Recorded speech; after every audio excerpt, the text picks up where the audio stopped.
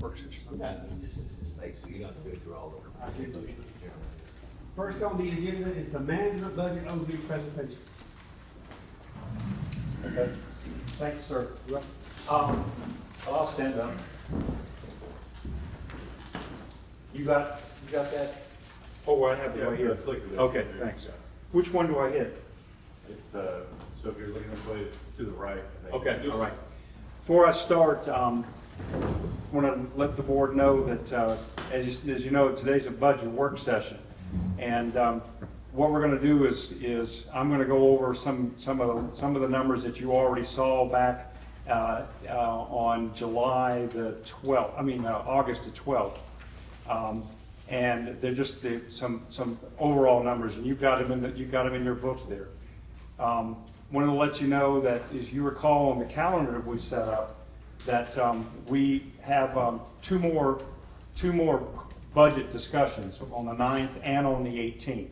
So not necessarily looking for, it's up to the board, not necessarily looking for a final decision today, but what we're going to do is go over some numbers, and then each of the departments are going to get up and make a presentation as well. Board, of course, ask questions as you see. We did lay out, you'll see in your book, the hours for the day, and basically I'm going to be up here probably less. It'll probably be less than 30 minutes, but basically 30 minutes, and then we're going to have public safety, and then we're going to move into public works, and then we'll move into human resources. We have lunch for half an hour, and then we jump in again for the rest of the day, and we're looking to wrap up no later than 4. And Mr. Mayor, if you want to sometime during the morning say let's take a 5-minute break, I'll leave that up to you to decide when you would like to do that, because you might want to do that one because we got a 3.5 hour morning. Yeah, I'm old, so I'm sure we do. Okay. All right, so I'll go ahead and get started. As you can see, this is the breakout for the day, as I just basically went over. We adopted, you adopted the revised budget on the 21st. We got the budget work session, and then we have continued budget discussions, and then approval of board's requested amendments on September the 18th. Budget overview, just real quickly, you can see we got the fiscal year 25 actual, fiscal year 26 original, and then the revised budget that you did adopt, and the variance on the side. The revenues, the variance is $610,741 less, and then you move over to expenditures. Well, I'm sorry, the parentheses means additional revenue. I get it backwards every time. 610, and then the expenditures, you can see the fiscal year 25, 26, the amended budget, and then 610,741. One of the big changes in the amended budget was, as y'all recall, the original budget that was approved and adopted for the start of the fiscal year had 80% of the general fund salaries that were supposed to be spread across all three funds. Was all 80% of it had been put into the water and sewer fund. So now those dollars are spread across all three funds for those particular positions. These are the salaries by department and by fund. And again, you got it in your book here, and I won't go all the way through it, but as you can see, the percentage of salaries to overall budget, 56% in the general fund, 27% in water and sewer, and 20% in the electric. Now, the primary difference there is that there are far more employees. There are more employees in the general fund, but in addition to that, the two enterprise funds also have more dollars, so they're going to have less. The percentage is going to be less. Okay, I'm going to go over the benefits. These are the same things that Scott went over, but I'm going to just go over it quickly just to get this started. Health insurance, now there is going to be a change. The employer cost is increasing increased 10% from 674 to 742 per employee as of January 2026. As y'all recall, the town is in the state health employee health insurance plan, which is currently Aetna. So on January, on 1st of January, they're looking to go up 10%. The town currently pays $25 a month for each employee to offset the 70-30 plan. Overall annual cost for 47 employees is $413,705, and total liability for 70 employees is $616,157. The employees' cost below this is going to be changing as well on the state plan. Currently, if the employees on the 70-30 plan, they're not paying anything. The 80-20, they're paying 25. Effective January 1st, it will be salary based. So the standard low plan is $35 to $80 a month, and the plus high plan is $66 to $160 per month. The largest portion of town staff fall in the $50,000 to $65,000 range. So if they pick the standard, it's going to be $50 a month. That's the 70-30. And if they pick the plus, it'll be $94 a month. So it's going to be based on salary, and that's the way the state plan is set up. Come January.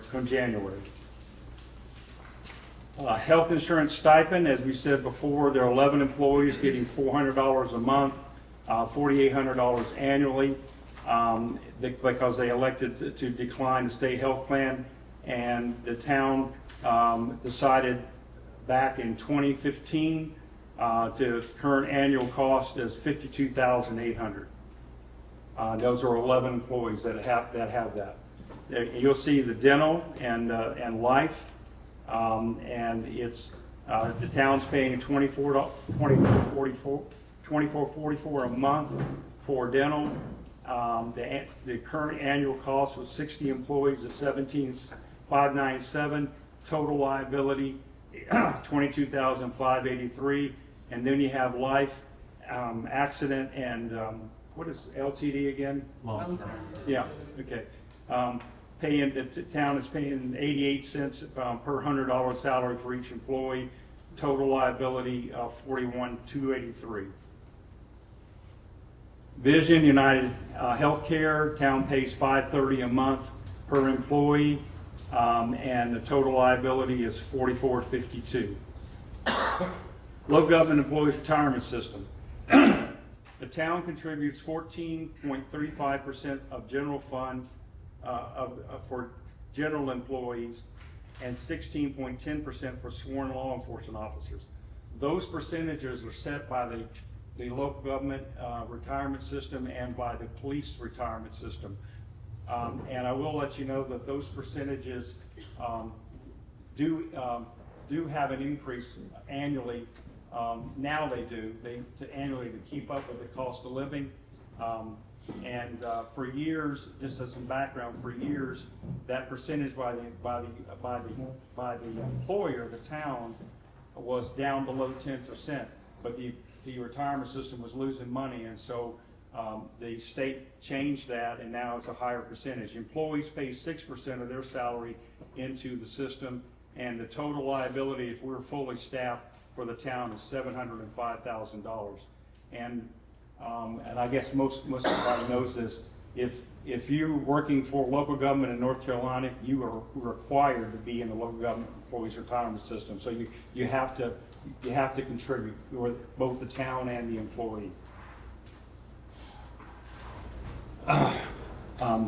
Benefits. I would like to back up real quick and say one thing that I'm aware of. The state of North Carolina's local government employee retirement system and the police retirement systems we're one of the top 5 states in the country for that fund being solvent. Right now it's like close to 90% funded. That's so that it's being run the way it needs to be run in order to make sure that it stays solvent. And that's being done by the state. Supplemental retirement, 401k. The town voluntarily contributes 5% for each general employee into their 401k without a required match. The town is required by the state to contribute 5% for law enforcement officers in the 401k without a required match. And if we were fully staffed, the total liability is $236,000 a year. Separation allowance. This is again a state requirement for sworn law enforcement officers. It's mandatory for law enforcement officers who retire. Service allowance payable until they reach age 62 or return to employment. The total liability, it would be, if fully staffed, would be $75,000, or I'm sorry, $75,000 depending on retirees and salaries at retirement. That separation allowance was set up back, I think it was the early 90s, and basically what it is it's more or less equivalent to what a retired law enforcement officer would get when they turn 62, if they were to get their Social Security at age 62. So if an officer retires say at 55, for 7 years, they get a separation allowance paid by the employer that's pretty much equivalent to what their Social Security will be at age 62. That again is a state requirement. Longevity pay, that's the current years of service and the amount involved. Employee Assistance Program, the EAP, it provides employees and their families with free, confidential, short-term counseling and referrals, follow-up services. They have a wide range from mental health to substance abuse to financial stress, legal problems, etc. Total annual cost on there are 2 programs, one for general employees and one for first responders, and total annual cost is $69.48. I would add that EAP program is pretty standard across the state and local government. It is provided for those very reasons right there. And generally, there's a cap on how many times you would be able to go to see a counselor. Generally, it's in the 3 to 5 range. The tuition assistance, maximum annual benefit per employee is $800. Total liability $56,000. Steve, let me ask you a question. Yes, ma'am. Longevity pay, is that for all employees or just like the police officers and the longevity pay? Is that for all employees? All full-time. All, okay. Yeah. Okay. Wellness incentives, annual physical incentive. The town currently pays $100 to each employee who provides proof of an annual physical.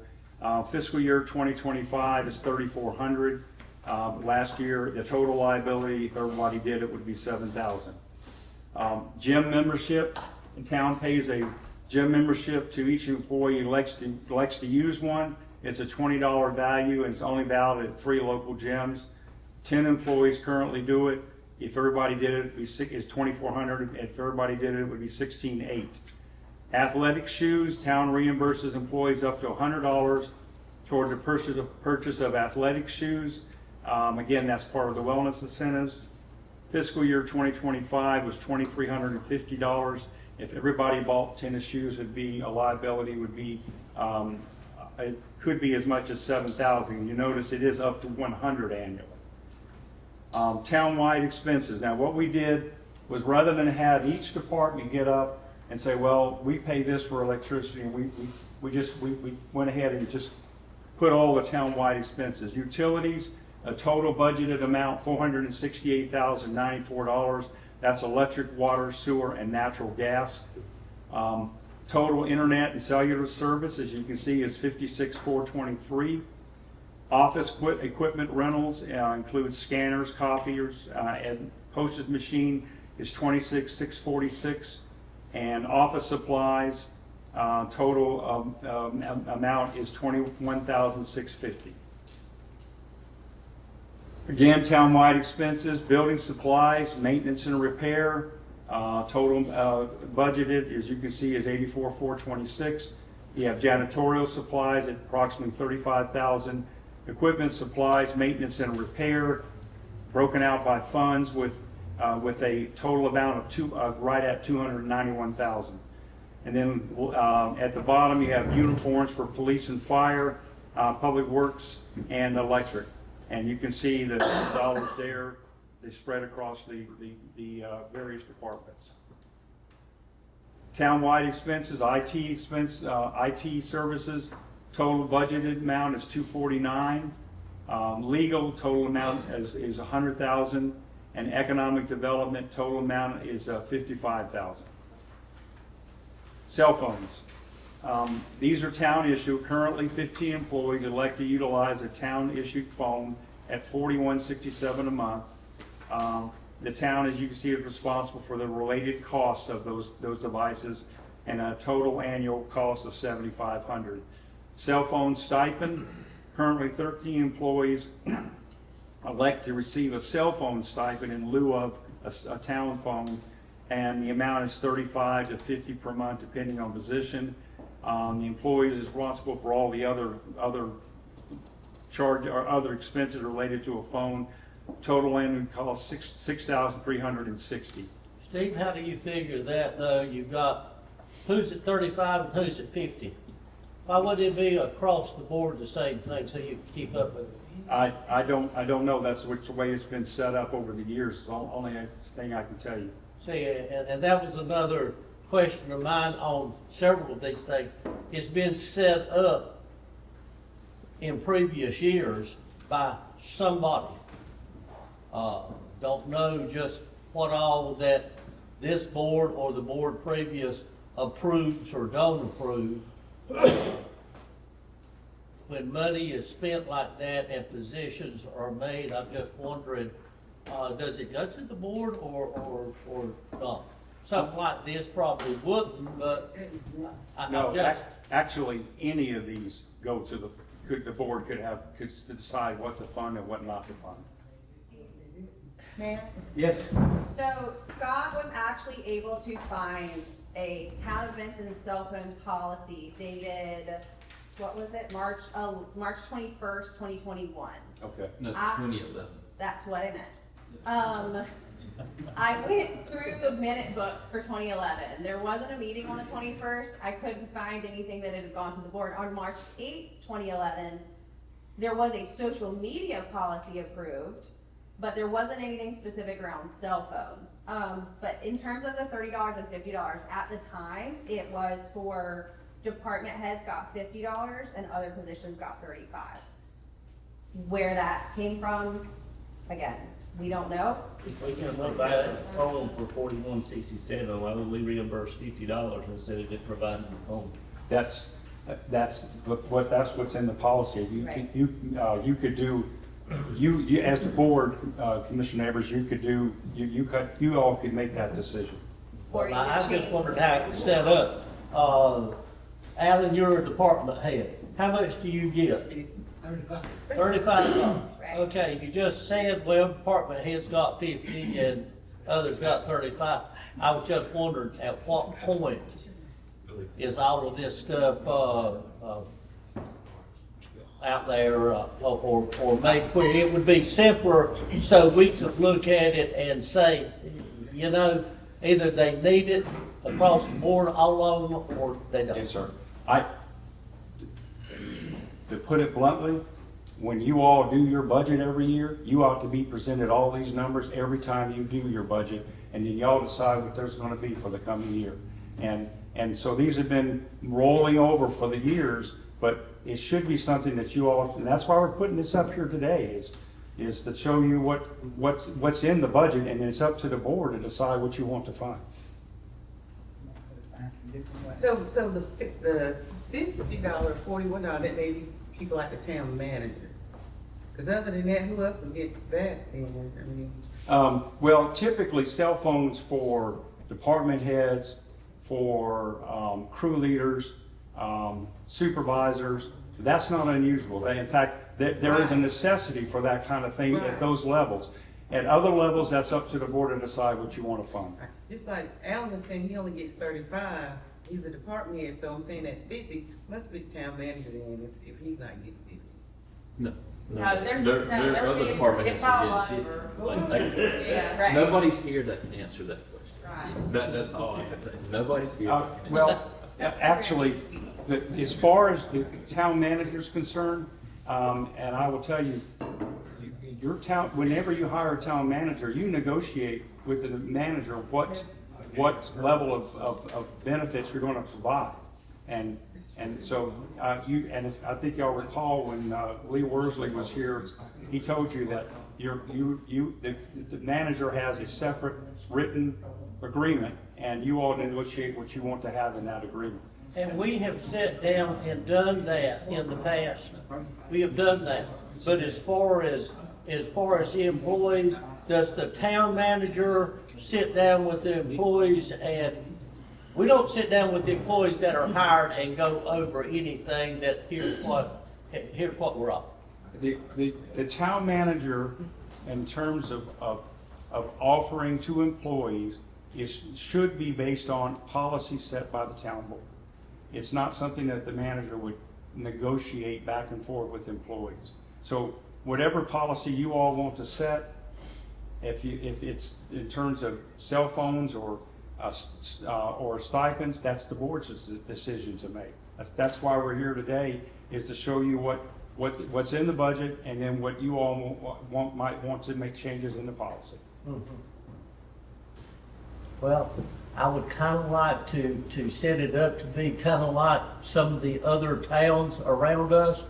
I have asked as far as this wellness program. You've got people that are getting $3,500 a year for a wellness program where they can buy tennis shoes or whatever they want.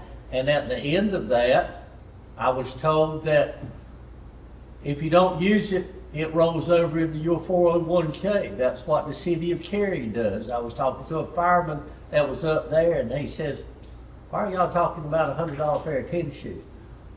I am looking for a policy. What does Smithfield do? What does these others do? I think we're over and above on some of them, and we're under on some of them.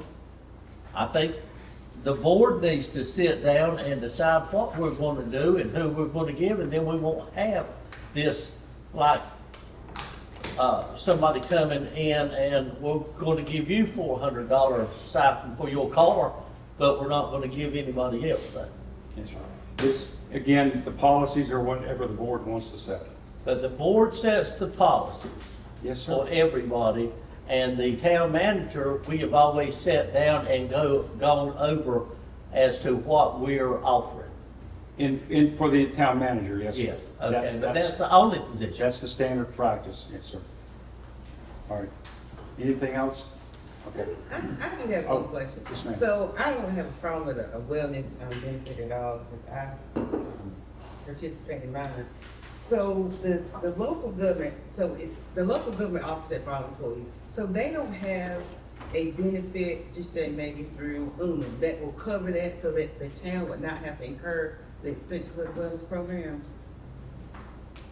I'm sorry. So, okay, like with my job, Yes, my ma'am. company does not pay for our wellness, but our wellness benefit comes through, Allstate. Now, my previous job came to UNA, so whenever I do all my wellness stuff, I submit it to Allstate, and my company, it doesn't come out of their funds, that's from the insurance company. So the local government does not have a benefit like that The as state- part of their package? The state health plan does. They don't, okay. Okay. So that's why, the towns incur that cost. Right. Like a state health plan, because would offer incentives to lower their, the cost, I reckon, because they just pass it on, they don't really care. Yeah, they're so big. It's so big. The state health plan is so big Right. that we could have half the people on our staff with heart conditions and cancer, and it's gonna be the same rate. Because like with Duke Energy, you do basically the wellness, physical, whatever, it basically gets, it's off your insurance premium, what you pay into. Yes. And going to the the wellness program, what William is referring to and Carrie is a lifestyle spending account.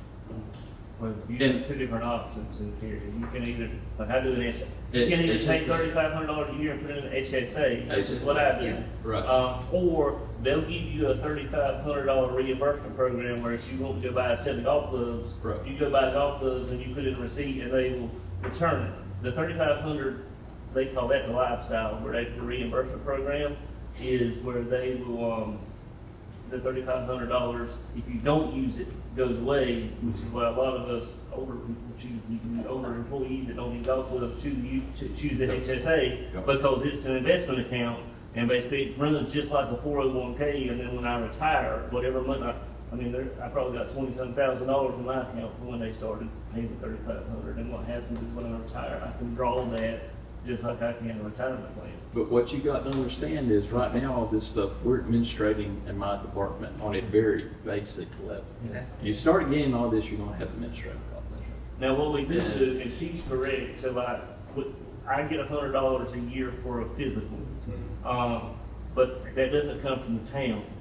I purchased a separate accident and human or whatever Right. policy, and they benefit me $100, but pretty much washes the cost of that plan for me a year. So as long as I get a physical every year, I get Yes. that extra insurance for free. What was the other thing that we just talked about? The lifestyle, the reduction, and that's the town thing, because we do the town carries self-insured. Mhm. So I have to go get a physical every year, send in a dental cleaning every year. I've got to go, and as long as I submit all these every year, then I get a reduced rate on my Right. premium. They kind of combine it all, but we're not in that program, we're Right, self-insured. yeah, right, and that's what you got to understand is that I'm assuming as soon as the town went into the state health plan in 2015 or whatever, all that, Yeah. the state health plan just does not practice that.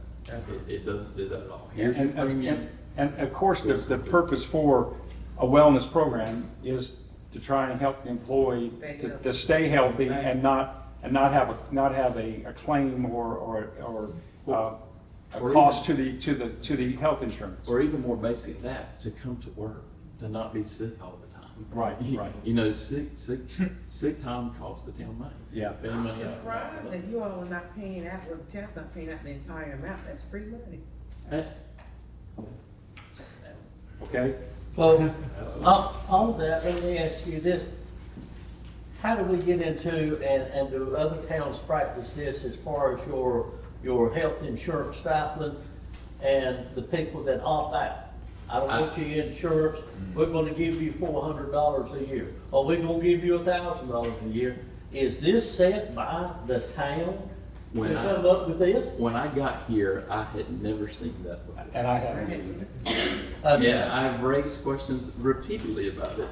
It We still have it. Mr. Chandler, I guess the quick answer is, those are policies that were set by the board. That dates back to 2015 as far as the $400 stipend. So I reckon the state health plan, say like, I'm gonna use you, Kevin, for example, say like Kevin, say Kevin's got her on his policy, he opts out of it, gets the whatever dollar amount is a month. Does the state health plan not require, like where I work at, my spouse, if she is provided the insurance, and get insurance to her work, she has to do that. Okay, I have to show proof every year That she doesn't have is not. insurance, yep. Yeah, she does not. Right, yeah. Yep, Does the state ought to do that? no. No, the state, So how many would, if it was required that, how many would not get the stipend? Because they would have to get. we'd have to find out. I don't have that answer today. Yes, sir. Yeah, if you're looking at saving money, just on principle alone, I'm against the healthcare stipend. Right. Have been since day one. There are other towns that do a stipend. Please understand that. But it is minute. It's not $400 a month. It might be $17 a paycheck or something like that. But understand, if you're looking at cost savings, we're going to be paying, what, $750 a month for any employee who goes on the state health plan. 400, 750, that's $350 a month. If you have about half of those folks who say, I'm not going to get the stipend, I'm gonna take health insurance, after about the halfway point, you've reached your break even, you're paying more in total cost. Well, it depends, because if the state health plan, say like Kayla again, but say like Kevin's not on the state health plan, he has real good insurance where he currently works and has her on that, and it is way better than the state health plan. Why would Kayla go to the state health plan? Well, that's what I'm saying, half the people may, she wouldn't, She'd still stay on Kevin. but if you have half the people who decide to change, you're paying more money. I think, but keep in mind now, if we just say, let's take stipends away, I mean, I think we need to look at the numbers, because if you're one of our, and I'm not picking on anybody, if you're one of our $40,000 employee and you're on your husband's health care and you choose to take that stipend and you take that stipend away, you just taking away a huge chunk of their projected salary, which is, you just taking a lot of their income away. Right. And that's exactly why it causes problems with salary equality in this town. Right. You got two people making $40,000 and one's getting a stipend Right, I get it. and bringing home $45,000 basically. I mean, That- they're taking away that their causes- 10% raise. I mean, That causes HR problem. I mean, the way you handle that is you grandfather people who are in. And I went back and figured if we'd done this on year 2 when I've been here, and said we're gonna grandfather people in that are still on the stipend, and then any new people do not get the stipend, you don't get that option, we would have 2 or 3 people right now on the stipend. I would. And that's what I'm- Take grandfather people in, Yeah. cut it Yeah, off. that's what I'm saying, looking at, who makes the changes in these policies? The board? Yes, sir. See, and we can say what we want to, we have not always been, we have been presented some of it, and we just signed the paper and went on, okay? We probably didn't go over it like we need. But in moving forward, we need to sit down and change some of these things so people coming in will know right up front, here's what we offer. We don't offer this. Well, why so-and-so? Because they got in 2016 and we're moving forward. Yes, sir. Well, I mean, the grandfathering happens regardless of the organization. For example, the state employees for years had their health insurance paid for once they retired. They grandfathered a whole group of state employees about, I guess it's been about 10, 15 years ago now, maybe 10 years ago. For example, my wife is a state employee, but she's grandfathered. She's gonna get her health insurance when she retires, but others who get employed today, they don't get that benefit anymore. And it's because of cost. So, we might want to, okay, all right. Oh, I'm sorry, I'll back up.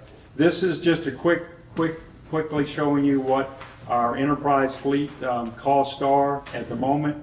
I will tell you that there, in the budget for this year, there was 4 additional police cars that were going to be that were in the budget to come from enterprise.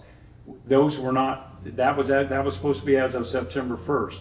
It would require the LG, because we're on the UAL, would require the LGC to approve that. So we did not move forward with those 4 police cars because we just didn't have the financial ability to do it. So if we don't move forward and just look like we can, then what happens if one of those cars go completely down? Then you'd have to replace it. Okay. Yes, ma'am. But at the same time, the town's not in a position to do that because of the financial situation. So these are the costs of the vehicles in the various departments. You've got that in front of you. I won't go over every number, based on materials, fuel, maintenance, rent, and totals. Okay. Cultural arts, this is cultural arts, and I won't go through all of those. You've got those in front of you, but these are the programs offered in the library, and then you've got the museum below, who's funded by the Harry Kennedy Trust and other donations. Okay, on that though, and you've got, 4 items cut from current budget. So Christmas on Main, is this 2025? Or is this 2025, 2026?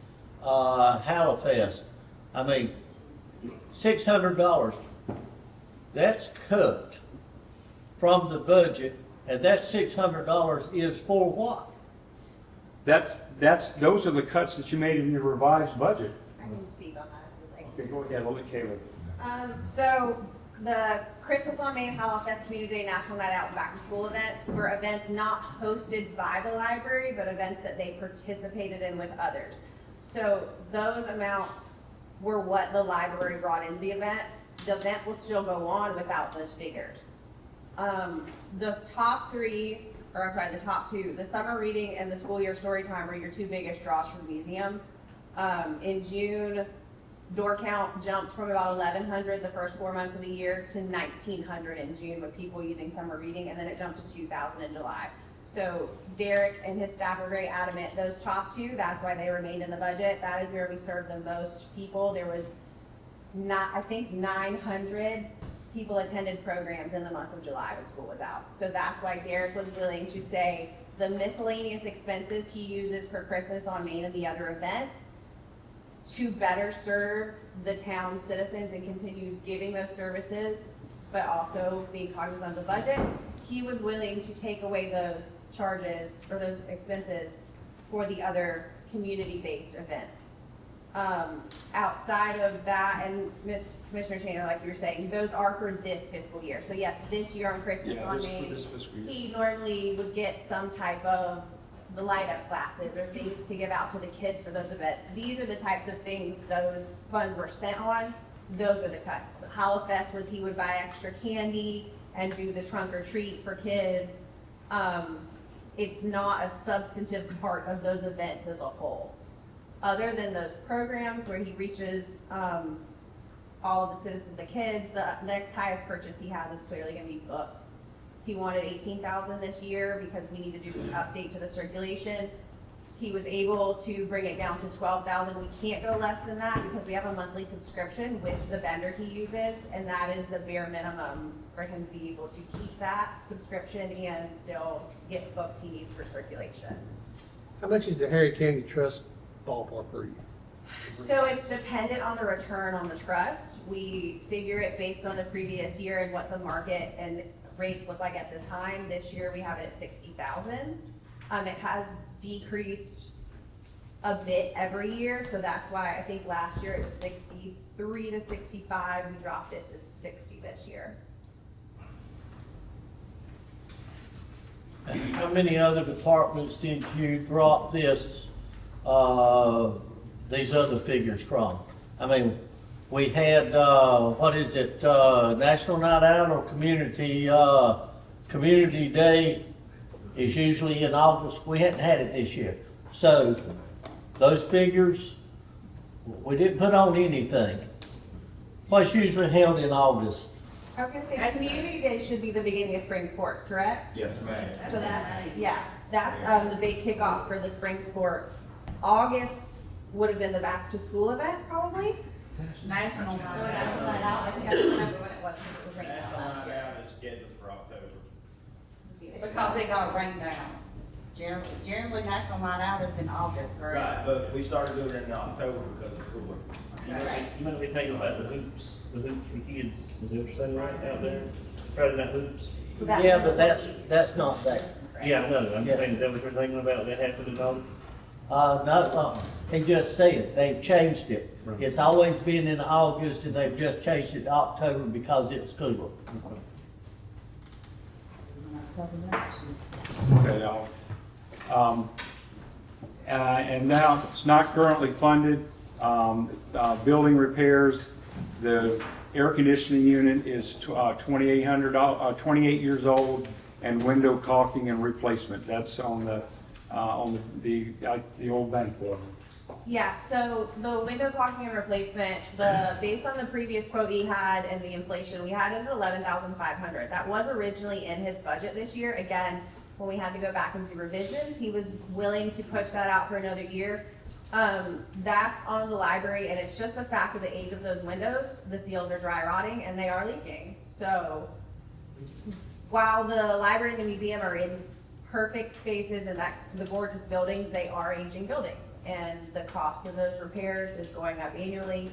As Steve mentioned with the AC unit, we kept $5,000 in his maintenance budget to just help keep it running, because we do normally have to have it serviced multiple times a year. But again, it is going down regularly every year, so we're gonna need serious talks about replacing that unit and what it looks like for both of those buildings as a whole going forward. So that's why we just wanted to bring it up as an attention point and a topic of conversation for those two things. Years ago, you might have been on the board during this. This is before I got on the board. Years ago, the board here commissioned NC States to us to come and do a redevelopment plan. the board And they, 5 million. their recommendation at that time was if we were to redo the park, which we've done, and redo that building, was to move the library from there to the park, because that would be where the kids are supposedly at during parks and recreation events. And did y'all adopt that plan, or did that plan never get trashed? No, it got trashed because the price came back at between 5 and 6 million at the time, and there was buildings to be built. That's before we tore down the old buildings that JCC was in, and Yeah, they fell apart. Tore those down. Right. Okay. And we were looking at something like that, but it wasn't feasible at the time. That was before anybody came up with all this federal money and grants and stuff. That was not really heard of. We had the park grant, which was applied for every year, but and there was some talk about if there was any building in town that was worth anything, it was the old bank, just because of the way it was built. And you've got a dance hall on the very 3rd floor up there, and you had offices on the 2nd floor where the dentist office used to be, and underneath that was a barber shop. Underneath this bank right here was a barber shop with tile floors, and it's been since then it's been trashed. But the thing I'm looking for, and I know that money is an issue, and we pushed this thing back for a year because we can't afford to do the windows and stuff. But look at the building that you're in right now. We push money back, and then it comes in and it ruins the floors, and it ruins the roof, and it ruins all the way down. So you have got, if y'all let this building right here go, we need to pull out of it and put the library somewhere else and sell that building while you still could. I can't see,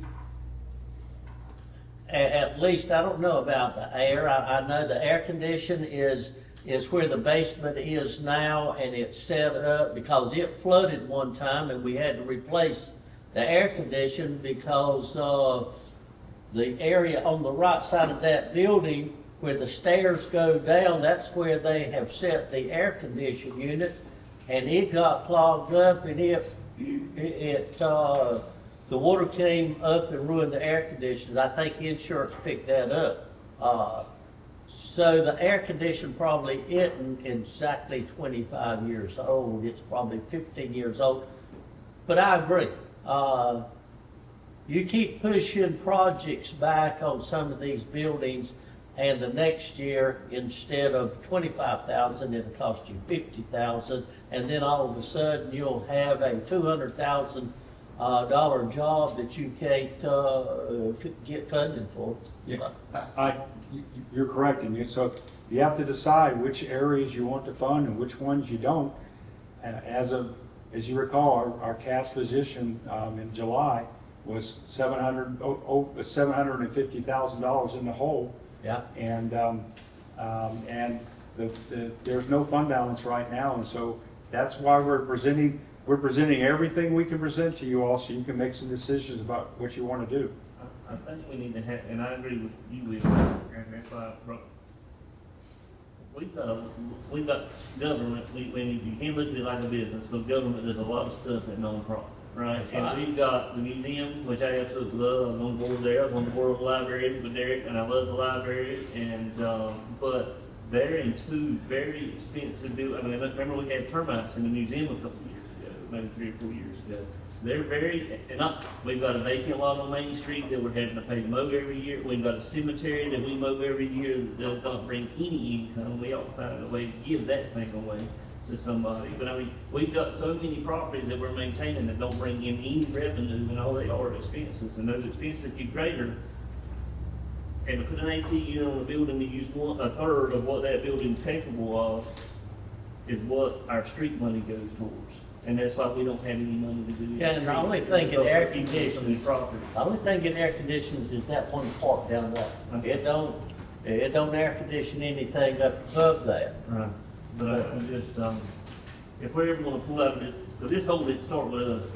If we're ever gonna pull out of this hole, we're gonna have to start making some tough decisions on what we're gonna do with some properties that are, and I'm not, and the trust is there to support the library. The library wasn't always there, the trust was there before the library was there. So the trust will go wherever the library goes. And I'm not saying, people are gonna probably murder me when they get this, but I mean, like, that is a prime building right there that you could get top dollar for, that could bankroll a lot of projects that this town needs in other places. Well, we've got a lot of property like that that we really needed to look at. It's like the field that we put the pickleball courts on. Right. Do you know how valuable that field is to Johnson County right now? When they are looking at, building new rescue squad buildings and stuff, and they're looking over there, they've got a building there. We could have looked at that, and we still can, because we're not using the field and stuff. We can still talk with them on that. There's people that we can talk with on this and other properties to help out. I ain't saying give it away, but I've talked to Rose and Graham. They would be interested at some point in time in the city. Because they're going to give out a room at some point in time. That's right. So, I mean, there are several things that we can't do today. We can't do it all today. Right. But some of these things that have been done in the past has not even been offered to the town board. We hadn't even, it's just kind of cut and dry, and the town manager, whoever, all the way back, as far as Keith Langdon, it was, this is the way that the town's done it, and this is the way we're going to keep doing it.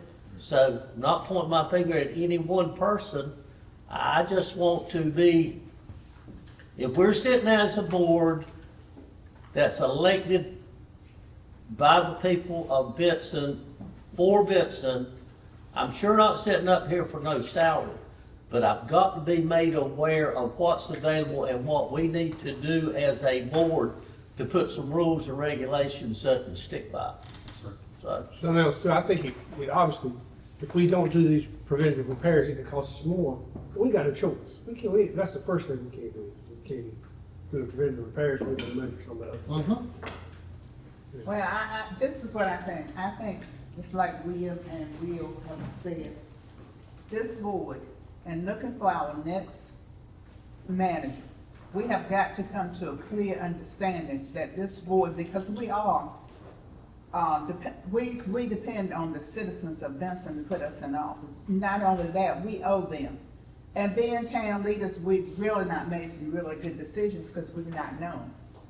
But I think in looking for a new town manager, some things need to be put in place as far as policy changes. We really need to work on that, because there's some policies that has not worked for us.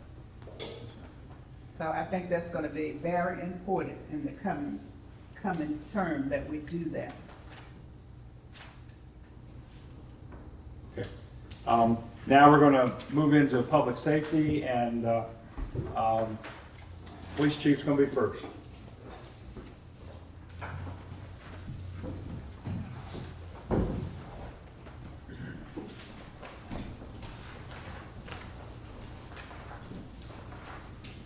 Hey. Good morning, everybody.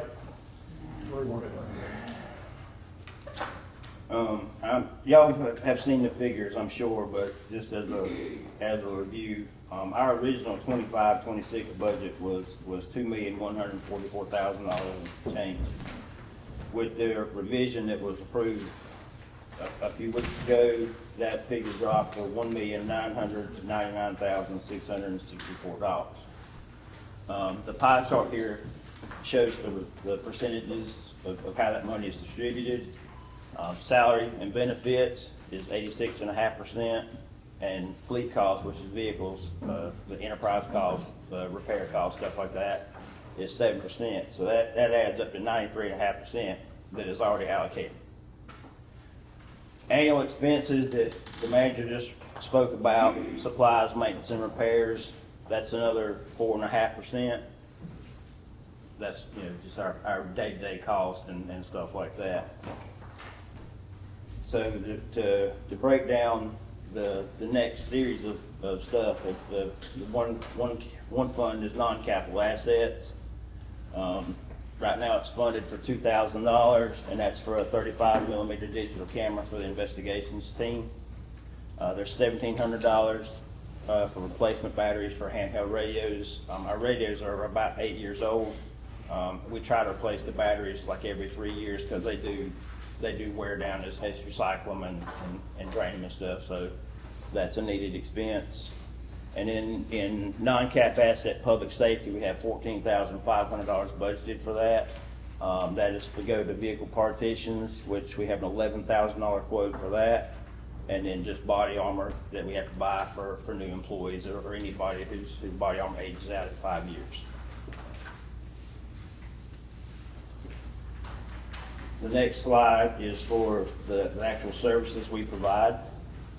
We have $500 that's budgeted for animal control. That's for replacement traps and food to bait traps and stuff with. We have $5,000 in there for our special events and programs like Friday Night Sports, National Night Out, Hallowfest, etc. We just wrapped up our Friday Night Sports program last month. It was well received. We had about 25, 30 kids at every event. Our biggest expense for that is t-shirts and stuff. We have to kick in for water and stuff like that, but everything else is pretty much covered by donations. National Night Out, that's the blow up, what do you call it? Inflatable. The inflatable bounce houses, that's it, yeah. That's for the bounce houses and the food and stuff for that event. We have $2,500 that's budgeted for our COPS program. That's for the little badge stickers that you probably see, coloring books and pencils for the kids that we pass out at these events. And then we have $800 that's budgeted for alcohol, tobacco, and narcotics investigations. Let me ask you something, Greg, on that $5,000 Friday night. Is that Friday night hoops? Yes, sir. Okay, and I know Matt's probably mentioned it to you. Is any of that money? We have had some problems with adult sports in the gym as far as basketball. Okay, and the board has been talking about getting with you and see if we can't get an officer. Not in all the basketball sports or volleyball sports. It's the adult sports that done had a big problem last year, and it trickled over. Right.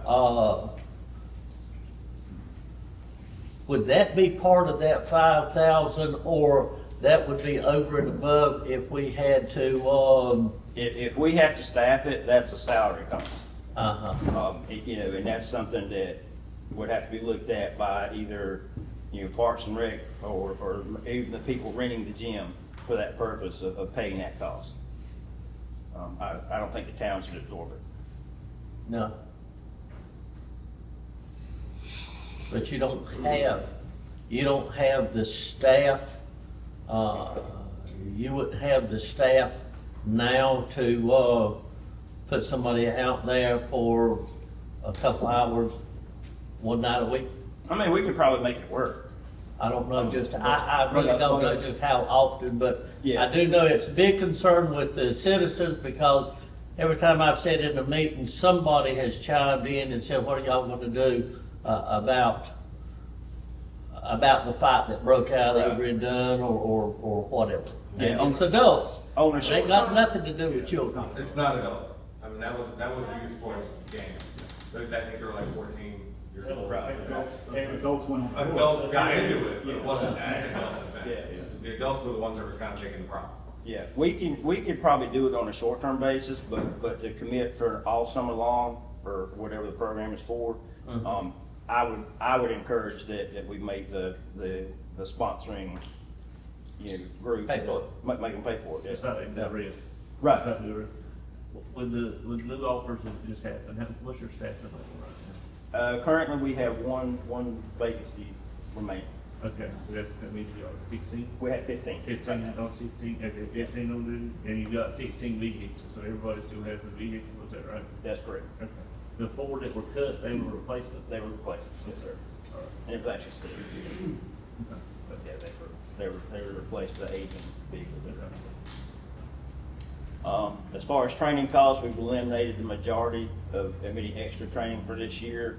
We did leave $300 in for registration and $300 in mainly for meal reimbursements if people do go, like to Salem Berkeley Justice Academy, they have to eat. We have $1,000 budgeted for books, media and publications, which primarily is reference books and statute books and stuff that we have to update every year. And then we have $12,000 budgeted for basically ammunition costs. And that's because in addition to actually qualifying every year, the state has said we have to go and shoot at least one time post-qualification as a training. Because when you're testing, like for qualification, it doesn't count as official training. So we have to train and then we have to qualify. And that's why the ammunition cost is a little bit more than it normally is.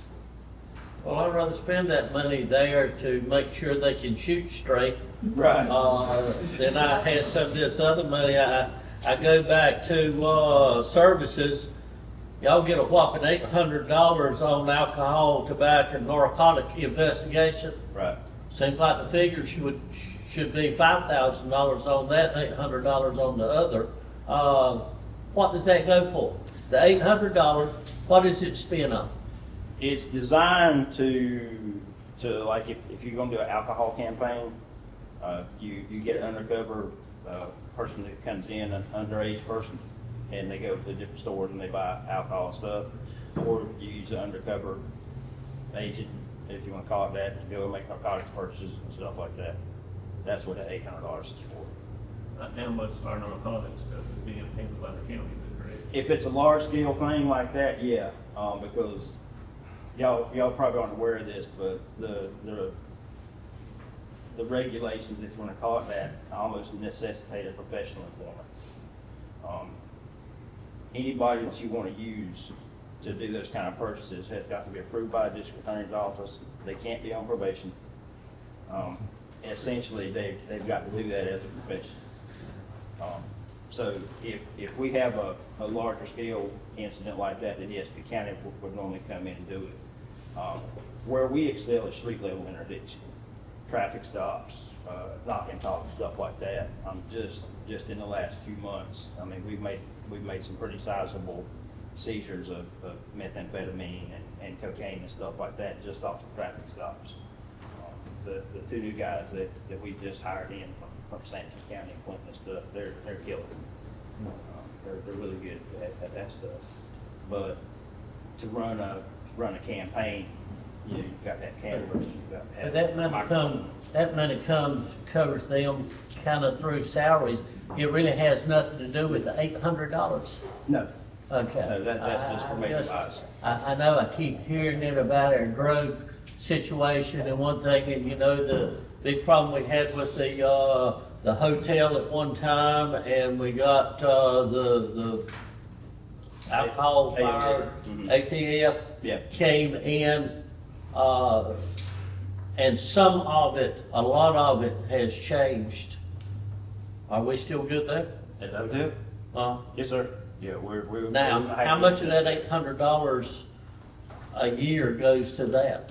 If there was a need for it, we could apply it towards, you know, an incident at the hotel, but we've not had a need in, you know, 2 years or more since they signed their consent agreement. So the last DOA, what, 6 months ago, that wasn't related to what y'all were doing? Okay. No. Out of the 16 that you got on staff, what is your schedule looking like? How many officers are on duty, officers, not admin staff? Right. How many officers are on duty during the day versus how many on night? In a perfect scenario, we'd have 3 at night and 1 in the daytime. 3 at night and 1 Yeah, in the because day? there's plenty of people around in the daytime that can help out. But like I said, 16 is kind of our minimum staffing level to make that work. Right. 3 at night, 1 in the day. Let's see, we've been over training. The big request and the big need for us this year is body-worn cameras, and I know we've had this conversation a couple of times already this year. Some of the figures and stuff that I was able to find is just almost 80% of local police agencies in the United States have a body-worn camera program. There's another stat that says 65% of sheriff's offices have them now across the nation. Body-worn cameras increase the transparency of the agency. They assist with investigations and court proceedings, and they help to reduce complaints against officers and the public in general. The original quote that we got prior to all this budget stuff was $55,000, and that was for a 5-year lease program for 15 cameras and the associated equipment. As the manager said, the LGC won't approve any leases and stuff now. So I went back to Axon, which is our vendor, and requested a quote for an upfront purchase of the cameras to get around that. So our new quote is now $41,400, and that's for 10 cameras and the equipment, and that will outfit everybody that's on patrol. As far as funding that goes, I know I talked before about applying for grants and stuff. Well, unfortunately, the federal government has not released any grants this year that would help fund the body-worn camera program. We've been waiting and checking like it weekly, and they've never opened that up to solicitations. So $30,600 was included in line item 2710, which was software maintenance and support, to purchase an updated records management system. That was one of the 2 big ticket items that we were going to do this year. We can live without an update to the records management system. We need body cameras. I think it's critical that we take steps to get those. So if we reallocate that $30,600 and then take the lapsed salary funding that we have from July to now, we can pay for the $41,400. Well, for one thing, I know we set 12 months ago probably and approved this, and we went through all of this, and I actually, as well as other people, we actually thought they were coming. Yeah. But shoot back to what you were just talking about.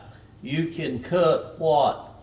Down here? Yes, sir. Right here. Yeah, but what are you cutting?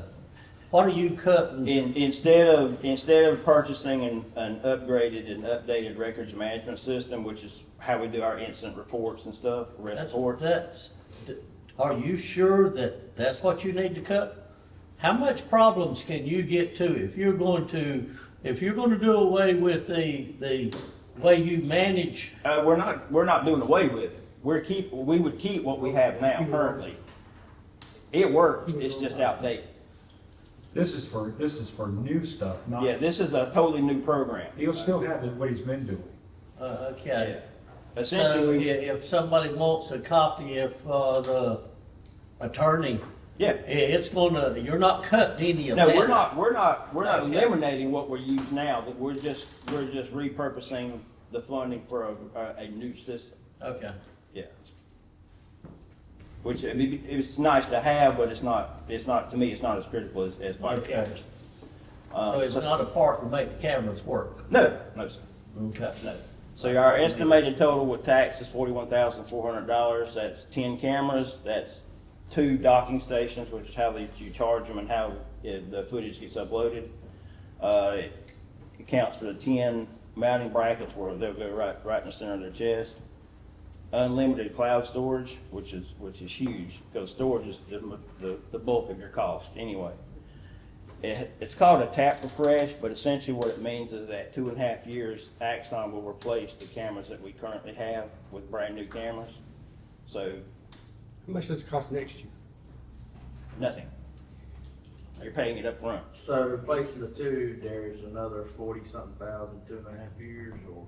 No, this is your 5-year cost. This is a 5-year purchase. Well, they're not gonna replace them cameras for free. Yes, they are.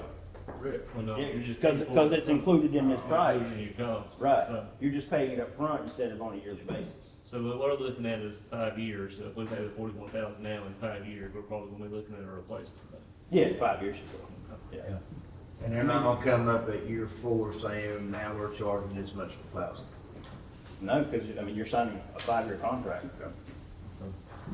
Because ideally, you would do lease, and roll it over, every 2 years or something like that, but this is the 5-year upfront purchase price. What's the benefit of the lease, because it's $14,000 more for 5 years? Well, the lease price that I talked about was for 15 cameras. That's why it's a little more. Okay, all right, so you reduce the number of cameras Yes, that sir. you're asking for too, okay. Yeah. All right. Yeah, and then everything is covered under warranty for the full 5-year term. Was the lease that more divided by the years, or No, it was more because there was more cameras included. what was the lease price? 55? Yes, sir, it was 55. Per year? No, well, 55 would be the total 5-year cost. That's what I'm asking you. It's 11 per year. like 11,000 a year So we would pay 11,000 a year at a lease. at Yes. least. Right.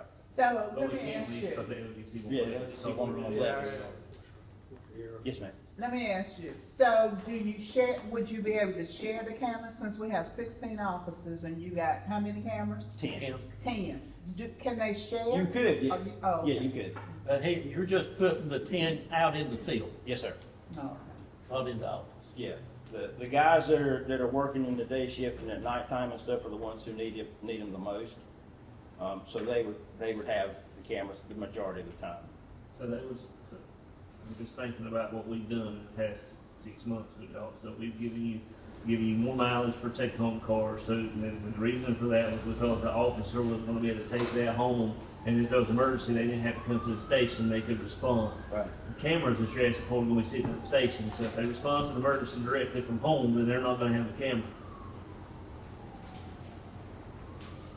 Okay. In theory, yeah. In Because theory. they're designed to sit in the charging dock. Okay. All right. Now, what you could do is like on the 2 days that they're on shift, so to speak, they keep them with them. Okay. Yeah, but at some point you have to charge that back. All right.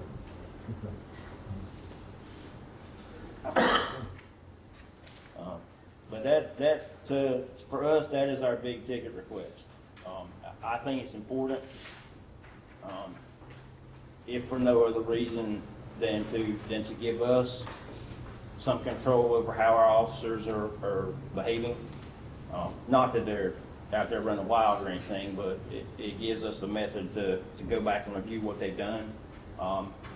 It gives us an opportunity to see what might have prompted an incident, like if a traffic stop goes bad, you've got the footage and stuff of that.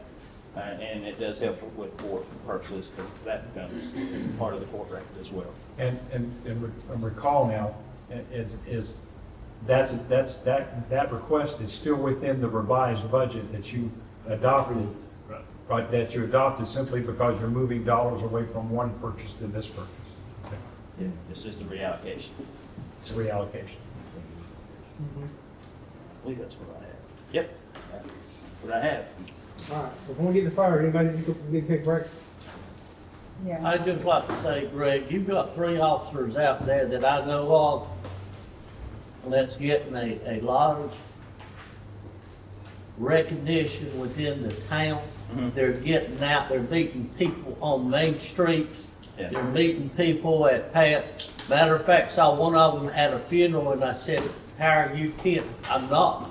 I sat with him at the table and ate breakfast with him. Yeah. Just an absolute great job on that. Now, I'll ask you one time in front of everybody, when you go move that sign off 50 Highway?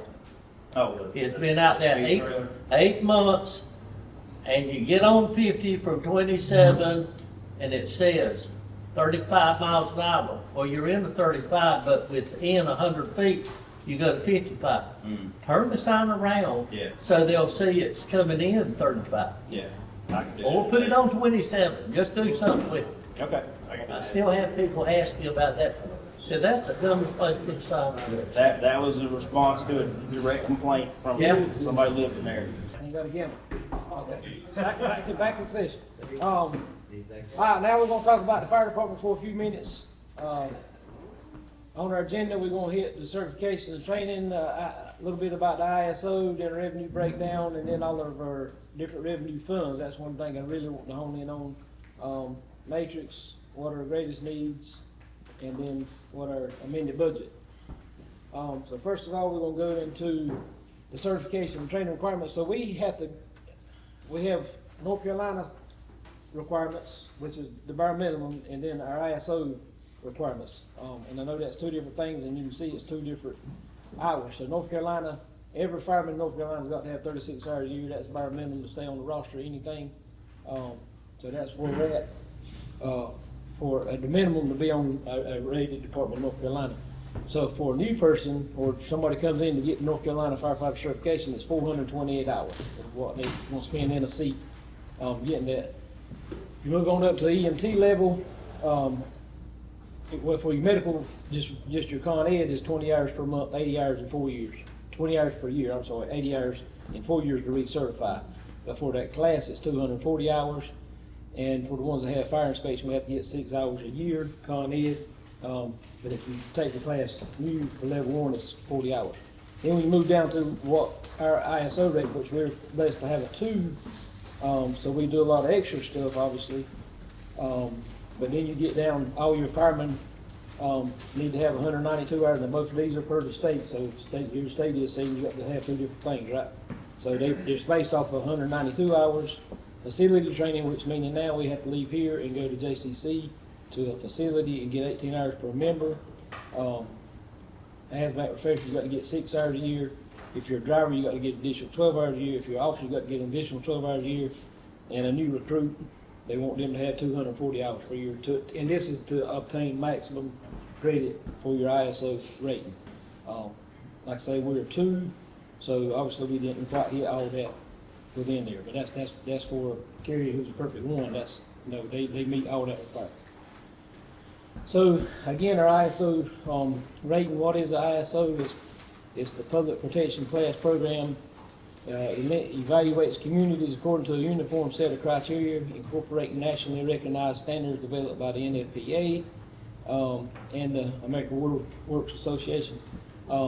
If you looked at what was emailed to you, it looked like we had 2 presentations in there, and we kind of did. The one in the back kind of breaks down a little bit more. We're not going to get that in depth into it today, but if you look at it sometime, you know, it goes over things a little bit more.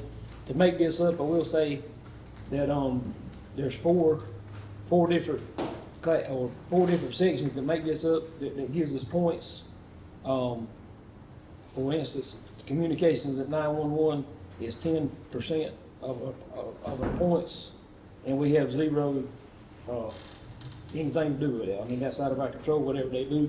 We're blessed in Johnson County. We have a perfect 10 communication center, which is one of the best in the country, actually. 50% of the fire department, that's what we can control. And then 40% is water supply. Again, on the water supply, it kind of is what it is. We have 5 different water systems coming into the town that they have to look at and grade. And then 5.5 points for community risk, which is like a bonus. But anyway, all that's in the back of your thing, breakdown. There's also a slide in there that shows where we started at in the mid-90s. We were a class 7 then, and we progressed up, 30 years and made it up to a class 2. Which, with that being said, there is, you can see here, 4 class 2s in Johnson County, but there's only 139 class 2s in North Carolina. So I feel pretty proud of that. I think Fuquay made it to a class 1 the other day. I think they made number 15 for North Carolina to be a class 1. So there's very few class 1s in the state. And I think it's like 1,400 fire departments in North Carolina. So again, we're in the 130 9th. So we're pretty blessed to be where we're at. This slide here just kind of shows you a snapshot of Johnson County, as far as the departments that run full-time personnel on shifts. We're right in the middle. Well, this is in the middle based off the call percent, or calls, number of calls. Tells how many, what their class, ISO classification is, how many stations they have. What's in red is what they're projecting to add pretty quick, like a number of personnels on shift. So, you know, we're hoping to add one come January. But you can see our call volume. You know, I mean, we're Clayton, Smithfield, Cleveland, Northside, and then us. We run more than Selma, Wilson Mills. A lot of people got a lot bigger budget than we have, and they don't run nowhere as many calls we have, or as we do.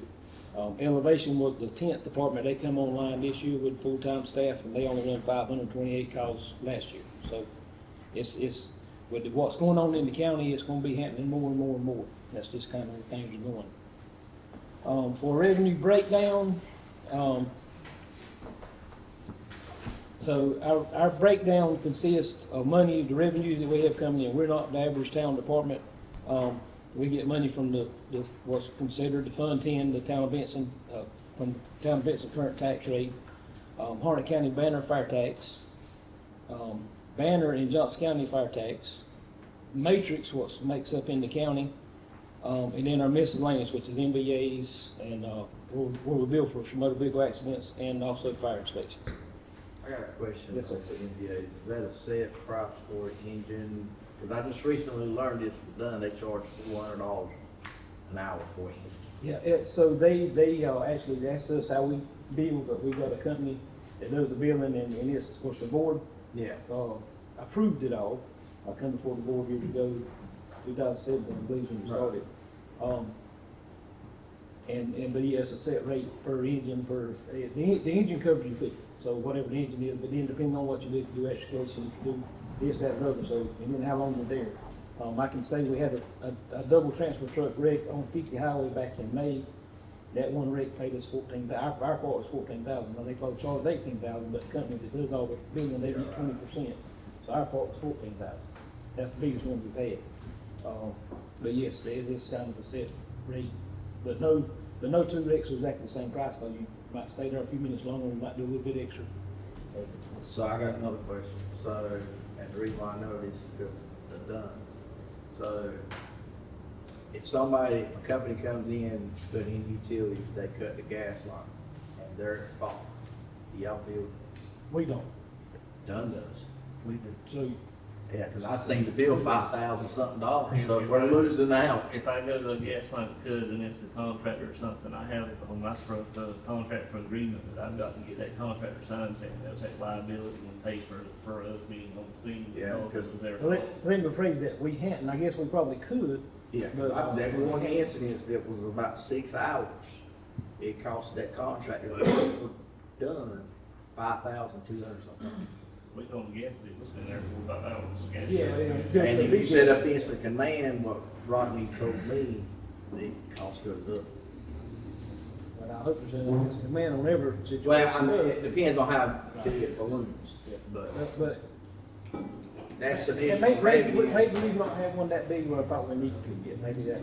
Well, that's additional revenue. If it's a 3/4 inch service line and y'all come a couple hours, I mean, that's a part of your business. But now if it was a 4-inch line and it's out there all day, I mean, I I probably think it's different. If I go out there and I'm digging and burying a bush and I put a gas line, we would charge the taxpayer. But if it's an outside corporation coming in and doing a job or doing services or putting in another utility line or something, we absolutely make them kind of contract while we see since they're responsible for paying us for fuel. Yeah, because that's additional revenue that you might be missing out. And that's what we're trying to do every day is, I mean, obviously not the taxpaying citizens, Yeah. but everybody else that's making money doing stuff. You know, but y'all do charge for additional alarms, for nuisance alarms. We do, but we have not charged, I think Liberty Commons, the last one I can remember, we had a bunch out there. We give them so many a year, and we got that in the. We could reach out to Clayton and Dunn and some others and just do a check on that, and we can share that with the board. I can go back at our policy too. Mhm. Because there was a bunch of different scenarios in there that you could bill for, and then the board said it.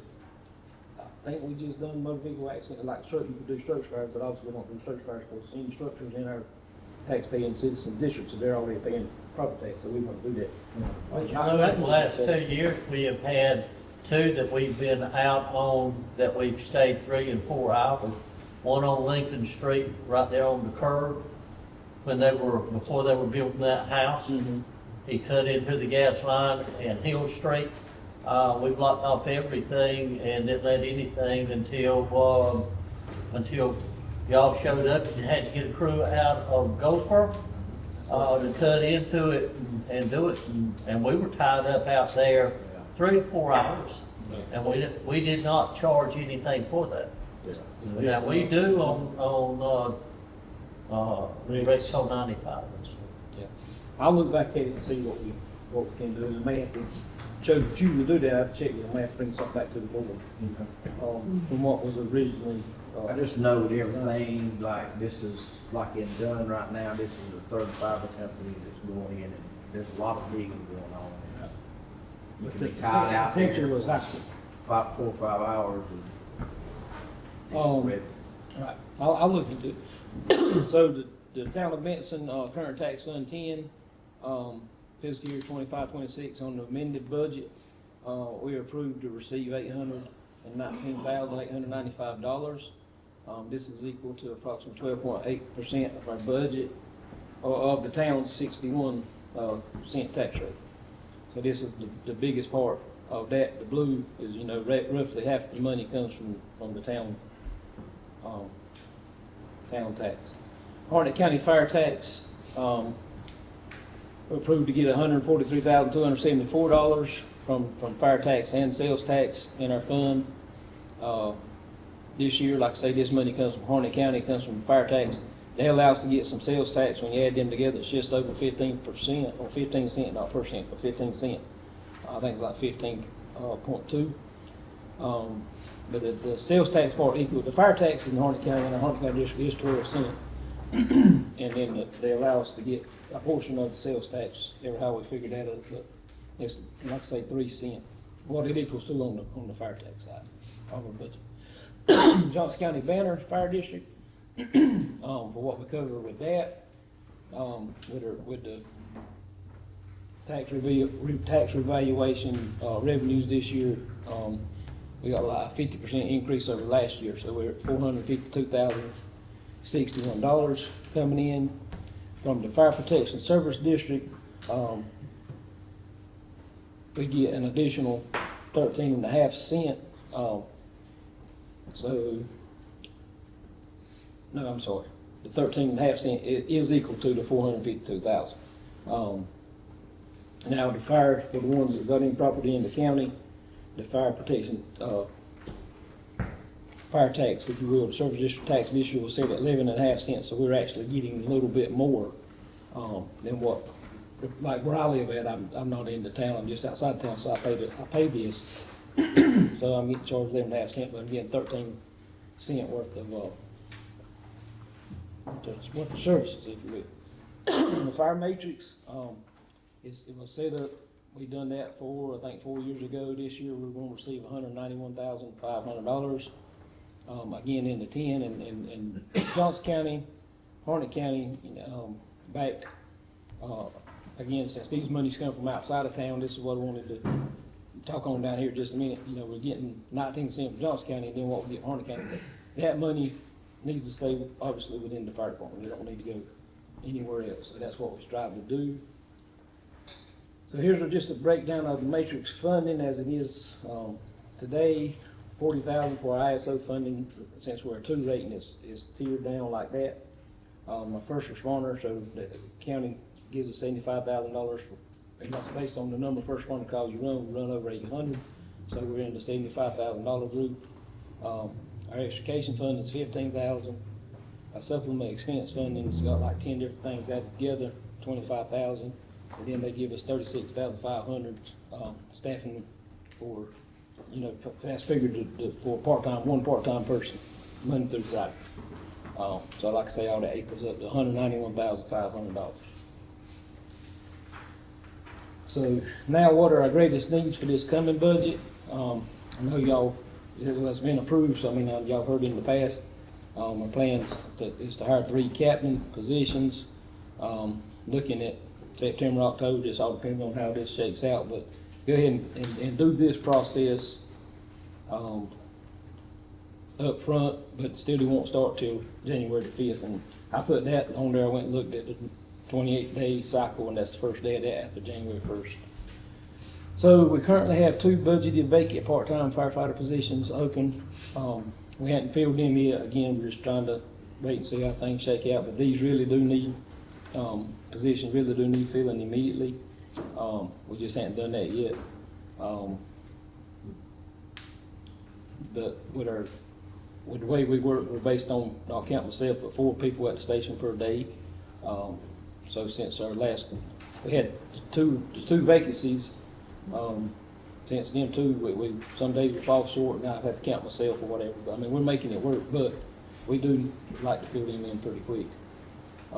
Operation needs, we need to purchase 8 sets of turnout gear this year to stay in compliance with all of our members. And the way turnout gear, it's got expiration date on it like other stuff, so you just have to keep, if you were to skip a year and not get anything, then you get behind really quick. So then we need to purchase a new attack hose this year. So we got some that's really out of date. So that was like our 2 biggest needs on our equipment side. Equipment person. Budget overview. I know this slide here went by that, so that just kind of tells you some things to group together, but where the monies are at. I know with what they've already gone through, has already gone through a bunch of it, so you can see that. Here's our debt service. So our station is divided up into 2 different loans. And this was before me, pre-me, Ian. But one of the loans is so both of them mature in 2036, so that's roughly 10 more years. So I tell people 11 more payments since ours because they're annual payments. But $36,000 on the first one, $40,000 on the second one. And then we still have a USDA payment for utility 1 of $4,407. This particular truck is the little 550 Ford. We got a USDA loan back in 2020 when we bought it of $50,000, and then we had to finance it for 20 years. We don't have to keep it financed, but we did have to keep it financed for a year or 2. I can't remember exactly. But that's the payment on it till 24, the way everything is now. So that is our debt service, $81,573. Our last engine, we got it paid off last year. Well, Alan, Yes, let me ma'am. ask you a question. Maybe I misunderstood it in one of our meetings, but was it not some money set aside in the budget for, or did you not? There was some money taken out from your fire truck to purchase a new fire truck. Did I understand that right in the meeting? So we have been, if you call it capital outlay, whatever, but we have been saving some money, yes, in years past. The last recollection that I had, there was $100,300 and something in that account. But that was in 2021. That was through 2021. So And the 2020, money was there through 2024, 2025. We were looking at $400,000 that had been set aside, and we were told, oh yeah, it's there. We have been working over 1 year with manufacturers on a new truck. Our new truck, just like what we have got sitting there, it's gonna take 3 years to get it from the time we order it. We're just like City of Cary, any other big department or any other small department that's ordering a truck right now, they're 3 years out. That truck that we paid $500,000 for, 400 and something thousand that we paid on a truck 4 years ago, 2018. Okay, that very same truck right now is gonna be $1.3 million. Well, we had money that we were told, oh yeah, y'all go ahead and meet with these suppliers and get some prices, and we're gonna be able to do so.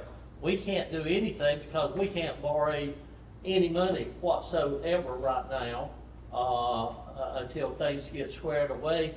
And that 400,000 is restricted money. A lot of it has been restricted money where it comes in and it's supposed to go for nothing but fire protection for Harnett County, Johnson County, and Banner Fire District.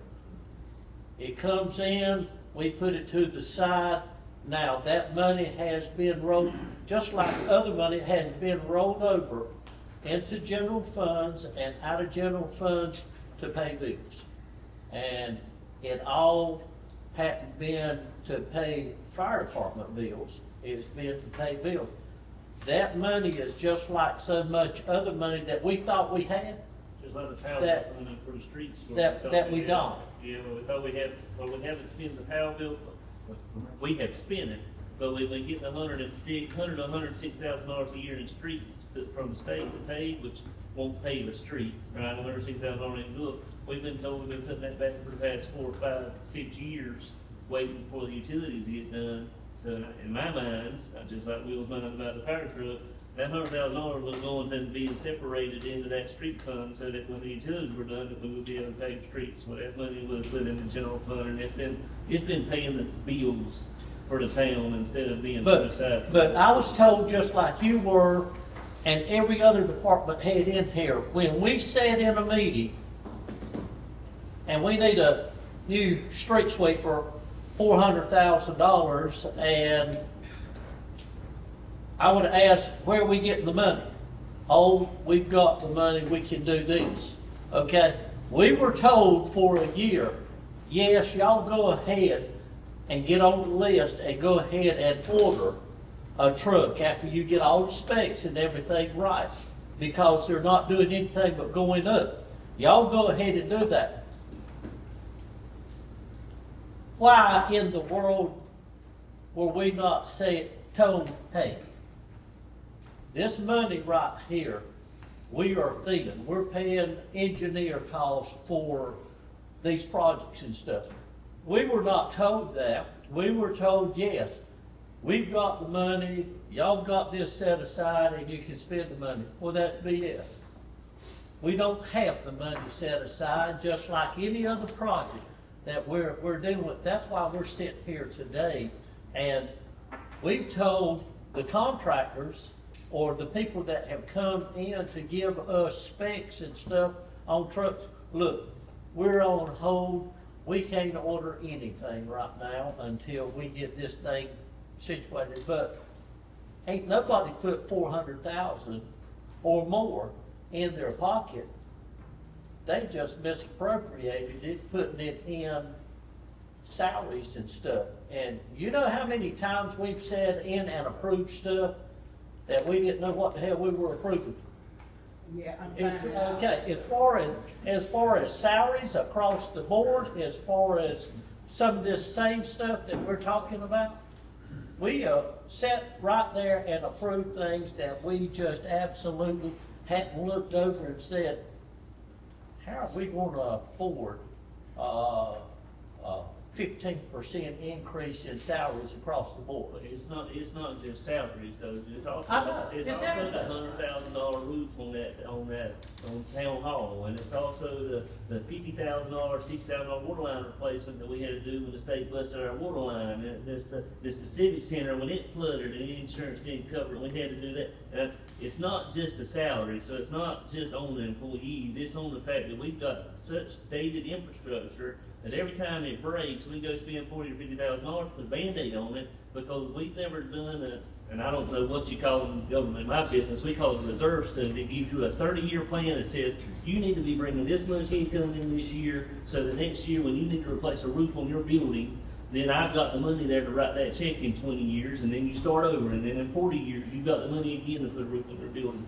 And this town, I don't know if other towns, but this town has obviously never done that. And so every time we get hit with an email or with a meeting that says, hey, this broke, it's either a decision, do we cut people's water off and say, well, we just can't service the west side of town because we didn't budget for that water line break, or do we steal it from somewhere?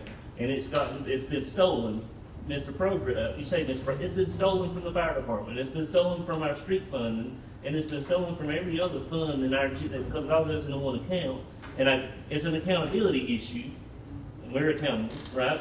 Ultimately, we're accountable, but, and you're up here, and I don't mean this towards you, but like, my question, as a department director, do you not know where you are within your budget every year? Do you know that if you budget $100,000, can you tell me in July and 6 months in that I've spent $48 of $100,000? And if not, or probably more importantly for public utilities and probably electrical, because those systems are the things that we couldn't budget for during COVID. Because we budgeted for the growth that we thought we had coming, if I understand right, and we budgeted this price for transformers, and then transformer prices, how much they go at, Glenn? Triple. They triple. So if you budget $100,000 for a transformer, I don't know what it costs, and that's what we budget, and then we approve a subdivision, and then that transformer costs us $300,000 because it's just tripled, that came out of fire truck money, right? Because we didn't have the revenue to cover that overage and expense. But you can't tell the man that you just approved it can go out there and build a 100-lot subdivision that, hey, we can't afford it because we approved it. And once we approved it, you gave him the go-ahead, and yeah, it hurts because it's our $300,000, but then you're telling the man that's got $1.something million in the subdivision that he's done, that, hey, you can't move forward because we didn't budget appropriately. And sometimes you can't. We can't budget for roofs blowing off of buildings. We can't budget for, and that's why our reserves come in. But our reserve fund is what we gotta have. But That's we what never gotta have one. It's not just, dabbling around, making, pay the bills. It's that we need $4 million in reserve, But absolutely. and we need to do that. But in order to do that, you've got to start bringing in revenue. And the only thing that this town has got that brings in revenue, to my knowledge, now, is electric.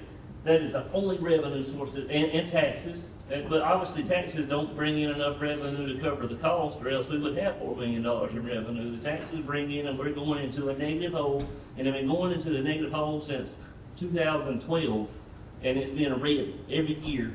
And instead of raising taxes, or raising system development fees, or raising, rates, which is horrible, the town has been eating that cost, and that has depleted every reserve that we ever had. So we're starting again from zero and cutting the product. But we're no better than the management telling us these figures. If Ike tells us that yes, this is a good deal and we need to sign off on it, I'm trusting Ike to tell me the right thing. You're exactly right. I'm trusting our management to tell me the right thing as far as spending money. I said, how much is in capital reserve? Oh, we're at 52%. Showed him, okay? But that's We did not do our job because we didn't hold their feet to the fire. We took exactly what they were telling us. Why would they let us work on the project in knowing that there wasn't a damn dime in there that we had put aside and saved? We did know. We did not know. You didn't know that part was $700,000 dollar bill, because I remember it coming to us. I remember them coming to us and saying, we're this far in, we spent part of grant money, it's gonna be over budget. We had to make the decision, do you either stop that construction right now and go and tell all of the community that have made donations and that you collect money, or do you say, you know what, we're gonna eat this over the next 7 to 10 years to be able to create that park? And the question I have, the question I've got later for today is, and I'm going to ask Steve, I was told when we were presented that park was going to make enough money in the first 3 to 5 years to pay for our Parks and Rec department. How much money has that park made us in a year? I've not ever gotten that figure. I mean, how many? Because if it's not making money, that $700,000 is going to take us the next 25 years to pay for it, because we couldn't afford it to start with, right? But it was either that, or you send the money back to the state, which we couldn't have done because they already spent it, and then you start sending money back to the Lions Club and to the Optimist Club and all these, and to the private donors and the Dale Parker who gave us the land and all these people that put in all this stuff to try to help that dream come true. That's the non-business part that gets us in trouble. And then when the roof blows off, we should have said, absolutely not. We can't afford it. We're going to move town hall to another building, and we'll figure it out when we got the money. But you didn't, but we didn't, because people lined up and we got all letters from BFA and everybody else who uses it at zero revenue to the town. And then we make those bad business decisions because of emotions and because we care, because we want the BFA to be there, because I enjoy going to plays, I enjoy sponsoring, and everybody else does. But like those emotional decisions that we make when people line into that building is what has, for the past 20 years, not the past 2, not the past 5, the past 20 years. That's, I mean, and you could go on and on. That's the reason the west side of town don't have stormwater. I pay a stormwater fee and don't have stormwater. Right? Now, 100%. So so I'm paying for your stormwater because my water comes onto my land and fills up my ditch. So, I mean, it's a governmental thought process to say that the government doesn't have any responsibility to educate my children. They don't have any responsibility to provide a library and free services, but we do because we care. But those non-revenue expenses that we spend every year, and then we put them in buildings that we shouldn't have been able to afford to start with, that we can't afford to maintain, puts us redlining every year. And we have got to sell some stuff, and we've got to reprioritize what functions this town is supposed to serve, which to me is fire, police, public safety, streets, and infrastructure. Parks and Recs is optional, right? I love Parks and Recs. My kids play sports. I want Parks and Recs, but that's an optional expense. Because if they don't play it here, they can go to Meadow and play private. They can go to 4042 where the county's just putting in the problem and pay private. Or most of us play private schools anyway. I mean, we play private ball anyway. So we've got to figure out how we're going to afford to maintain, because we've been spending money on services that are not essential in my opinion. And that's exactly right. We've got to figure out how to bring it back in. And I hope, my hope, and I don't want to scare any staff here, my hope is that we can bring it back in and everybody's doing their part. I just saw it cut in library, we're seeing it cut in fire, we're seeing it cut in the police, everybody's trying to do their part. Our hope is that we can bring it back in and everybody gets to keep their job and then we don't have to cut those services. But the services that we do provide, trash, we're double taxed on trash. Every one of us that live in the town of Benson pay for the Johnson County trash system and we can go use it for free. But when we also pay additional tax for a trash can to be dropped off, and additional tax for a recycling can to be dropped off, and then for yard waste to be dropped off. And I like having a trash can at home, but do you know that I can get a private person to come and drop a trash can in my house cheaper per month than I pay my tax bill, I utility every month? I could call Wilson Waste tomorrow and get a can here for probably $15 a month, and I'm paying the town almost $30. Right? And so and it's all because that money that we make, I hope we make, goes to pay for the non-essential services, the library and all the other stuff. But we've got to figure out how we're going to squeeze on. And I mean, the easiest way I know how to squeeze is to get rid of property. I love the library. I want the library to stay. I don't think the library needs to be on Main Street. I don't think the library needs to be on a building that we can't afford. That $60,000 a year does not cover the annual maintenance cost of that building. Nor does it cover salary for the library. Right? I love the museum, but I don't think, and I know that hurts people because a lot of people donate and a lot of people put a lot of time, but that museum does not bring in any revenue. It doesn't bring enough revenue to staff it, much less pay the utility bill and the maintenance on the upkeep of that building. And those are decisions, if we're gonna ever right this ship to where we can afford to pave streets again and we can afford the infrastructure projects, those are decisions we're gonna have to make. Because that's why we're here. And it's not gonna be popular. No, it is not, and that's why we, as leaders, have to make some hard cuts sometimes that we don't wanna do. But being popular is not gonna make you a good commissioner. We are the leaders elected by this town to make sound decisions. A lot of decisions, a lot of the stuff that was going on, we didn't know about. I was just as shocked as anybody, and when I found out we were operating with hardly any money. Just totally shocked. But that is something we should have known. You're right. That is something we are accountable to the people because we did know. And believe me, when they talk about that 15% raise, they are letting us know that we did not make this good decision. Well, I didn't vote for the budget, and that's the one that Max Rainey and I didn't vote for that year because of some progressive of the years that come about. I did not vote for it.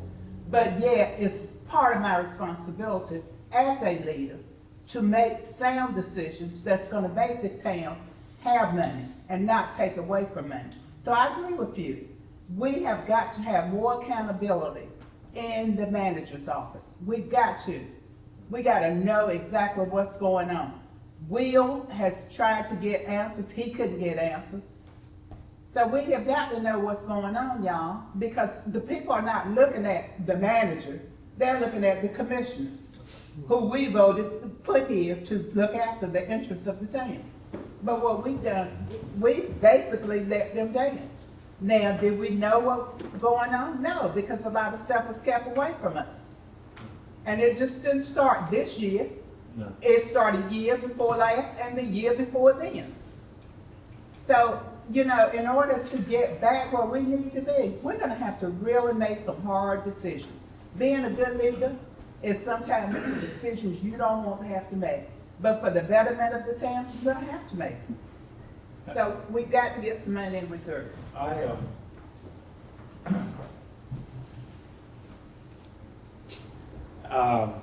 We submitted the audit for fiscal year '24. That was submitted to the Local Government Commission on Thursday. And we're gonna have the auditor come and talk to y'all, most likely at your 18th meeting.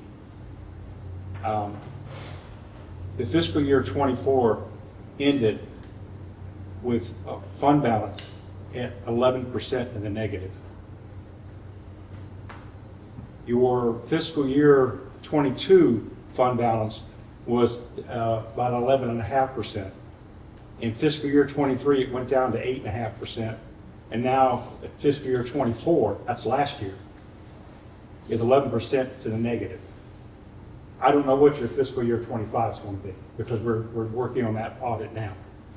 Every year from '22 through '24, 22, 23, 24, those fiscal years, every year it's recorded that the line items went over budget. Every year in those three, the LGC wanted the manager I'm just going to let you know, the manager to put down what are going to be the steps taken to make sure that you don't go over budget anymore. And yet, for 3 years running, and probably fiscal year '25 as well, you're going to have run over your budgeted numbers. Every year, it was noted that you're supposed to bring amendments to the budget back to the board to amend the budget anytime you knew that you were going to go over. You're not getting those. You haven't been getting those. And I'm just telling you what I ran into when I looked at the audit report that came to me on Thursday. You know, we had an auditor back when we had that other trouble that we were trying to worry about. 2023. I made a spreadsheet, and I had all of it. All of it was what we spent, what we took in, and what our initial balance was. You could see that in 2021 or so, we were like $1 million over, and then 1 year it was like even, and then it was $1 million under, $2 million under. And we never took in less than we budgeted. Never. It was never a revenue problem, it was always a spending problem. And so I said that, and I thought that when we had that auditor come that time, I thought he was going to tell us, man, he's going to show us right here, we got this problem, we're going to try to solve it. Well, he didn't say that. He just said, They always, I don't know, but they never, because we went and had the fund balance conversation about whether we needed to make the minimum 25%, and you said that it had been done years ago. It was done years ago when I was on that. I came onto the board 16 years ago, and had a fund balance problem. The state had looked at it, and we said at that time we were sitting at 7%. And I said, what the hell is fund balance? Well, it's enough money that you put aside, so if you have a disaster in town, for 30 days it would pay salaries, it'll keep the town operating. That's where fund balance money comes from. Okay, we made a point.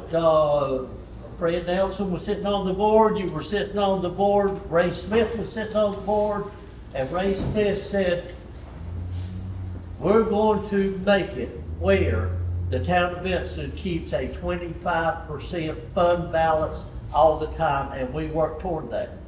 Before I knew it, we were up to a 45% fund balance. And when we went into that meeting, when the crap hit the fan back in 22, 23, and we went into that meeting, and we were told, oh, the fund balance is at 51%. That's right. But that fund balance is Based on- property. based It's on- in the sky, it's in the clouds, it's on that computer, but it don't mean, we didn't have crap in the bank. We had pulled crap out of the bank, and that was something else. And they repeatedly told us over and over and over, you don't understand, you don't understand how it works. Yeah, You can't pay nobody with it's away. And then every time I ask, I said, I want to know what's in the bank and how much we owe. And they said, well, your bank balance changes every day. Well, just give it to me what day you got it. It changes every day. We may have 15,000 in the bank one day, and the next day we may have 1.15. It's difficult on a day-to-day basis to determine what your unrestricted fund balance is. But your unrestricted fund balance, and that's also in the report. The average, the way the local government commission looks at it, they look at the size of your budget, and they say if you have this size budget, you should have your fund balance should be a certain amount. For a town our size, and with the size budget that we have, our fund balance, the median fund balance across the state is 34%. That's unrestricted dollars, not your assets and all of that. That's money. That's money, Yeah. that's cash. If we have to go And- several months, we need to be able to pay our essential bills. But to, honestly, Mr. Chandler, to be able to give you the fund balance on a day-to-day basis really isn't, I mean, it isn't possible to give the fund balance day-to-day, but you can't, you, at the end of the fiscal year, you determine what your fund balance was at the end of the fiscal year. And for the size budget that the town has, it needs to be north of 25%. And at the end of fiscal year 2024, that we just got the audit, it was a negative 11%. How did it go from 51%, which is what we presented, what we were presented, to negative 11? The 51% that you were presented included, it was not unrestricted cash. They used the cap, It was, yes, sir. You have a fund balance, and you'll see it in the audit. And it includes your assets and all of those things. And you also have a part of that fund balance which is restricted because you're paying certain things. And then you have an amount that's the unrestricted, and that's cash that if a storm comes through, that you're able to do that. It's also a fund balance that when you put your budget together, you say, oh, we've got a 34% fund balance. We need a new fire truck. So this year we're going to take 400,000 of our fund balance for this 1 year to be able to put the down payment on the fire truck that you want to get. And all I'm saying is, and so when I got that document, when I got the document, I put it down. I'm going to be sharing with all of y'all when the auditor comes. I had to put down that this coming fiscal year, which we're in right now, which I'm the manager of, we're going to go by the budgeted amount of money that was approved in the budget. That was the same thing that's been said for the last 3 years, folks. And I'm just here to tell you that those are the types of things that we're going to take. We're going to follow that for the 6 months that I'm here, or the next 4 months. And then the new manager needs to do the same thing, and the department heads have to be aware of that as well. And it's just not what's been happening. Well, Steve, how can we approve stuff that we have approved? We've already approved it. How can we back up on that when you can't afford to pay it?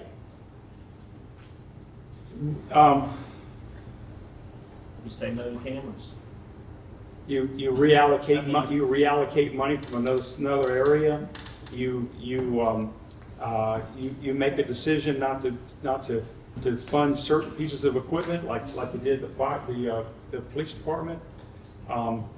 You have to make those tough decisions in order to be able to, I mean, it says, and I'll give you the spreadsheet. I don't think you've ever seen it, but the spreadsheet that is given by the LGC when you get your audit, and it's a spreadsheet, and it has various categories. And the categories that are in red as you go down them are ones that need to be addressed. And at the fiscal year in '24, the water department, the electric department, and the general fund were all in the red.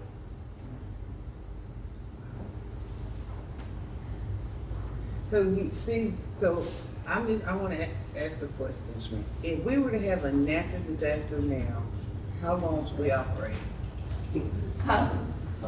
30 minutes. You're not, yeah, we have nothing, I mean, we have nothing in reserves. No reserves. And this is not something that we're gonna say, oh, this year we're gonna, this is for years to come. We're gonna have a tight budget to build this back up. It's not something that's gonna happen in a year. It's gonna take years. We're just telling you factually here that for the next 3 to 4 years, in order to build that kind of fund balance, that's what's gonna have to happen. The budget's gonna have to be that tight. Y'all approved, just like you said, stuff you approved. You approved a street sweeper, but you didn't get it because some of us spoke up and said, what are y'all doing? That's why there was no street sweeper here, because others said, we can't afford it. And the reason why we're gonna get a street sweeper is because it was gonna save us money from getting it from Dunn or somewhere like that. We don't care, we gotta do what we gotta do. You know, we can't pay extra money we ain't got. People down street sweeper that wouldn't do anything. You know, that's another thing too, is that it's just like, I get it with the building. There's no way we're gonna pay preventative maintenance on the building. We ain't got money to pay those salaries or whatever. We gotta move that to the back. Yes, sir. So that's why we're doing this today, and I'll get back to this. Just let y'all see what the departments are doing and what the costs are and what their needs are. And the chief's got his next slide to talk about what he needs to have in order to run the department. But it's gonna be a long haul. It is. If you take the 34% that we're supposed to have of our total budget, she's giving us a number, and we've got. What do you mean, it's 6.8? Now you're just talking the general fund. No, we're doing the total budget. We can do the general, we'll break it down to you can do. So the general fund 34% is 2.65 million. So we need at least $3 million in the bank. That's just the general fund. And in the revised budget that we approved, there was unallocated funds of $300,000 if we don't spend it, right? By the end of the year. Now we put in contingency. Contingency, right? Yeah. So how many $300,000 years of contingency funds is it going to take us to put $3 million in?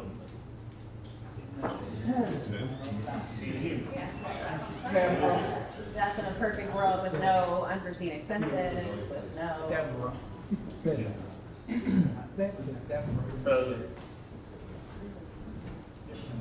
I tell you, my standpoint is, and I just see here, and I know that we've done a lot of things, and we've done a lot of great things for employees and for citizens and everything, but I mean, from where I'm sitting on the table, I don't know what y'all think. I sit here and think about the policies that we've changed, and we probably should change it, we needed to change at the time, but like, if we've got 16, and I'm picking on you, Greg, because you drove on this win, so don't take this personal. So, but if you've got 16 police vehicles, and you've got 3 on that, so you got 4 every 24 hours, 5 out road patrol, putting that in, right? They used to come to the station and they swap vehicles. We didn't have that many police vehicles, right? I mean, so if we have 4 that go outdated and we don't buy 4 vehicles, and that's the savings. Do you think you can get another year away without 3 captains? If you hire 2 more pocket pumpers, you can't get away another year without 3 captains. Or what if you did 3 captains and you didn't hire another firefighter to replace them? So here's my perfect world on that. It's promoting 3 captains and then hiring 3 firefighters. Okay. And I understand we say it like this because that's the way They include everything, I understand that, but can we get by without hiring 3 more people? Answer's no. But the firemen, that 100%. I mean, that's what they can do. Unless So if you unless you promote- only get paid, then you start running and not. I'm just trying to figure it out. So I'm just- the answer to the question is seriously. So the volunteers ain't filling the gap, but how much we spend to give them the volunteers to be? 91,000, well, up to 91. So that's 2 firemen. Well, a little less than 2 firemen. Well, 50 grand. with benefits, yeah, it'd be that's it. I mean, Well, out of all the departments, the fire department is blessed more than anybody else. They We got extra revenue. we actually make money, we actually bring money in, and some of the things that we do, the Christmas party that we have, the equipment that we buy, Halifax, the candies and stuff, that's money that we'll make off our golf cart sale. Right. Okay? We've got a new vehicle coming in that's being ordered, that's gonna be $65,000. That golf cart money is what is paying for it. It ain't got a thing to do with the town, even though the town ends up putting it on their, vehicle fund. So, another question I have is that the, in your case, in those 3 captains, how much of that increase is gonna come out of your money, out of the fire tax money, how much is gonna come out of our money? Well, it's all already in the amended budget. I mean, it's all already included. So do we have the right, even if it's if it's out of your money, you got the right to spend your money the way you want to spend it? I look at the fire department different because of the Johnson Because you County get- money, because the major we money, get the things Hardy from a County different money. pool. Now we do get money from the town, obviously, but yeah. I mean, See, I so- think that, as fire department, we don't, honestly, you could spend your money anyway, and I would think but to be sure, with this last property tax thing, I don't know what the average increase was, but it's bound to be some, Yeah. what'd you get? I know that y'all got some money extra for that. I hope that y'all can pay your stuff and get everything you need. I hope the general will not So pay you. simple math for me, as I said, we got 50%. Our Johnson County money last year was 300,000, this year we're getting 450. So Okay, so 150,000. So to me, that's where the 3 positions are coming in. Yeah, that makes sense. Coming in at. I mean, that's what we're getting is the 3 positions.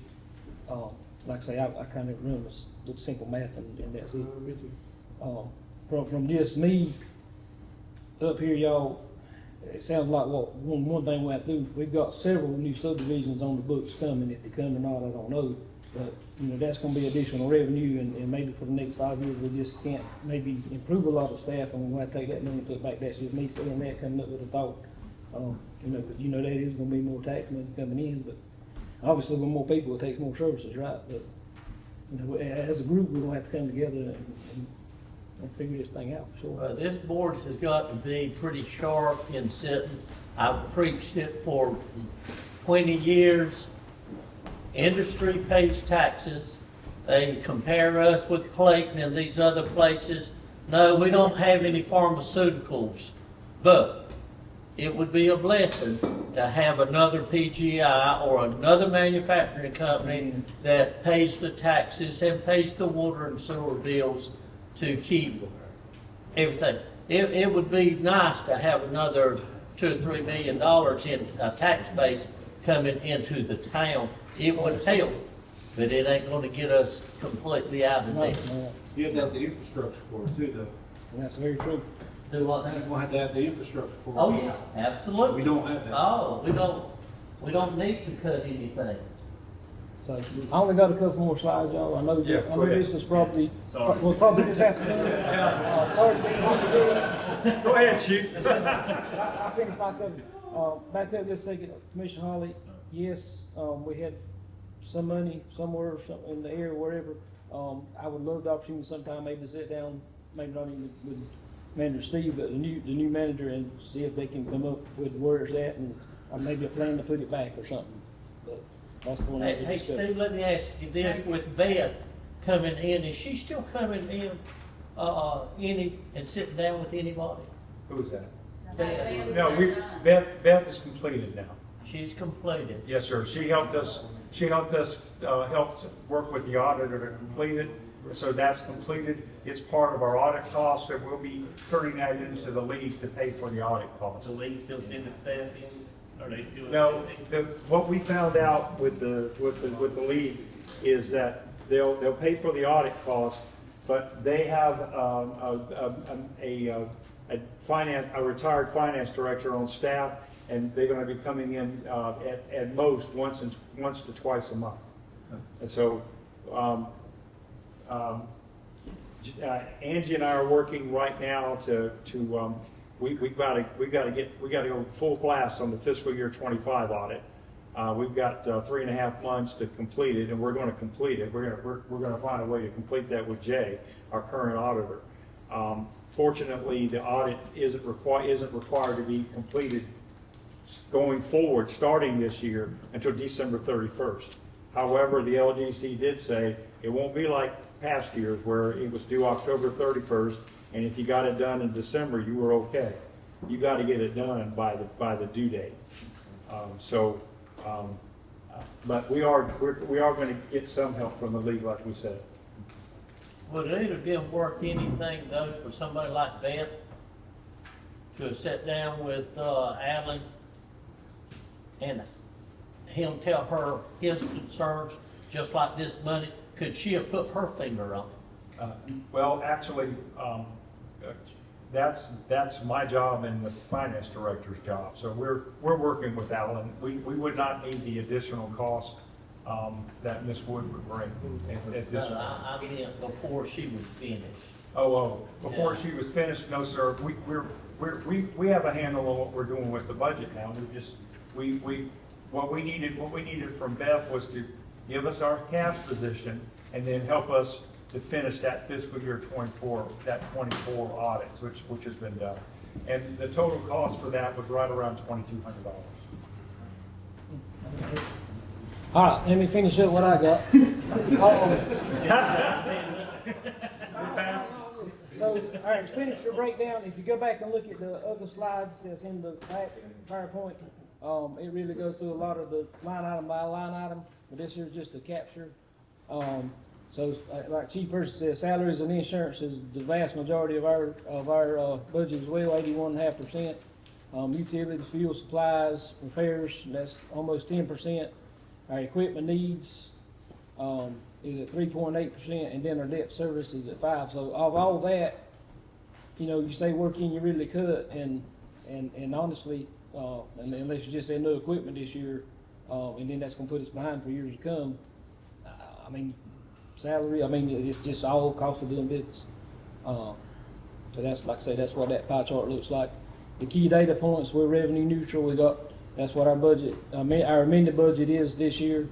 With all the revenues coming in the way they stand, 1.6 million, all the expenditures going out 1.6 million.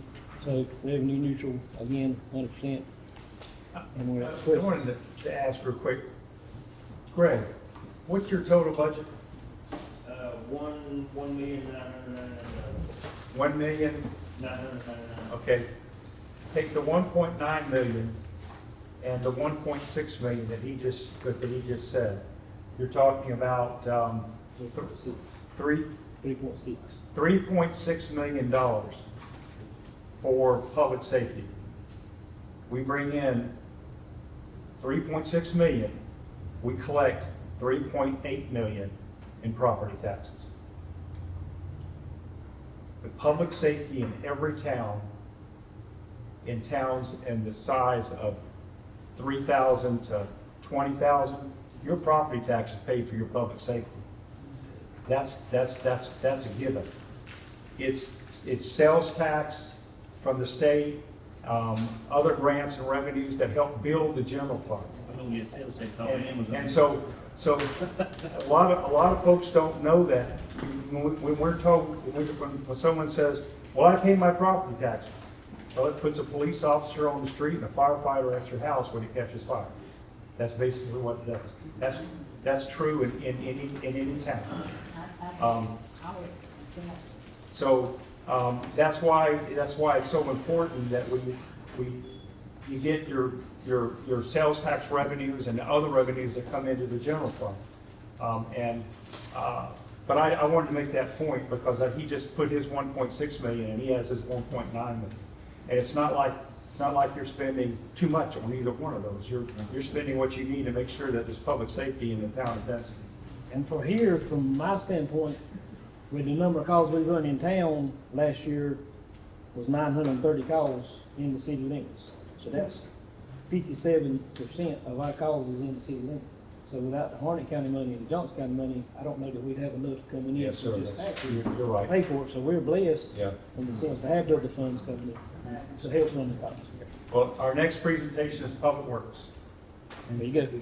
Kayla, since the public work, we're doing it by department heads, and so Kayla, the public works folks, electric, water, sewer, streets report to Kayla, so she's going to get that now.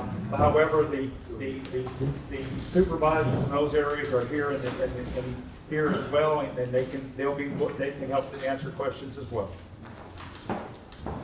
Okay, so we are gonna start with the water, sewer, and public works fees and rates. As we know, in January of 2024, Rural Water Association did a rate study for the water and sewer. It looked at our needs and our infrastructure at the time, gave us a 5-year plan. The plan was put in place originally last year. We're in year 2. It advises a 10% increase on rates per year for that 5 years, in addition to any wholesale costs we get that must be passed through. Just like electric with the riders, any wholesale increase we get on either utility has to be passed through in addition to the increases we need to maintain our infrastructure. The other fees in the fee schedule, we have worked very hard and we regularly look at those costs for what it takes us to buy meters, to install services, to ensure that we are neutral in costs and revenues for any work performed by the town, for assessments, for installations, for repairs. Is that the goal? What is neutral the goal? Because if 90% of our budget is public safety, are we bringing in enough in our electric and in our water departments to pay for the salary and doing the business of the electric department? So those are just the smaller installations, and even for the larger subdivisions now, we are accurately charging not just the material costs, but the actual, we're figuring salaries, truck hours, we're figuring the entire cost to do those installations. You see some municipalities will do cost plus 10%, some will just do current cost. That's something that, as a board, if you can have us look at to see if you'd rather do cost plus 10%. So like you're saying, there's a little wiggle room in it. But the majority of revenue for those two enterprises should be from your rates, and that really just comes from, we need to make sure the rates for both of those utilities are accurate. But if you'd like, we could look into setting the rest of the fees where there is a margin. And one of the things that when we get to the electrical, we are recommending to the board that you have a cost of service study done for the electric system, which hasn't been done in years. Right. And that cost of service study is exactly, let's get to electric and we'll talk about that. Right.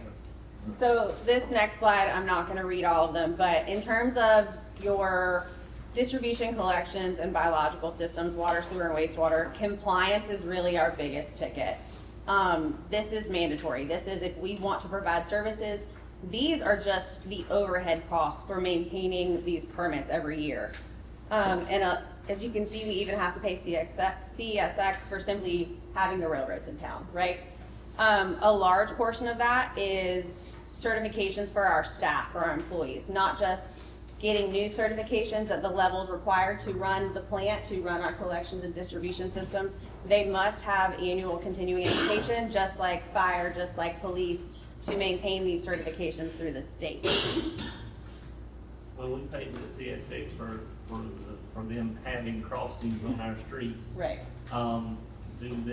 Is their responsibility to maintain those crossings? As they see fit, yes. So yes, it's their responsibility, and we can say, hey, we've sent pictures. So Church Street, we said, hey, can you guys look at this one? It's really worse than it was last time you were here. Can you bump it up on your priority list? They came out, they looked at it, and they said, you're right, this one's kind of bad. So that's why they did some work there. In terms of when they're changing signals and when they're doing an overhaul of each crossing, we're really at their mercy unless we can come to them and show there's a distinct need for them to push it up their priority list. Yeah. So we can advise, but again, it's at their mercy at the end of the day. Since, is it, you're crossing the CSX, is it per crossing or just a? That's the total we paid last year. So when we reduced the number of crossings before my time years ago, we used to have more crossings. Was that a cost saving implement to the town, trying to reduce what you pay CSX every month? I will not have that answer. I think this was CSH came through, said they were shutting the crossing down. Mm-hmm. Yeah, Okay. CSX made that, you don't ask them to open up any or shut down any, they do what they want to. Or did they reduce what we have paid? Yes. Yeah. Okay. The way it operates is that, quite frankly, it goes back to, Ike might even know this, to a court ruling back in the 1880s or something. They're not crossing our right-of-ways, the streets, we're crossing their right-of-way, Yeah. because they were there first. There's a statute. Yeah, there's a statute, yeah, As far as they're concerned, they were here before the town was anyway. that's right. Yeah, they come through. and And shut that's, down all the You crossings. probably, that's settled law, there's nothing we can do about yeah, it. they can do eminent domain like a government, they have a lot of power. They have a strong lobby, had that since the 19th century. Yeah. So, go ahead.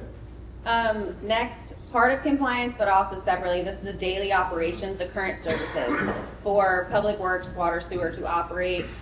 So in the town, water, sewer, and public works are under the same umbrella. In your larger municipalities, you see them split as separate crews focusing on separate things. So because we're all combined, there's a multitude of things they do every day, from patching potholes to right-of-way maintenance to fixing sewer and water line repairs. I like to say that Public Works is the fire department of public services. If you don't know who to call, they get called in the town, essentially, right? They're the ones, if something needs to be worked on or fixed in town, they're doing that every day. And also, like your emergency services, public services, we have those emergency expenses. We've all talked about it before, your unforeseen expenses. And in both of the enterprise funds, we try to budget those types of costs conservatively, yet as accurately as we can. So if we see that there is just, like with transformers, if there's a 300% increase in a specific supply that we know we use, we increase the cost. But again, that's where we also come back to the fund balance and this reserve funds. We don't want to budget the total liability in the line every year in the budget. So we try to be conservative yet accurate.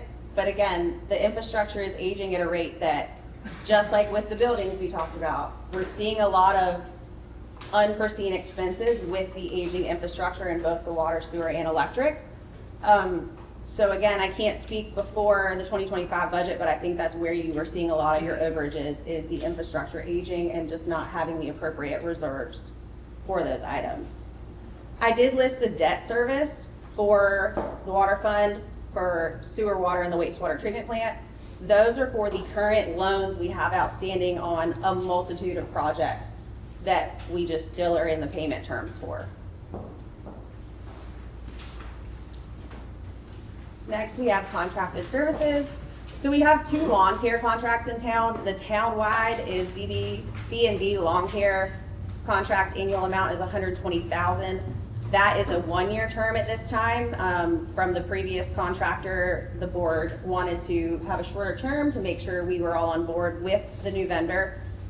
We talked about the cemetery earlier. One of the largest expenses there is the annual maintenance. Separate contract is about $7,800 a year, which for that cemetery is not a terrible price. But again, as was stated before, the cemetery does not bring us revenue, so this is just an additional overhead expense for maintaining the cemetery.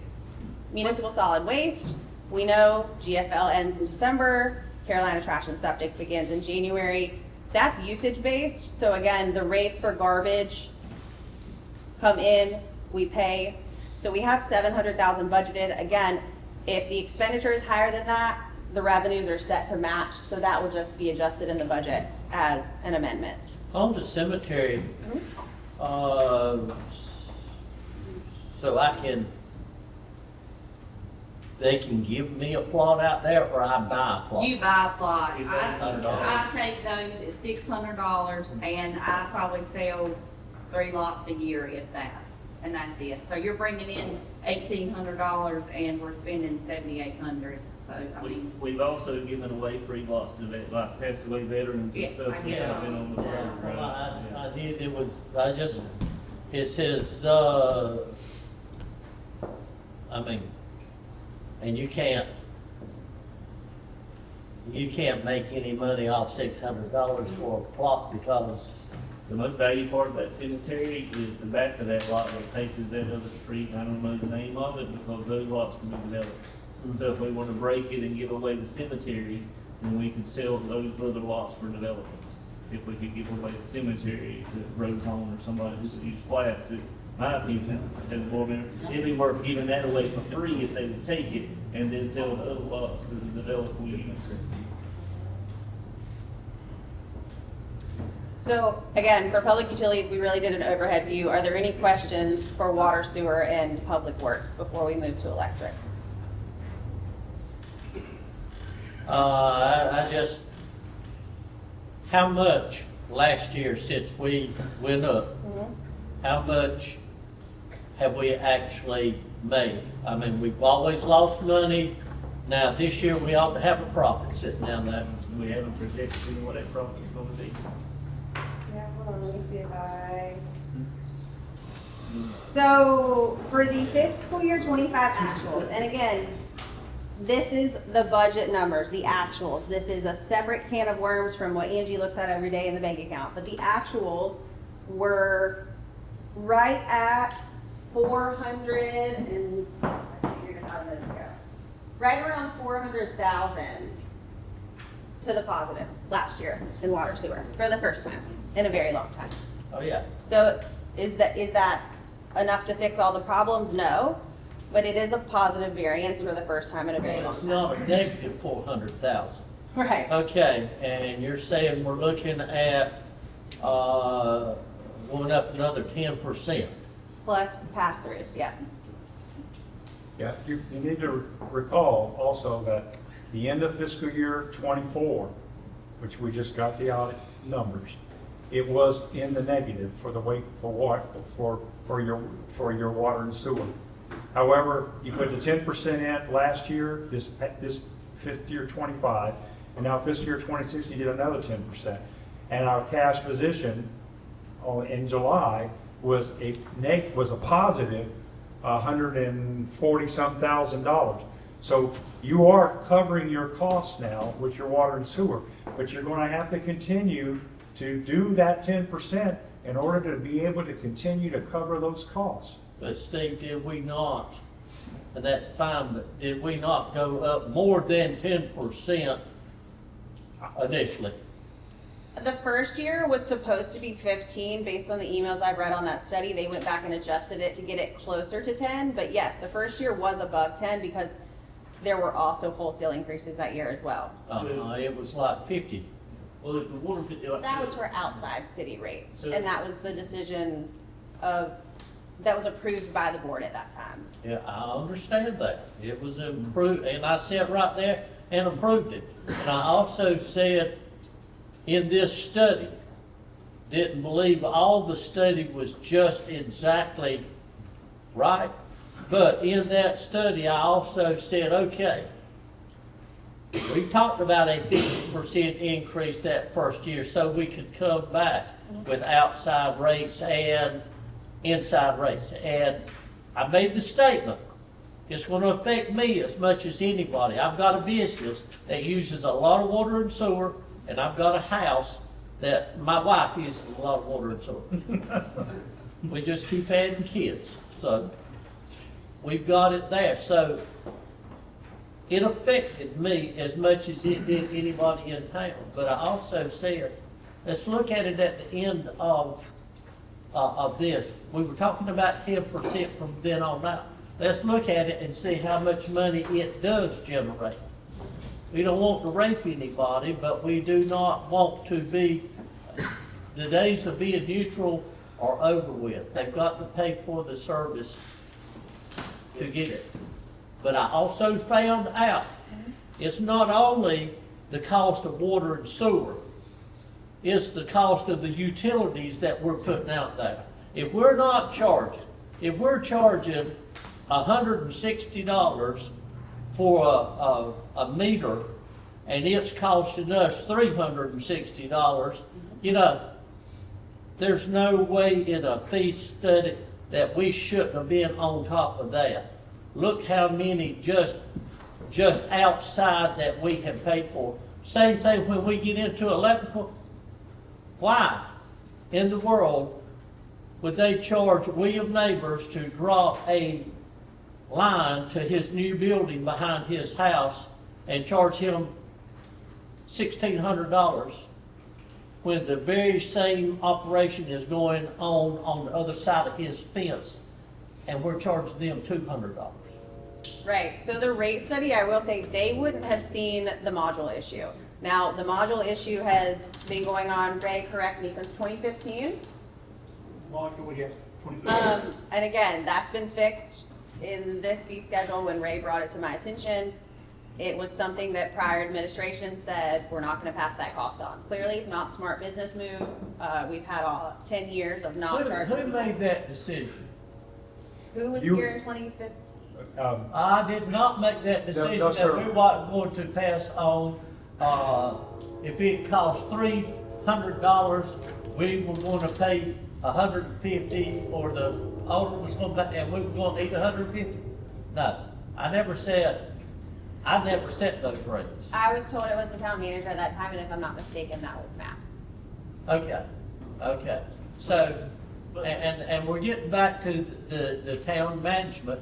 We've got to be careful that the town manager, whoever it is going to sit down with us and say, this needs to be done because you're losing your ass on it. Right, and that's why those, not the utility usage and base rates, but the rest of the fee schedule, we have conversations regularly in public utilities as a whole, if something needs to be adjusted, if something needs to be changed, because these gentlemen and these crews cared just as much, if not more, about their enterprise. The only thing that I wanted to say, Commissioner, was that the fee schedule has to be adopted by the board by ordinance every year. And so when you're presented a fee schedule by the manager to look at in the budget, you decide, you make, that's the one that's presented and recommended, and then the board adopts it as an ordinance for that fiscal year. So in the future, I would suggest that you make sure that the manager is covering the cost for that particular utility when the fees get set. And in the past, there's a lot of things that we were supposed to adopt that was never brought to us. But the other thing too is that if you give us a fee schedule, and it says it's $120 on page 13 of 52, okay. How is it we can make the town manager make sure and go over everything and talk to his people and say, this is, we're negative on this? How do you do that? Because I guess one way to do it is to, as Commissioner Chandler suggested, and that is, you've got 160 in here for a meter. How much does that meter actually cost? And that's the only way you can do it, Mayor, is to do that. That's what I had said with Ike. If he gives us information and we approve it, I'm going on what Ike said, okay?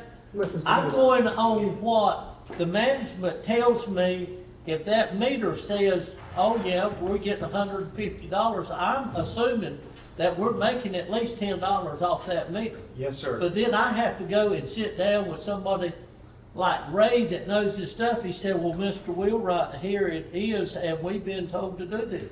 That's not Ray's fault. It's somebody's fault for not telling us what we need to know. I agree with you, sir, and that's why it's the manager's responsibility to make sure that when you're operating a public enterprise, it's being operated to cover its costs. And so I would suggest that when you have conversations with the people that are applying for the job, You make sure they understand that when they come in, it's a public enterprise. And that's why you use the word enterprise. It's gotta make money to cover its costs. But the good thing about water and sewer, I'm really excited for it, is like, because years ago, there was a revenue base here, and then we lost it because we got in trouble when they had the spillover, and remember, we got fined because there was a spillover out there because of the store, but should have gone out to bid in August for your new dump station, right? Yes. And when that dump station is gonna be constructed? Soon as, they'll start mobilizing whenever new headworks is done. Whenever the hell we're Right. I mean, because if we get a new dump station, then all these septic companies are gonna be able to come and dump, and they're gonna have to pay us That's right. a really good fee to be able to do that, so that we can see some revenue. Absolutely, yes, sir. But we're gonna try to limit to the locals first. My opinion, we should see what our plant reacts to. We're not gonna just overload it with septic. Okay. So let's do like a trial, like a 3-month trial, just 3 septic haulers, limit them a day to see the trend of our water before we just say it's open to the public. That's how smart. we do it. That's smart. Yes, sir. So, but hopefully some of that revenue will be able to offset some of the rate increases that we're gonna see going forward. Yeah, but if he came up right now and said, yeah, we've worked it out and we think we can do it for $100 a person, to dump their sewer. How much do you know about his job? I'm just saying, whatever this man tells me, he's got the education on it. I don't know anything about water and sewer. I want to make sure that we're being presented what we need to know, because we hadn't in the past. Well, what If I it can, says $150 to do a meter, I thought that was, we were making money off that. We ain't making. well, I want to Losing. add, in every conversation I've had since I started with the department heads, with the division heads, with the superintendents, I have never had a single time where they have not given me the accurate factual information. They want their departments, their enterprises to succeed. They are willingly saying, these are the things that need to be addressed and need to be looked at. So to your question of how do we vet what we're being told, I can tell you that I have never experienced incorrect information in terms of the operations of their departments when I've had those conversations with them. Now, yes, that has to transfer to the manager, but as Well, let's look Steve at said, history. that's I mean, you know, you've had these conversations all the time. Historically, this board, when I got on this board, decisions like this were made in offices downtown. And we got the shiny version, right? And we only met once a month. We didn't get to meet with our staff like we did when we started doing 2 meetings a month. We had a meeting with the manager, and we were there till 12 or 1 o'clock in the morning going through a budget list. And it was like, yeah, we're good. And you trust your manager. And it wasn't the manager from a year ago or the manager from 2 years ago. It was the managers from today all the way back probably as long as I've been alive, right? That have always brought us the shiny and said, hey, and then you look at it and say, are we good? Is this budget? Is there money in the bank? And you trust that person to tell you yes. I've learned more in the past 2 years, since 2 or 3 years, since we started having 2 meetings a month, when I can start asking people questions about what their job is. But right, until I did a tour of the business plan years ago, I never been to a point. You know what I mean? I knew nothing about it. And so that was a failure of this board and boards before this board for coming in here and doing 1 meeting a month and not getting into weeds.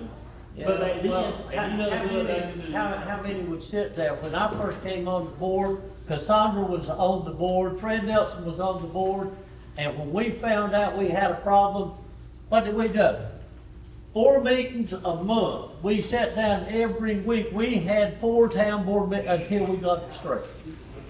And I didn't want to do that. This shit don't pay me. I know. Trust me, I know. So, but I mean, I'm just saying that that's where the. But I'm just saying, I'm not gonna go tell Glen Core that we need a new transformer up. I feel like Glen Core knows his stuff. I'm not gonna micromanage any department. That's right. Any department here. But I trust that if they know something's wrong and they take it to their supervisor, which would be the town manager, we ought to know that. You're right. We ought to know that, and we haven't known that. What do we know about Benson Village out here, Max Rayner sat there in a meeting and said, you've got to be kidding. Do you know how long it's gonna take for us to generate $1 million for that project out there? And it's not just that one. It's every residential subdivision that's been built before it. I understand that. And so that's just the one that was big enough to get our attention, right? I mean, they listed It was everything. one at the time we had I had. mean, Johnson Place where you live isn't paying us enough. They'll probably put in the infrastructure that we had out there with pump station and everything. We've still not made any money off of y'all. No. Because 90% of your taxes go to police and fire. Well, we just found out, right? So, Well, not only that, any subdivision, anybody will tell you, a realtor should be able to tell you that it's not gonna pay enough taxes for that. Every subdivision, every house that comes in, you've got to have at least 2 children in that house that you've got to provide education for. You look at your county tax and see how much tax goes for education. We're not looking at all that. Yeah, 90% goes for public safety. More than 10% goes to educate those kids. So we're not doing anything, but you can't come up and say, you know, we're at 62 cents on the 100. We need to take this to 75 cents on the 100, or you can if say you that. can't, well, you can, but you can't turn around and say you can pay it or you can leave. You can't sit on this board and say that. You can't say, well, if you can't pay 75 cents on the 100, then you need to move. I never said that. I said, if you can't pay 75 cents on the 100, what services do you want us to cut? Yeah. I mean, that's the question, right? And that's why I go back to trash. We're paying $700,000 a year for trash pickup that we're already paying the county for. Trash has been crazy for the last 4 years. But, Yeah, I mean, and it's taken us this long to get out of I it. know. We thought we were out of Well, we're still not out of it. I know We're still we paying are. $700,000 a year. I mean, it's just that now we've got a new provider. But I mean, it's just, I mean, I don't know what services you provide. Because the question is, we need to go through and say, we're providing Parks and Rec. Does Parks and Rec bring enough revenue to pay for Parks and Rec? And I don't know the answer to that question, we'll ask that later. Does the library bring enough revenue to pay for the library? And I'm pretty sure I know the answer to that question. Does the museum pay enough for it to be for us to provide it, right? I mean, no business owner in the world is gonna provide a service at a loss. But we have done it every year since I've been on this board.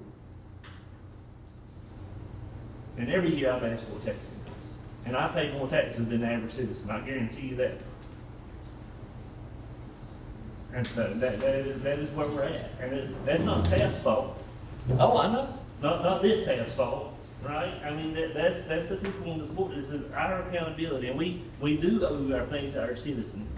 But if our citizens want to continue to get what they have been accustomed to getting, they've got to be willing to pay for it. And if they're not willing to pay for it, they've got to tell us what they don't want to get anymore.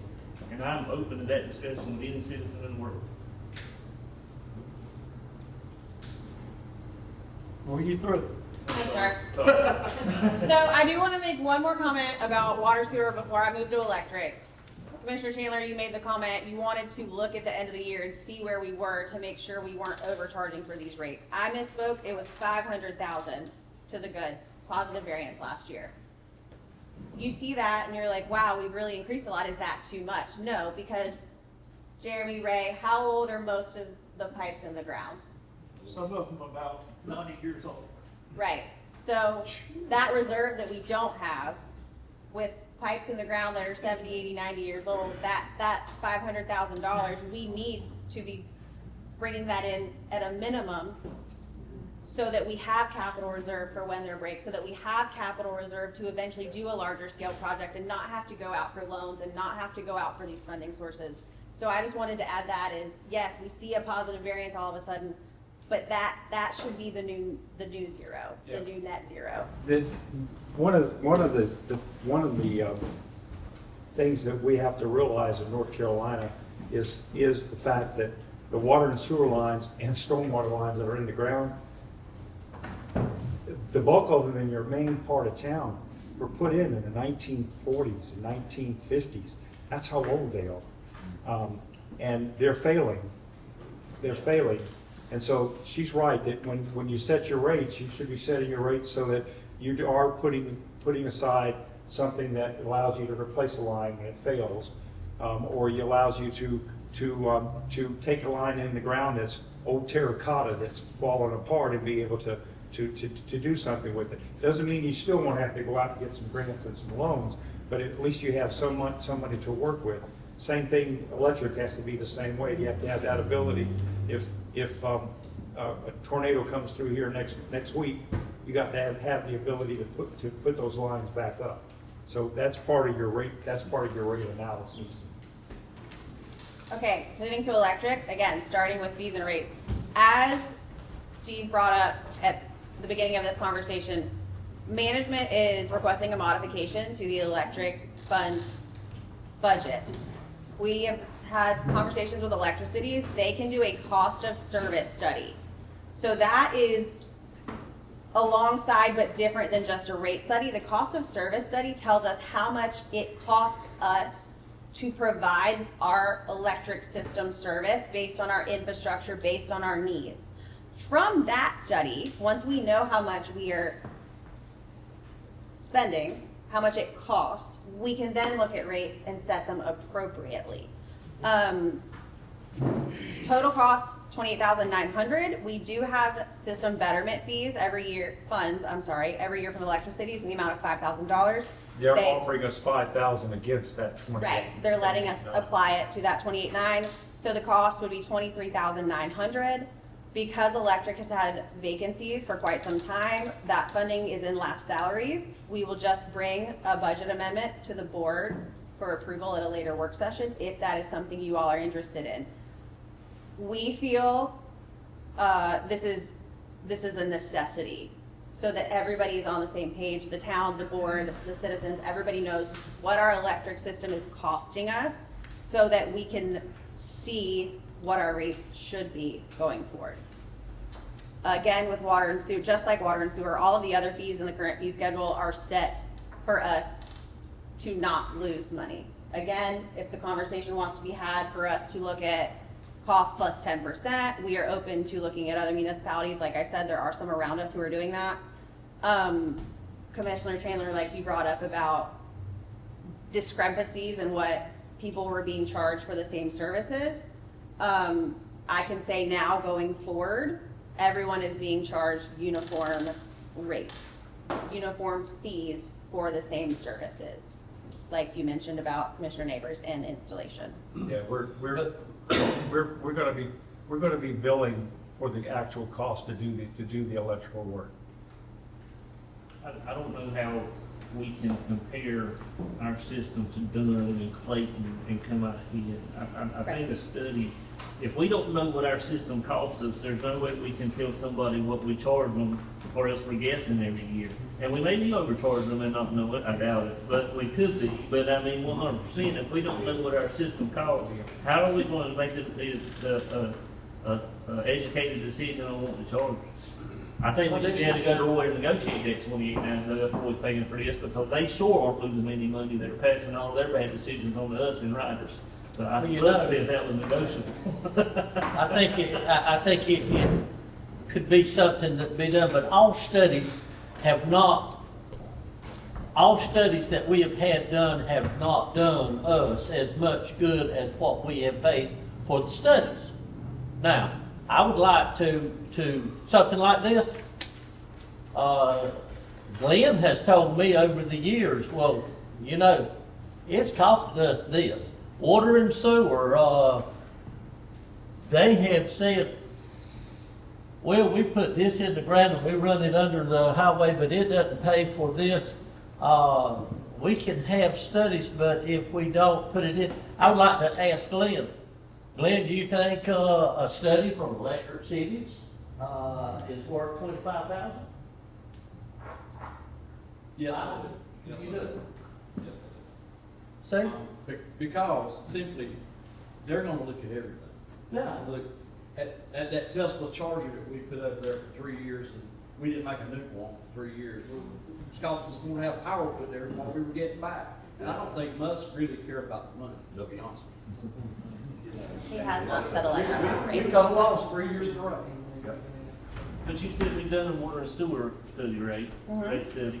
So, and I'm just asking, we pick it on me, because it was about $2,000 what I paid for that meter that went in my street. Did that $2,000, let me remember, not the electric meter, I'm not the water meter.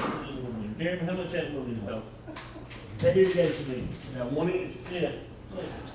I mean, it was. $2 grand? Yeah. $2 grand, so that $2 grand covered all the cost of that meter and your time out there and putting the asphalt back and all that stuff? I added, I added to the assessments of it. He added to yours. Yeah, but you didn't get that to the ABJ.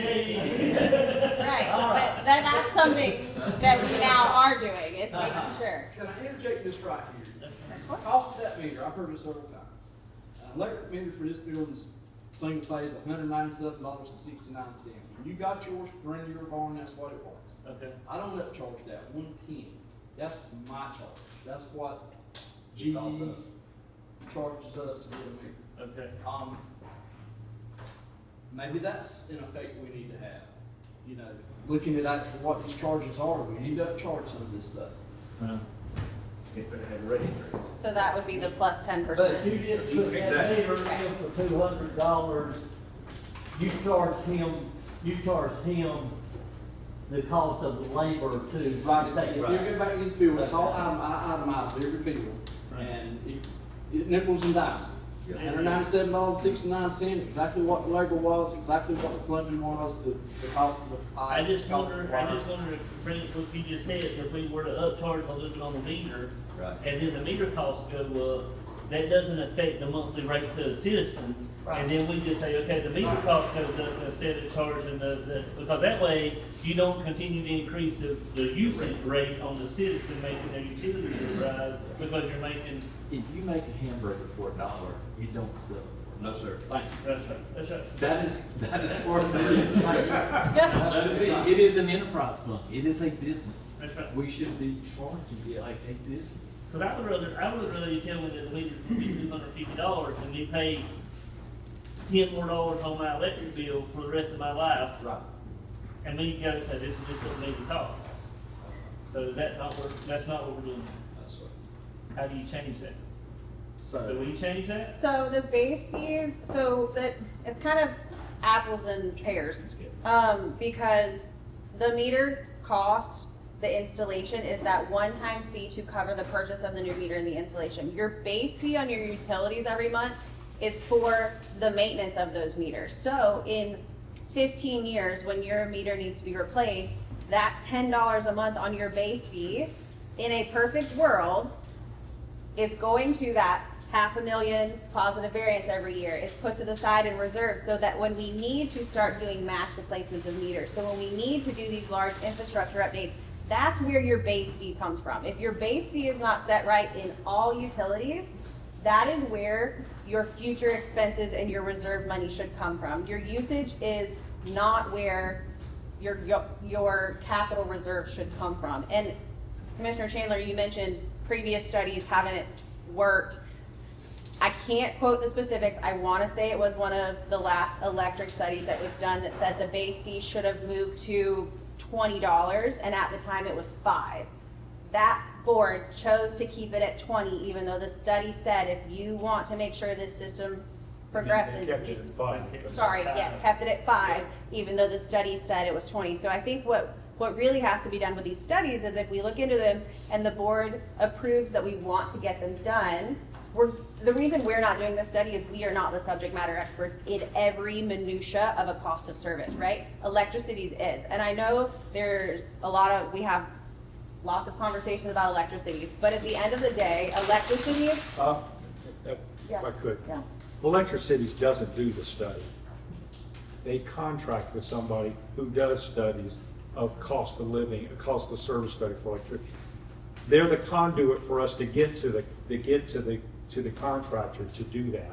Right. And they're offering $5,000 against the cost to do that study. And so it isn't something that the staff on Electricity does. they have a contractor that does that cost of service study. And just as Glenn said, yes, Glenn knows a lot about what the costs are to run that system out there. Cost of service study looks at every nuance that can operate an electrical system. And it's more than just how much a transformer costs. And it's a cost of service study that will allow us to make sure that we're allocating the cost properly. And that base fee on on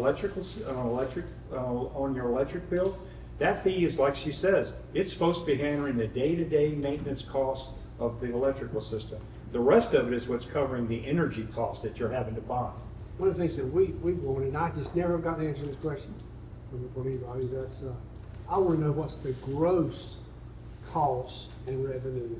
And that's what this cost of service study I will do. don't care, I mean, I want to know that too, what it costs to. Yes, sir. for salary, but I want to know, what do we pay, what do we write checks for, and what do we pay, what do we get in, and how much is the difference? I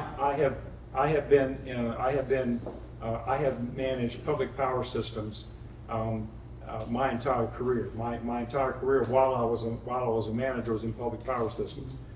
I've never seen a power system that loses money. I got a question.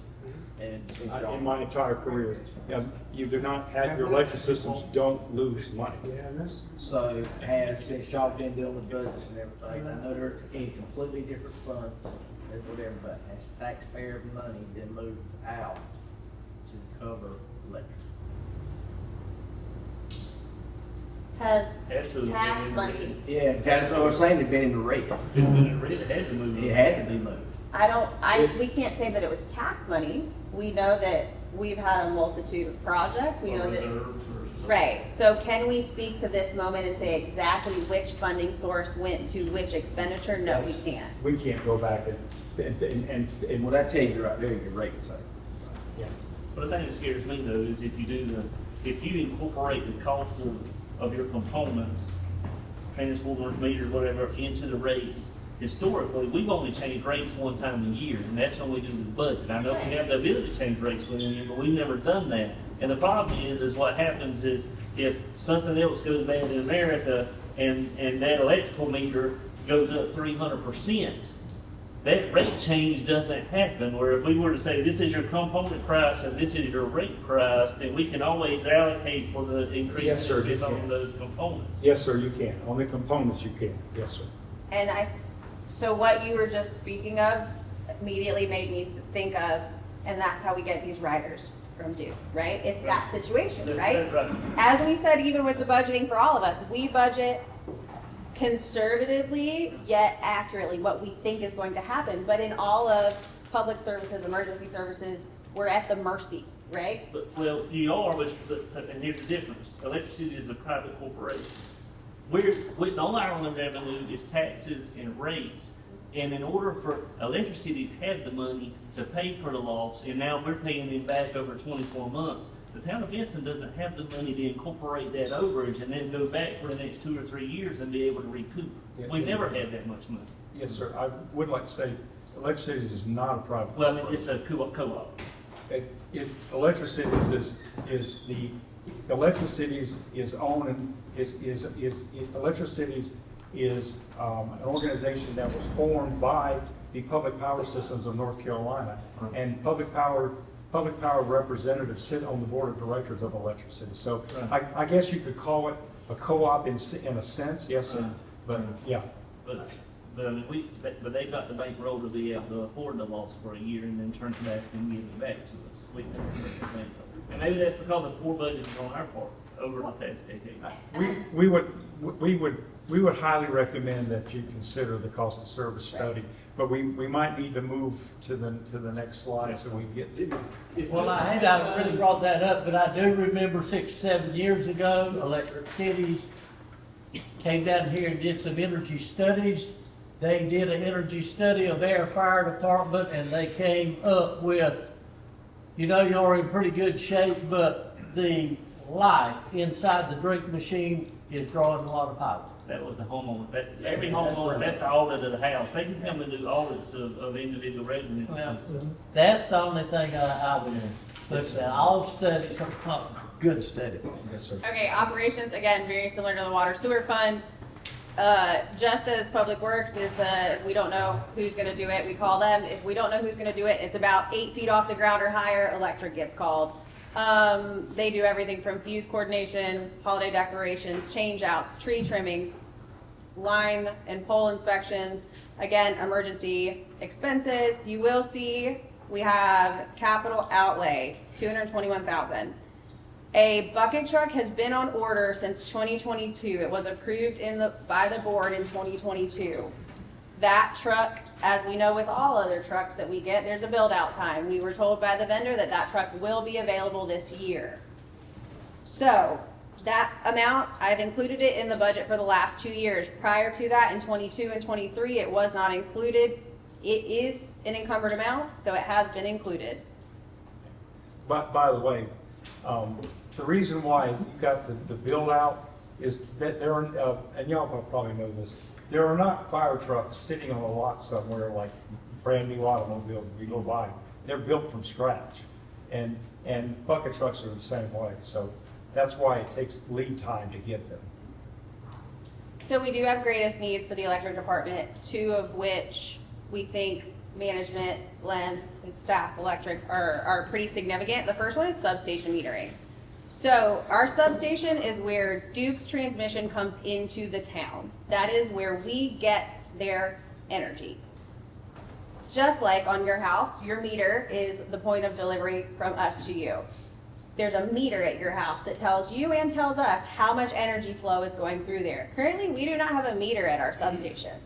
Duke tells us every month how much energy we are getting for them, and we pay the bill.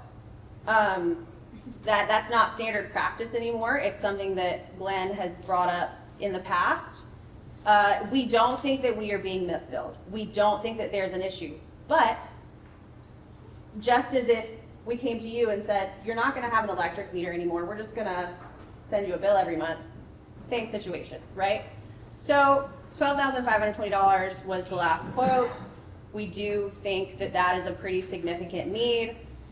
Also, 2 backup transformers or spare transformers. Based on the size and capacity of these transformers, McDonald's and Holly Tree Grove, if they go down, there is not a spare ready. Does that mean that Glenn and his crew won't be able to make it work in the meantime? They will. But that involves missized transformers, effectively robbing Peter to pay Paul, moving things around.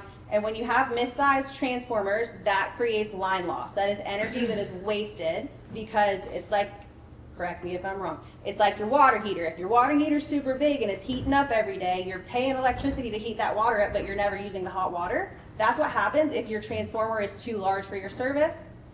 So we really need, and especially these two locations, pretty significant. If they go down, we're probably gonna hear about it, right? So we feel like these 2 spare transformers are definitely the top of the list. Again, the total for all of this is $51,080. If it is the pleasure of the board, management will go back and look at the electric budget and make some assessments and figure out not an increase in the overall budget, but where we can do some amendments or transfers, and we can bring that back at a work session or a later board meeting if you would like us to look into making these purchases a priority in the budget. And after that, that is all I have for public utilities. Are there any additional questions, or did we get it all out already? Then on this right here, these are reserve transformers. How many transformers right now are you needing, not counting these, that you're going to have to finish out subdivisions or whatever that you're already committed to? 10, 12. 10 or 12. How hard is it to get them? Right now, the single-phase transformers are pretty hard to get because there's so many going on everywhere. Three-phase transformers, nobody luckily has them. I had to reach out into South Carolina to a larger company, and we're getting good prices from them, but they're just not here. How long would it take if you had to have it to get it in? If I ordered today, I'd probably have it in 8 months. 8 months. Yep. And remember now that I deal with rebuilt used transformers. These are not new transformers. It takes you over a year to get a new transformer. And double the cost. You still do much with Southeast? Yes, sir. Yes, sir. So if there are no more questions, that is everything I have. We have HR next. We have, I was gonna, just looking at a clock, at the clock, sir. We have, it's 10 minutes to 12, and we had lunch for 12. We could get Scott started and then make lunch a work lunch if you'd like. Okay. Can you finish in 10 minutes? If we're here longer than 10 minutes, it's not my fault. Okay. If we're here more than 2 minutes, it's not my fault. All right, let's get started. All right, first thing I want to point out to you here. This is the first year with a dedicated HR budget. Up to this year, there has been no budget dedicated to HR like this. Okay? So I think that's important for you to understand. A lot of this stuff has been shifting around, moved in. We're kind of, trying to figure out what works best where. But a lot of this stuff has been talked about either in benefits or just the general expenses. So there's only a few things I want to focus on. The first thing is the human resources services category there. What is it? It's drug and alcohol screens. There are 4 situations where we need to have drug and alcohol screens. First one is a pre-employment. Anybody that comes to work here is going to have a drug test. The second one is our random testing program, which we administer. Those can be either drug or alcohol.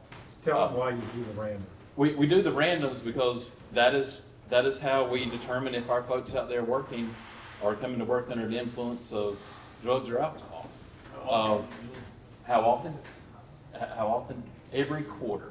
We are actually in a consortium in which through Central Pine now, it used to be TJCOG, and Safety Works, they're the administrator for our program. All of our employees go into a pool with a number of other municipalities in the state. And the random selections actually come from that pool. So we may have a quarter where we have 15 people go to test. How much does it cost to get one test? It can be anywhere from $100. You're paying to go have somebody take a specimen at MedFast here. You're having Safety Works pay it. You're paying a medical review officer to go through and do that. That's all paid in the program. So last year, we'll get to a little bit more to cost on that in just a second. But the randoms is the second reason you'd have a drug or alcohol test. Another one is post-accident. If one of our employees has an accident, there's any indication that they may be impaired for any reason, we will send them to have them tested. If they're a CDL, if they have a CDL under DOT rules, there are very specific guidelines on when we must send them to be tested. The final one is for reasonable suspicion. Reasonable suspicion is basically we see an employee over there getting ready to go drive the truck around, but his eyes are kind of bloodshot, he's acting kind of fidgety. That their supervisor at that point can come and say, I think we got a problem here, and send them tested. The number 2 thing that goes into that line item is background checks. We do background checks on all new employees who come in. Also, our volunteers, especially through, say, Matt's not here, Tim's here, Parks and Rec, we're having all of them background checks. That's because they deal with children. Yeah. And in fact, there's a new law that's going into effect on October 1, in which all governmental agencies are required to not only have just a background check through a private entity like we do, but to go through the SBI, fingerprints and all that good stuff, if you're going to be hiring anybody that's going to work with children. So that is a whole new process we're having to get in place and go through that with help of the police department and Parks and Rec and the library. We've been working through that process. Final thing is the employee assistance program. We talked about that. about a month ago, I guess, and Manager Harrell mentioned this morning. How much is it? $15,000 budgeted for this year. Last year, it was $13,000 actual cost. Just shy of $7,000 went for the employee assistance program. The remainder of that $13,000, looking around $6,000, went for background checks and drug alcohol service. I'm interested in screens, because I've been a town employee for 25 years, and I was screened the day before I hired. And that's it?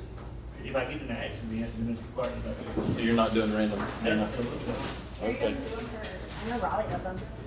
Yeah, and the usual is for any governmental entity to be doing random screens. I took one day I got hired, and then what, two weeks later I got full random. Some people get on a roll, and I tell them to go buy a lottery ticket because they're coming up. Maybe I've just not done a lottery ticket, but Yeah, in 25 years, I've never been popped. We have people that have been here for years and never had the random, and we have some people I've seen go 3 quarters in a row. They're not getting the vote.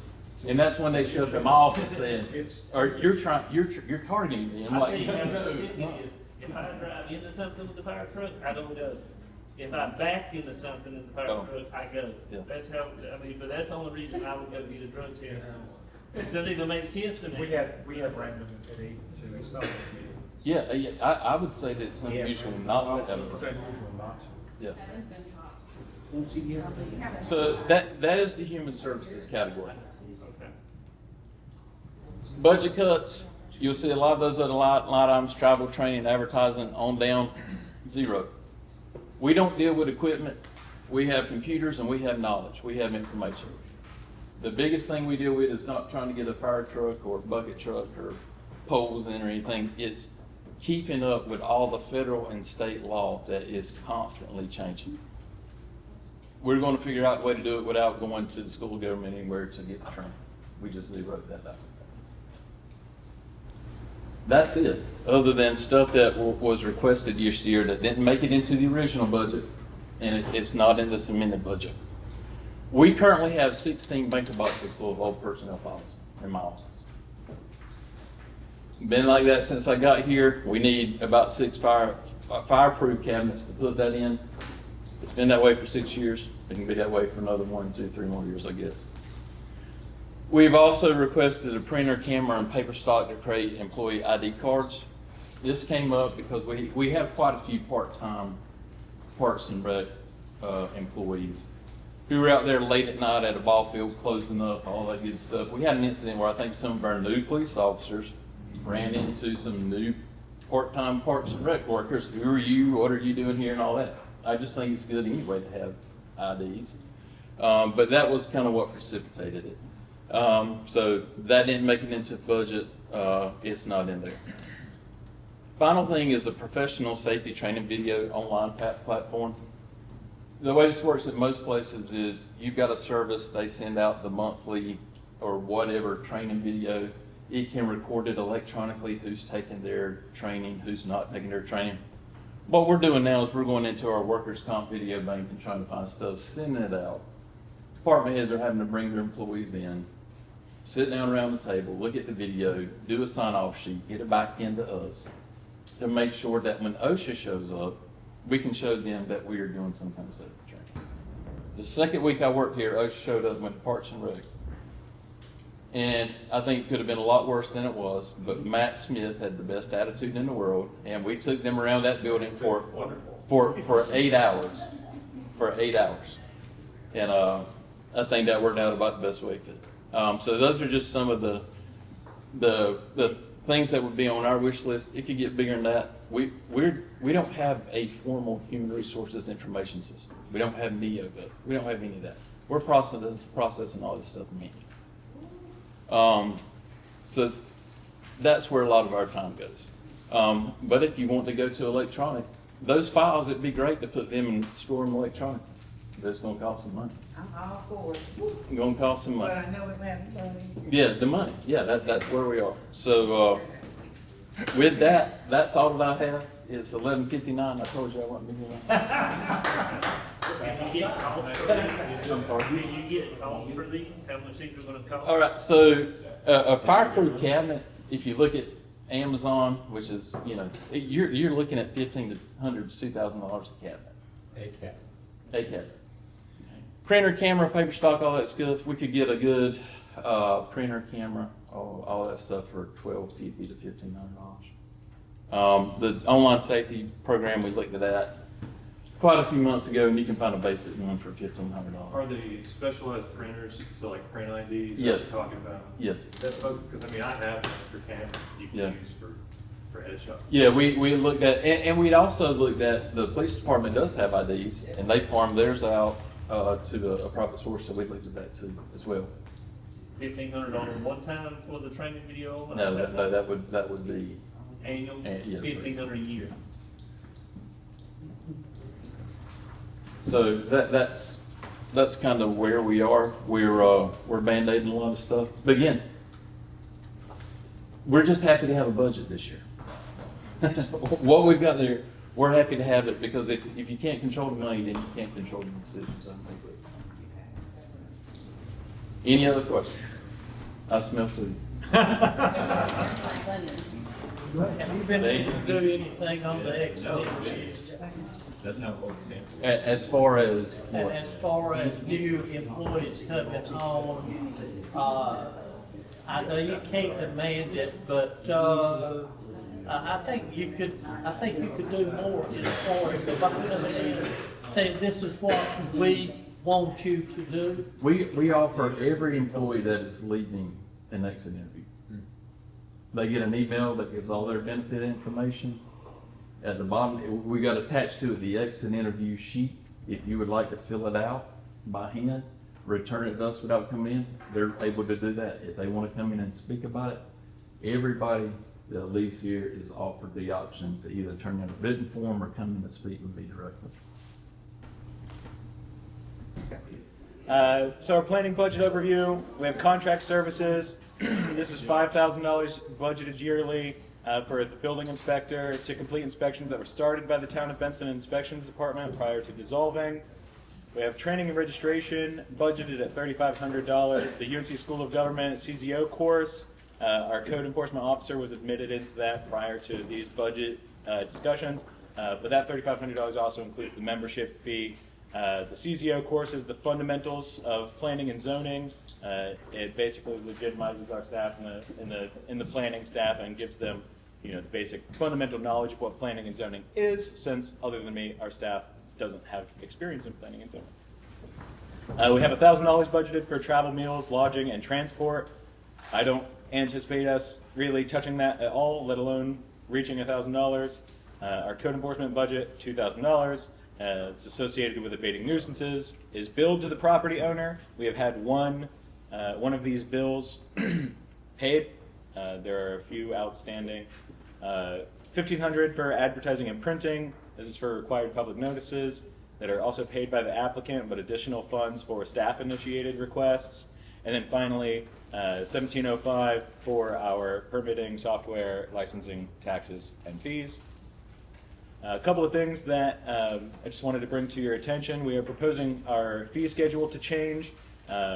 These changes would bring us more in line with standard planning practices and also give us more of a cushion in how much we're spending on advertising, mailing, that sort of thing for the state requirement for public hearings, for things like special use permits, appeals, variances.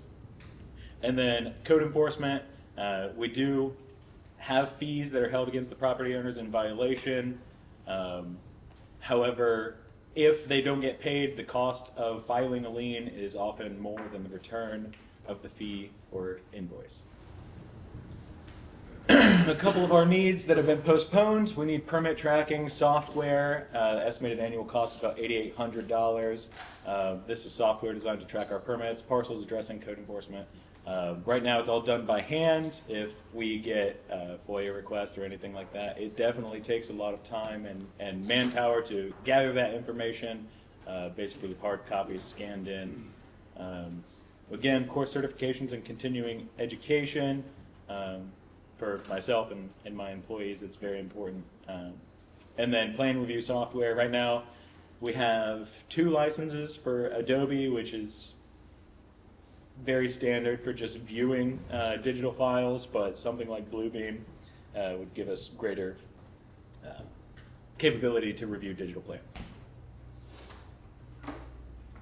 Let me ask you a question about liens. All right. Don't swing. So, but like years ago, I ran into a thing in our homeowner association, especially during COVID, because we quit paying dues. We entered into an agreement with a national corporation that whenever I'm not able to collect a lien or dues, then I just send it to them for collections. They file the liens, they do all of that work, and it's at no cost to the entity or to the HOA in my example. Is there anything like that that work for the town that you're aware of? Could be. I haven't heard of anything like that. And that way, what they do is they just take all the legal and lien fees and put it on their ledger, and then they will finance the outstanding HOA fees for about up to 12 or 24 months at an interest rate, and then once they get paid, they pay back what's owed to the town, and then they just keep the rest for their fees. I just wonder if there's a program out there like that for government entities. I'd love to look into it. HOAs, I can't afford to go pay an attorney $600 to do a lien when you've got 10 people in a 30-unit HOA that are paid, that would break their budget. Yeah. Might be worth looking into. Yeah, definitely. Yeah. And I can give you the name I got. I don't know if they do municipalities or not. I just know they do all of our HOAs. Doesn't hurt to ask. Okay. Let me ask you this, I know we've been working for years on, the new UDO, and, I think Mr. Paul worked on it. We got somewhere, I understand you're working on. How far out are we, because I still get questions from people. Sure. And from being a resident here forever and growing up here, most of these people know me, and they'll call me before they call you and say, look, I can't get anything done because y'all hadn't adopted the right UDO or the wrong UDO or whatever. Where are we at, and at what point do we sit down and look at it and say, you know, this is what we're looking for, and we'll change this with you? Yeah, sure. So I have a first draft of the ordinance already. I completed that in my first 3 months of employment. But that kind of being edited and reviewed has taken a back seat because that happened right at the impetus of the rest of this budget stuff. So I think, I think Steve and Kayla have probably not had the time to look at the first draft of the ordinance to give me feedback in order to make it suitable to give to you all for review comments and things like So that. if somebody, if a contract comes to you for a permit or whatever, what are you looking at? What set of UDOs, the old ones? I am looking at the available online version because I am assuming that that is the version that the layperson is going to be able to find and look at, and so and to the best of my knowledge, that's also the most current version. But that is the version that we operate off of. Okay, well, we want to do things right, but we want to do things. And I don't want anybody discouraged, and you hear it, I reckon, everywhere, but we're the hardest town to get anything done in the world. Well, you probably go to Four Oaks, you probably go to Smithfield, and hear the same thing. Yeah. So I just want to make sure that you're getting the right things done, and if you've got any question, if the county says one thing and we're saying something else, I think we were kind of wanting to get kind of in line with them because they ended up taking over their air inspections department. So. Yeah, so the building inspections and planning and zoning, two separate entities. We're going off of the ordinance, and they have to go by the state building code. And myself and my staff, anytime we're communicating with citizens, we're trying our best to not say no. But again, our hands are tied by the rule book. If we can find ways to creative solutions to say yes, we're going to do it that way.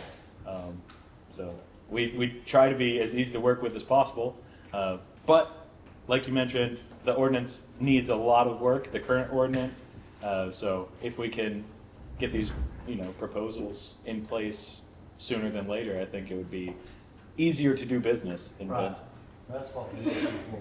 That's right. We, we had in the past, people that did not want to just say yes. They want to say no to everything and then yes if no other option.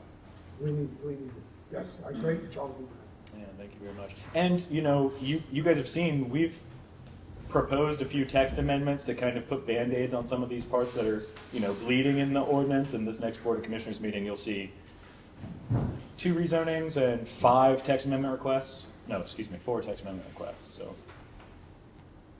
And, you know, these are just small things like parking changes to make it more palatable for businesses like restaurants to come to Benson because the current parking standards are dense, so.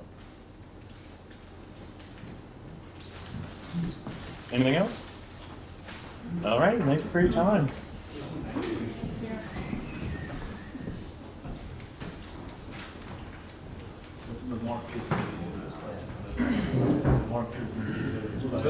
All right. Yeah.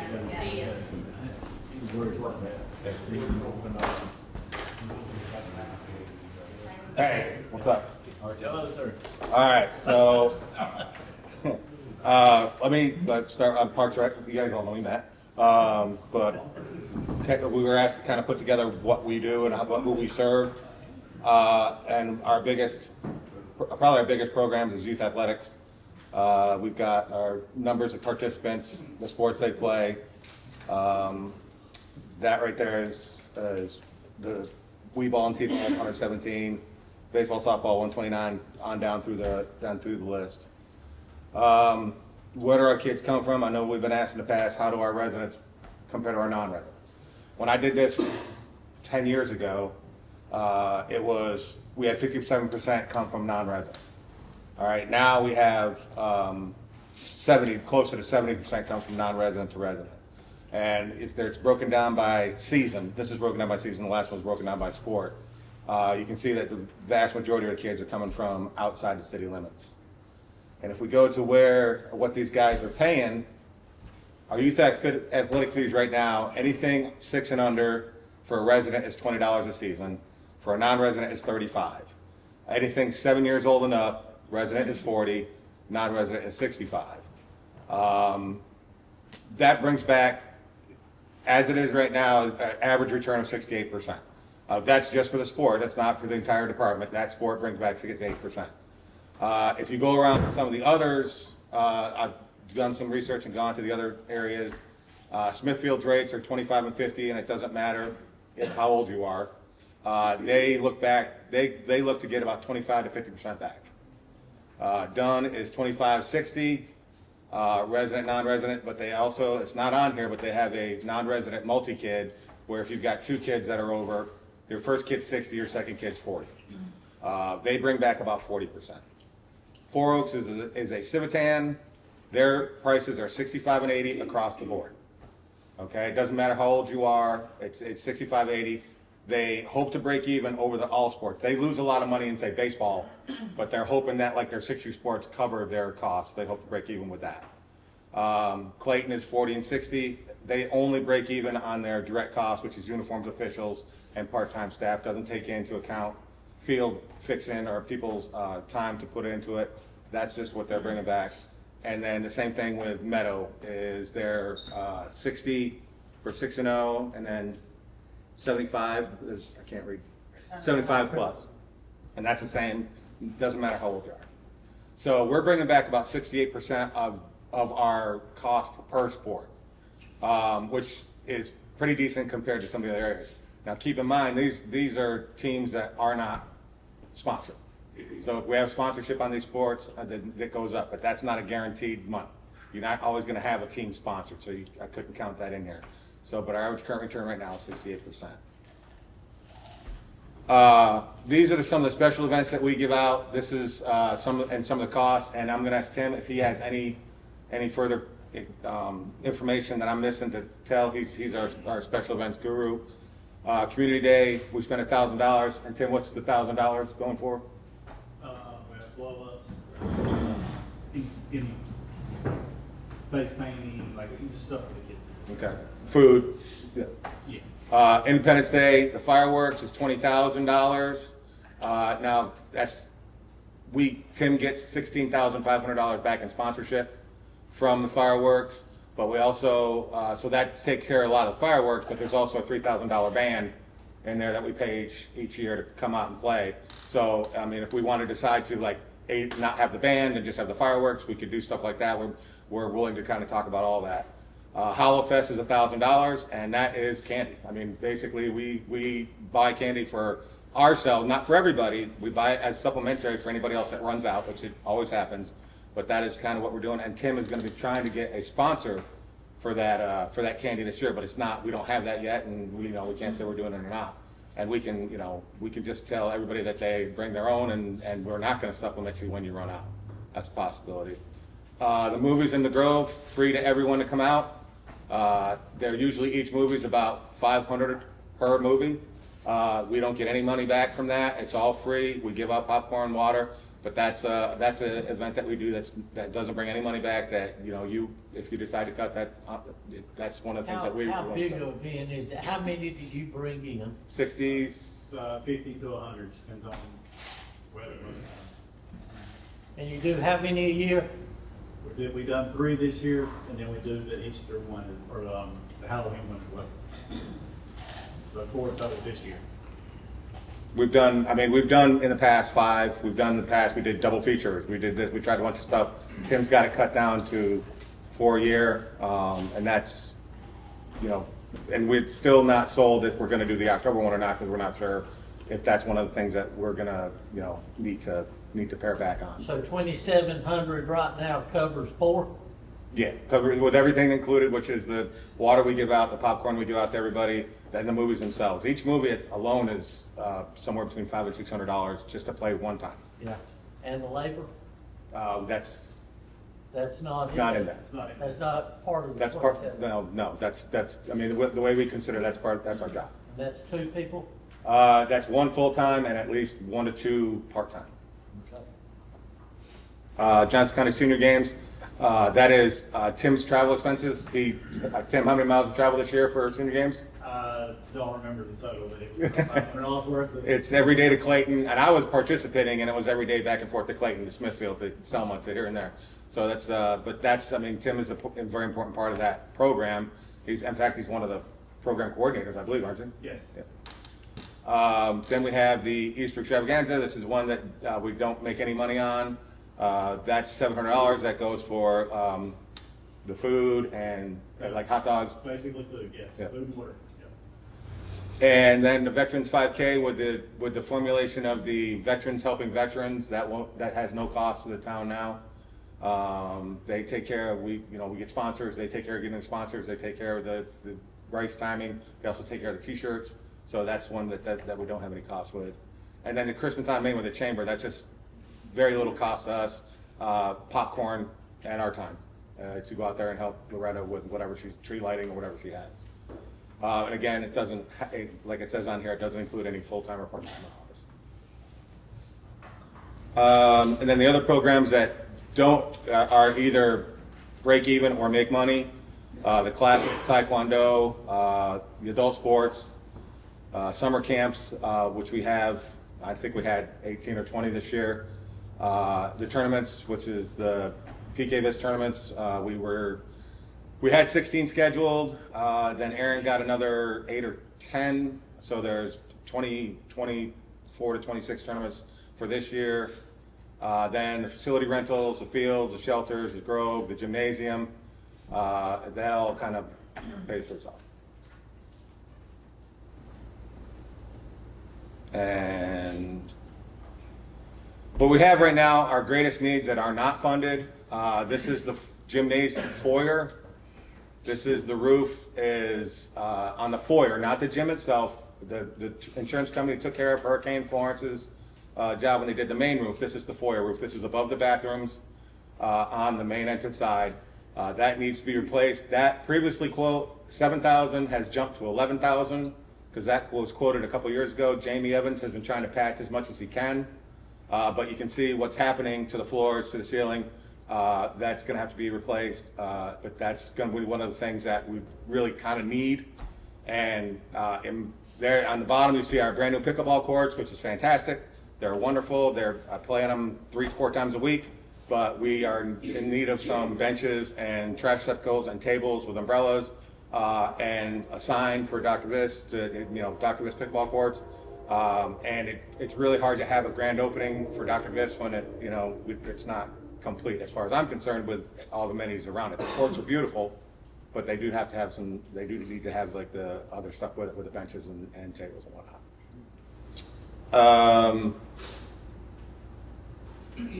And that's all I got, unless you got any questions. And I know, you got some questions there for me, right? I do. Let's have them. Not hard. When somebody say I'm a ball tournament, Yep. or whatever it is, softball. Yep. That's what I play. But when you have a softball tournament under the field, what does Parks and Rec provide? We provide the field, which is $300 per field per day. Okay. All right. Then we provide the person to line the field at one point during the day, and then at the beginning, and then one more during the day. If that's you. Yeah. If they want it done. That's included in the $300 per field Yeah. per day. Right now it Is is. that comfortable with what other ballparks that size for paying? Yeah, yes, yeah, very. So we're actually probably higher than some of the ones right besides. Okay, all right. So, well, we're not making any income out there. Yeah, we're making it. Like, you mentioned earlier that we don't make our, like someone else made the only income in town. We're making $180,000 throughout the entire program. Right. That's coming back to the park. Now, $180,000 is not coming at this, but when we rent out the ball fields, you're talking, if there's a one field tournament one day, it's $300, but you're talking a 4-field tournament for 2 days, you're looking at $2,400, and that's per weekend. And right now, Aaron's got, I want to say, 24 tournaments for now until December. Yeah, I think there's like 11 more. Yes, so 11 more. And there's one actually right now. Yeah. That you guys, if you want to go check it out, it's going on happening right now. That's 24 per year? Yeah, well, it depends, and it changes each year. Like, we had 32 the first year, but then the organization we were working with got sold, and so now we're trying to figure out how that all works. But now, it's 30, 24, 20, and we don't have a set amount of like, oh, this is how we're doing it. We set up the tournaments, or Aaron sets up the tournaments in, say, February, and then we start going, and then not all those tournaments make. It's raining, and they don't have enough teams coming out, so not all of them make. That Do you charge them if they rain out? Not if they don't make it. We could. Right. So what does that 300 cover? Field rental. Field Okay. rental and lunch if they use it. So they have to pay for their own, referees? Officials, everything, yes. Okay, now, when my girls used to play, Mhm. every time I walked into Smithfield, I had to pay to get in. They had somebody, is that money, we're not doing that. We're not getting the gate fee. No, we decided, and this is through asking other areas what they did, and Smithfield said that they did a gate fee, and they got rid of it because it was more of a pain in the butt than it was because you had to have people there to make sure that they got the right fee. We decided that we're just gonna rent the fields and make that the fee to be on the field. We don't have a gate fee. Now, they didn't, I think they either rent the field or have a gate fee. I don't think there's one of each. And that's per day? So Yes, they've per got- day, for $300 per they've got a field per three- day. They got a 3-day tournament and the lights on at night and everything? Yeah, they got it. We have those 4 fields, plus we have the 2 fields at the Civic Center. So it's a big enough tournament, we have 6 fields going. So if you got 24 4-field tournaments in a year, it means you're bringing roughly 28 in theory. Yeah, in theory, but you're not gonna have 4 field tournaments every weekend. You're not gonna have 6, you're gonna have a 2 there. I think we just had one. 3 today. It's 3 fields today. So it's not, you can say, yeah, theoretically, yes. I'm just trying to figure out how long it's gonna take us to pay for it. Because obviously pay for the. It's gonna take, it'll take a while, and I wish that we could become self-sufficient. That would be great. Well, I know.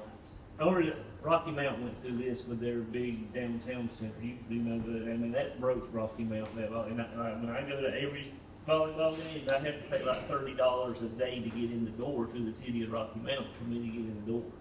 And I'm just trying to figure out how we can maximize profits. I don't want to hurt kids, right? Well, I think, Okay, if you're not playing today in Clayton or something? Riley is playing today, softball. Okay, and what is that costing, what would that cost you to show up over there and go in?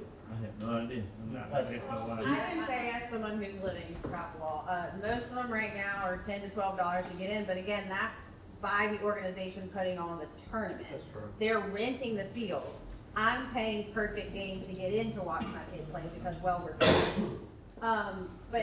But they're generally not taking a cut of that. That is just what Perfect Game is getting or Top Gun or whatever. Okay, so concessions, we got a nice field house concession that we lease out, we've got an agreement with Deborah Davis.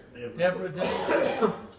We get a And percentage. should be, what we have with her is a 10% gross. We get 10% off what she gets bid.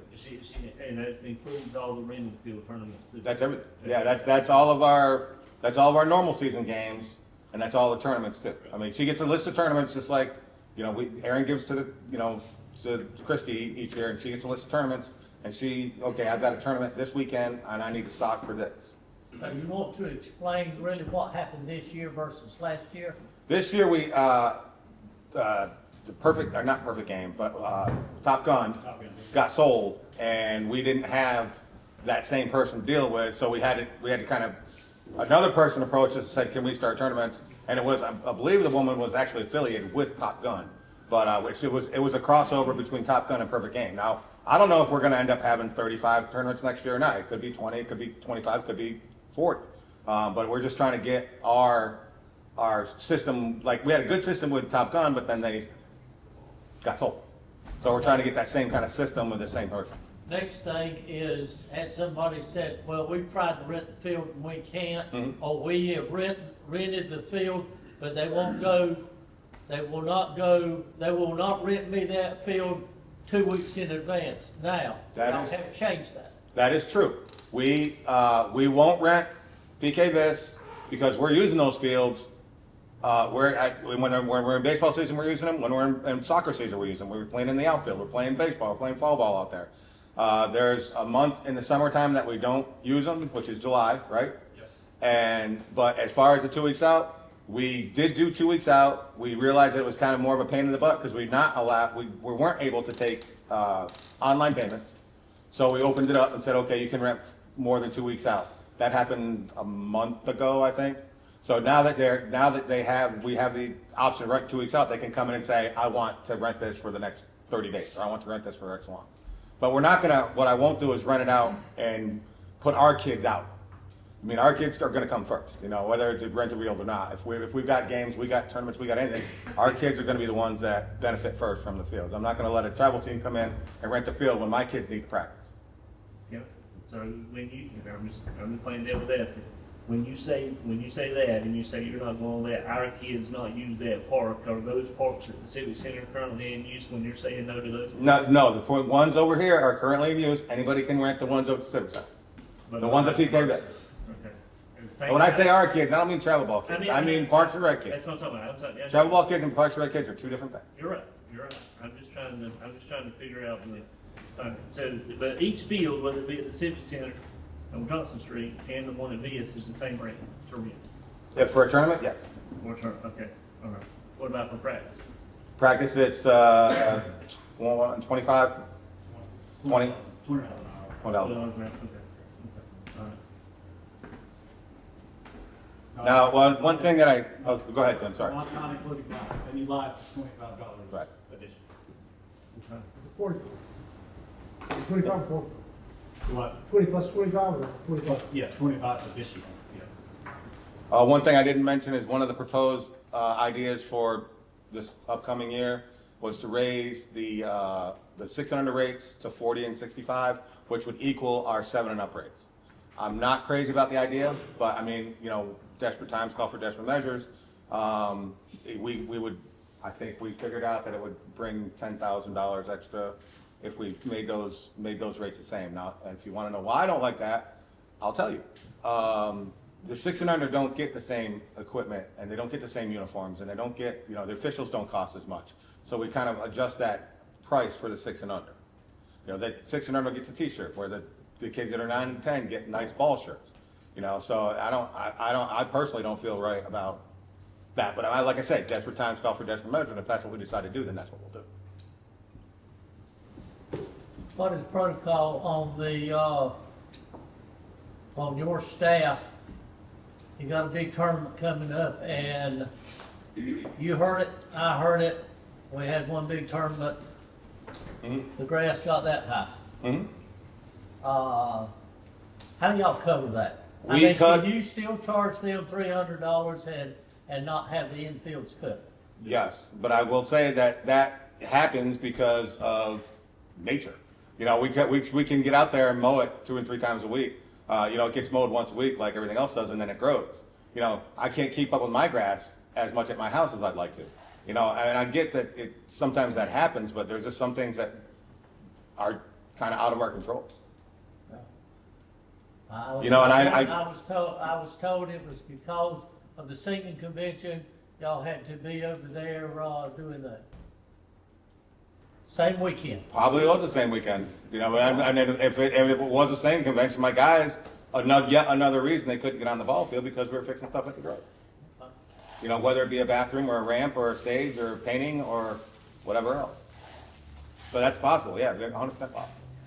But I will say, I mean, grass is going to grow, and especially in the summertime, and it's raining the way it did, it's going to grow like the son of a gun. And we're going to try to keep up with it as best we can. Man, it's been raining a lot. I remember I got just a random text. Y'all have got to do better with this grass than like me talking out to the ball. So it's been raining a lot. I mean, Last week is, go ahead, Sam. was 7 inches in 1 week. And most of the time, all we cut is the field, like the playing field. Most of the time, they're gonna be good. Now, sometimes the outside portion which is contracted out, that's where most of the issue comes in. It was at the bleachers. I was out. So it was out in the outside. So after those reports, I had Jeremy reach out to the lawn care contractor because we talked to Matt. They've already adjusted when they mow at parks or at BS now, because I think they were mowing earlier in the week, so clearly it was getting the entire week of rain to grow. Now, if I'm not mistaken, they're hitting it Thursdays, and they're coming back sometimes on Mondays. But they're hitting it Thursdays to ensure that it's cut, because again, we don't want to do Fridays if tournaments are coming in early. But we have made that adjustment since we got all those reports the weekend of the 301 yard sale, sing, and tournament. Because yes, all that same weekend. Same with tournament, yeah, everything going on. So, I mean, that's a lot going on. You said you were looking for sponsors on the Halloween candy? Well, we're looking for sponsors for a lot of stuff, but yeah, that's one of the things that we could save $1,000 on is if we can go buy $1,000 worth of candy from a sponsor and have it be the, you know, Dean McLam Hollow Fest or something like that. You know, just saying. I mean, if you're offering, we're taking it. But yeah, that would help us. I mean, that would alleviate that cost because we don't supply candy to everybody. I want to make that clear. It's not like we're giving out candy to everybody and say, okay, good enough. What happens is people run out, and they run out damn quick because they do not realize how many people come to this thing. I mean, it's enormous, and you try to tell them, but they still. So we have supplemental when people need it. Yeah. Well, again, that's another thing that I was saying about the fire department. We are blessed in some ways. Our big project is coming up. We sell tickets on that golf cart. We use that money. It doesn't come out of the town for our $1,000 worth of candy that we don't run out of. We're out there giving candy out that we have raised money for. So I think, correct me if I'm wrong, but isn't there some kind of legality with a municipality raising money, like, and don't you have to be like we had to do it with the Optimists, we had to be like partner with the Optimists? The police department can. I mean, they can't get out and sell cupcakes and make money to buy pistols with. Like if you do a reverse raffle, we can't do it as like a Parks and Recreation. No, you can't do that. But so I mean that's what I'm saying. So we don't have that. We don't have that option. You raise money for a bunch of different things. Right, but it's through.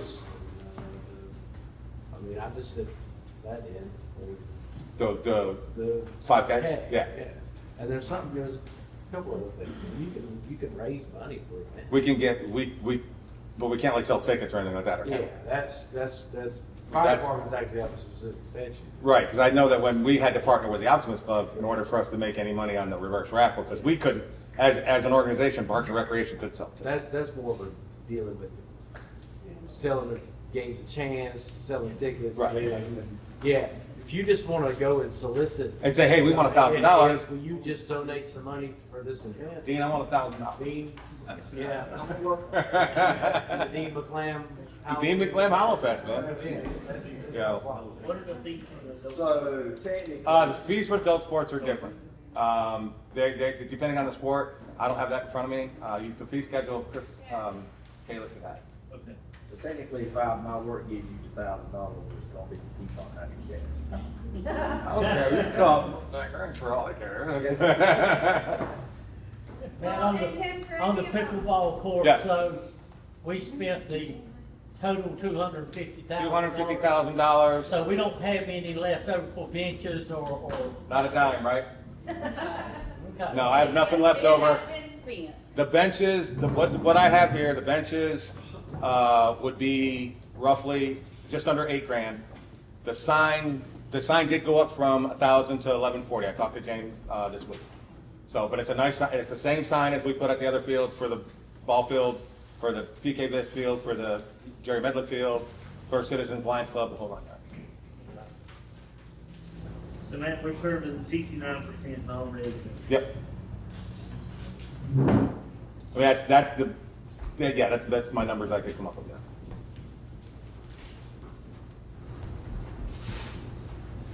Well, you know, when we talk about this before, I would love residents not to have to pay a fee. You used to, as they pay taxes. Well, you're gonna hate me saying this, but I'd love no kid to pay any fee. Well, But I can't. I mean, I get that we can't do that, but I mean, Well, could you not increase non-resident fees and increase resident fees? I can. Sure. Or do you think that would hurt your numbers? Yes, I do. I think it would hurt my numbers, and I think it would cause a lot of phone calls, and I'm gonna give them all your numbers when it happens. I won't take it. If you decide to cut this or raise this, I'm like, well, William Neighbor said that, and I'm working. Call him. They call me about the exterior water bills every week. Well, you know, if you look at, like, say, Four Oaks, they went and they raised their fees, and they're paying, I think, with 65.8, and that's resident, non-resident. We could do, I mean, yeah, we could do that. I would hate it, and I like I say, I want every kid to play, and I want it to be as economical for every person. You know, I'm a dreamer. You know, I want that stuff to happen. I know that you guys, you know, you guys have to think about the money side of it. Right. Yeah, but I'd love to have every kid play for zero. Dean, that's another chance you sponsor. So, Dean, that's another chance you sponsor. that's right. I mean, we'll come out of people on recreation. I'm making some takes right now. How many people in Halifax? How many people that come out to it? Couple, I mean, impossible to count. I'd say 2,000 to 3,000. Wow. That's right. I mean, for that 3 hours, it's nothing but a nonstop mob. You know, I get it. It doesn't bring any money in, but it brings how many people to town? Even if they're not buying anything, they're still here. You know. Well, and Tim, haven't you had some talks with possibly Elevate Benson? Yes, email back and forth. Right, because like he's saying, Yeah, about them maybe partnering with us on that, maybe help cover some of the fees, so we ain't got to. right, yeah, the marketing, because again, as we're saying, it's bringing all these people to downtown. Elevate Benson wants to bring people downtown. If we could get those two to kind of work together, have some of them stay open later, have them maybe help with the marketing, have them help with the push for getting people here, I think that would be a really great partnership. So they are looking into that as well. I'll get with you. That'd be great. I mean, we got all kinds of stuff to take us on. Well, I'm looking to see this as a local resource center. But I'm also going to give your information to the Duke Energy people, gas, or the person that deals with it, sponsoring stuff. Because we sponsor a lot of events. I could say that Tim and I would be thrilled to talk. There is, I hadn't, just came to my mind just now, talking about naming fields and whatever. Town of Aden, where I last worked, when I was full-time manager, we had a policy on things like if you provide a picnic table, you get a plaque on the picnic table. So one idea for the pickleball court is see if someone wants to donate a picnic table and put a little tag on it, donated by Mr. and Mrs. Jones, something like that. Absolutely. I mean, the ball fields at PK Viz are all donated. Yeah. There's $100,000 that came in, everyone feel like it was 25,000, I would be happy, thrilled to put a plate on somebody's bench or table or whatever. Yeah. Okay. I want to Urinal. Any projections on move date into the new building? I think Jay's gonna get into that when he does his. You make, Okay. yes. Yeah, sweet, that's what I'm talking about, man. Can you take a credit card?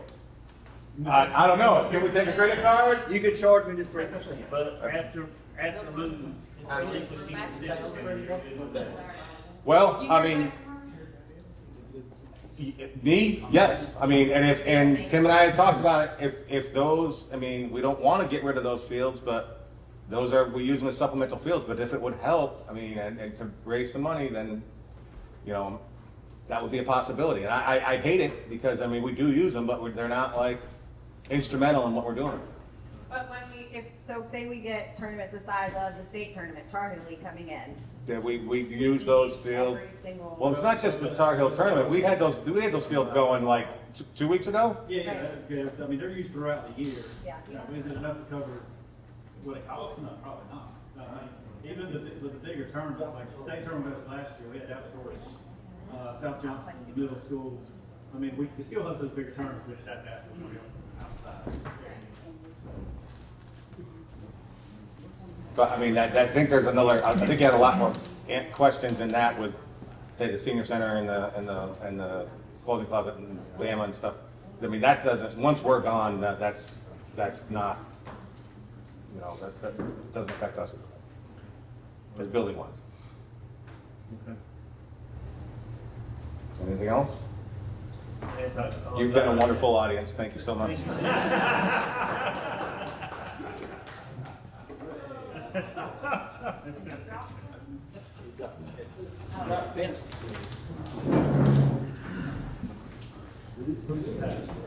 Oh. Lower it.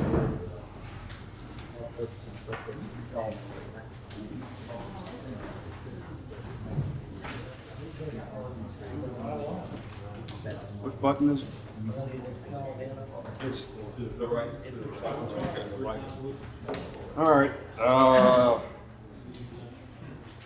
We'll work this up on Tuesday and submit it to Steve and Kayla, I think Wednesday. A couple things have changed on this, nothing's extravagant, so we'll dive into the $16 million projects, which will segue into the Mingo Interceptor, which will be the next slide. So just kind of give you a quick update on these. Nothing's really changed too much since the last meeting. The elevated storage tank, I do have a guy come out to do the appraisal on the property. I've been for Magnera. Yep.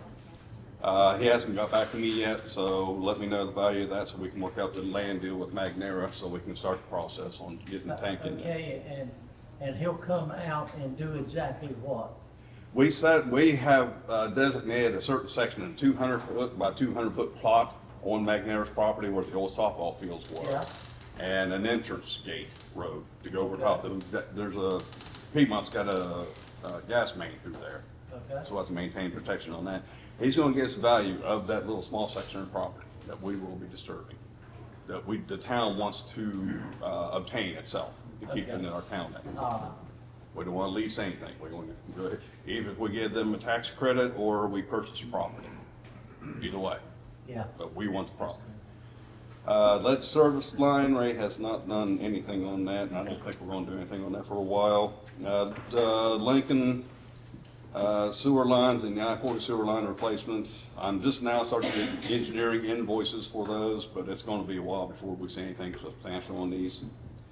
The I-40 pump station overhaul, they came in under budget. I was budgeted 141, they came in 134, and they done out there, Jeremy? Which one now? The pump station, less the switchgear? We're 90% done, just maybe one more day. Okay. Yep. On which one? It's I-40 lift station. Oh, yeah.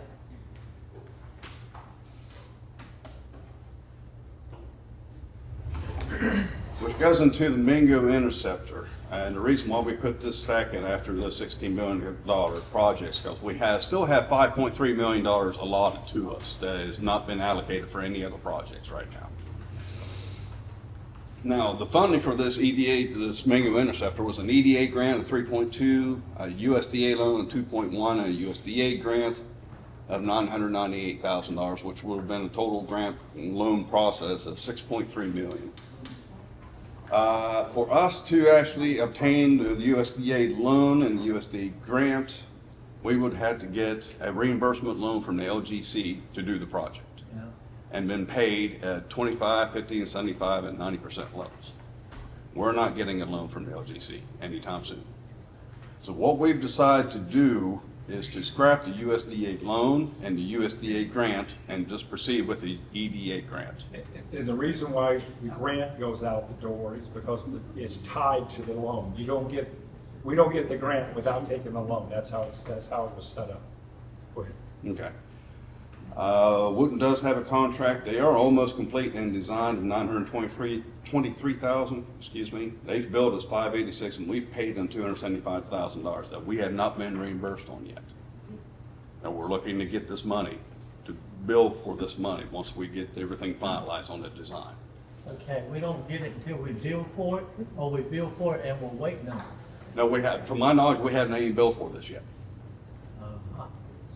Sorry, I'm not privy to when we bill for stuff on the projects, so. But we had talked about it was going to be, we reduced it to a very much smaller scope where we're going to redo the Chicopee pump station and run the new force main up Chicopee into a 12-inch gravity, and that was going to be the entire project. It was going to be about $1.5 million. It's what, oh, about fell down. Yeah. It's my casual shoes. Might be next on the drug test. Say it. Okay, but I've had discussion with the Wooten Company, and we've kind of worked out a different type of project where we are actually going to do away with the Chicopee pump station, run the new force main for Magnera up Chicopee, and build the new pump station over on Louis Woods property and run the new force main up to the South Walton pump station. This stays within the existing footprint and the original design intent of the project. EDA will not have an issue. We actually have a conversation coming up with EDA this coming week to review what we've come up with. How much have we already spent on this project, Jay, as far as engineering and whatever that we've paid for? $275. $275. We've already paid that. Yes, sir. Yes. We don't owe it, we've paid it. Yes, sir. And we don't get any money back for that until we lay the first piece of pipe in the ground. Is that right or wrong? I don't know. I can honestly say I do not know on this EDA grant. Yeah, we're going to be talking to the EDA. Okay, so we really don't know when they may cut us a check and help us. We're going to know because we're going to be meeting with the EDA. Yes, sir. Okay. Unfortunately, that's been part of the problem. Yeah. Is that engineering fees have been fronted by the town. And that was true with the waste treatment plant as well. And so we're gonna have a conversation with the EDA, if you don't mind me cutting in, Jake. Okay. We did learn that the EDA is fine with the alternatives that he just explained to you. And that we just have to meet with them, iron out the details, and they will pay for 80% of the cost. And then we have the 5.8 million left over from the 16 million, which will pick up the cost. That new alternative is going to push it to about a $4.1 million project. 4.1 million, but we'll have the EDA. We've got the 5.8, so we'll be able to cover the cost. And it will be closer to what we wanted in the first place, which was going to be $6.3 million. And we've been, in the last 12 months, we've been told a little about this, said, yeah, that's where we got in such a bind. We paid the engineers for their fees of $400,000, $500,000, but from what I understand, we don't get a penny until we start actually doing the work. And then they come through and start paying these fees? That's the projects. I know which project you're talking about. That is the American Rescue Plan Act projects. The ARPA funding we receive from the state. Yeah. It's federal money. We were told all along, and myself included, that we were not allowed to, we could not bill for any engineering on any ARPA project until the first shovel hits the ground, until you start construction on the project Okay, itself. well, we sat down as a board and met with Wooten Company, and we also met with, right. Withers? And Withers, they came to an agreement. We were told that we're not gonna bill y'all anymore for any more engineer work until the project starts and y'all start receiving money. Mhm. Now, if that's happened, I don't know. I assume that they hadn't been billing us for more projects. But we have actually paid them, the engineer. Well, I talked to Brian Wooten the other Yeah. day, and it was the 22 million that for the wastewater treatment plant is the phase, the 2024. They had said that you could not do it until construction started. Well, when I talked to him the other day, they have changed it. So this week I have been working with Kevin Richards from the Wooten Company, and he is going to help us do the drawdowns because that's part of our package. They're our grant administrator. Right. So we're going to go ahead. We just submitted one reimbursement for the Lassie and one for the Headworks project. Soon as we get those back, we're going to submit for the 2024 what we've already paid, which is right at $700,000 to go ahead and get that back, because that's coming out of the $22 million state appropriated funds. Okay, explain to me, say we get it back, 700,000. Where does it go? I know we've already spent it because we've already paid engineer firms and some of it for that. Well, we also, you have to think about something. We have a $1.9 million L-shaped building that we already received those monies from, and we've got to pay. We've got invoices out there that need to be paid. So that's gonna be on my first thing, because we have to get those paid. They've already told us, you've got until June, whatever you hadn't spent, you gotta get back. Yeah. So when I get that, that's my priority, is to get that pushed out. That personally is what I need to know. When somebody asked me, they said, oh yeah, it's coming in. It's not gonna come in and go 700,000 in the bank. It ain't replacing anything. It's gonna go to other areas. Projects that we've already spent the money, and we owe the project. I'll show that to you here in just a Okay, minute. thank you. Okay. Anyway, that's where we stand on the Mingo Interceptor, but you're also looking at I'll show you on the main treatment plant right now, but right here's money that the town's we're going to try to do what we can to get back and see how quickly we can. That's $275,000 that can actually go back into our bank account. I keep on forgetting these. Headworks project. This is out of the $22,733,300. Wooten contracts 470. We paid on 423,000. This was one of the two payments that was submitted by Kevin Richards of the Wooten Company this week. EOJ's contract is $2 million, plus we got about $26,000 in change orders for him. I'm estimating he's going to be around $2,121,000 at the end of the contract. This was the second payment request we sent to the state, DEQ, for reimbursement money. Wasn't there a deadline on that money? ARPA money has to be spent in its entirety by December 31st, 2026. Yep. Oh, you want to meet that? Yep. I'll be up there to shovel myself. This project right now, I just had a minute. I'm here with Junior at lunch, and all the town's main lines, everything's running to the new headworks now. It's up and running. We got some miscellaneous piping, reworks and stuff to do for the, I forget the name of the town already. But it's in operation. We'll start soon taking out the old headworks.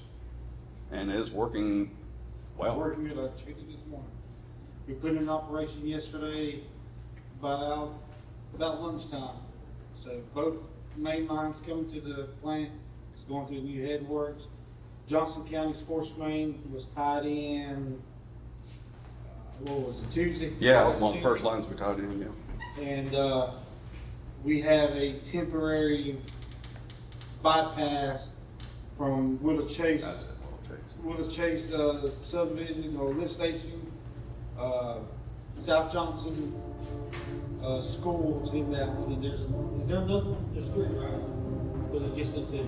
It's just the Johnson County and the Willow Chase, wasn't it? Burris. Burris, yeah. Yes. Them three is in one, it's a 4-inch main line, but we have that temporarily. They're gonna tie that in tomorrow, Monday after school closes. But they have to shut that lift station off. And then they'll start tearing down the old head works, and then my filter will be plumbed into the new head works, and then we'll be 100% ready to go for the next project. Yes.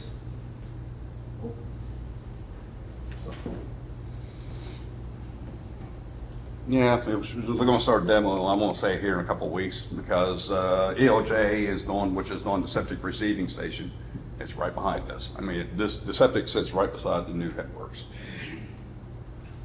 Main plant, again, here's your 22, 733, 300 ARPA funds minus what, our previous headworks costs were going to be.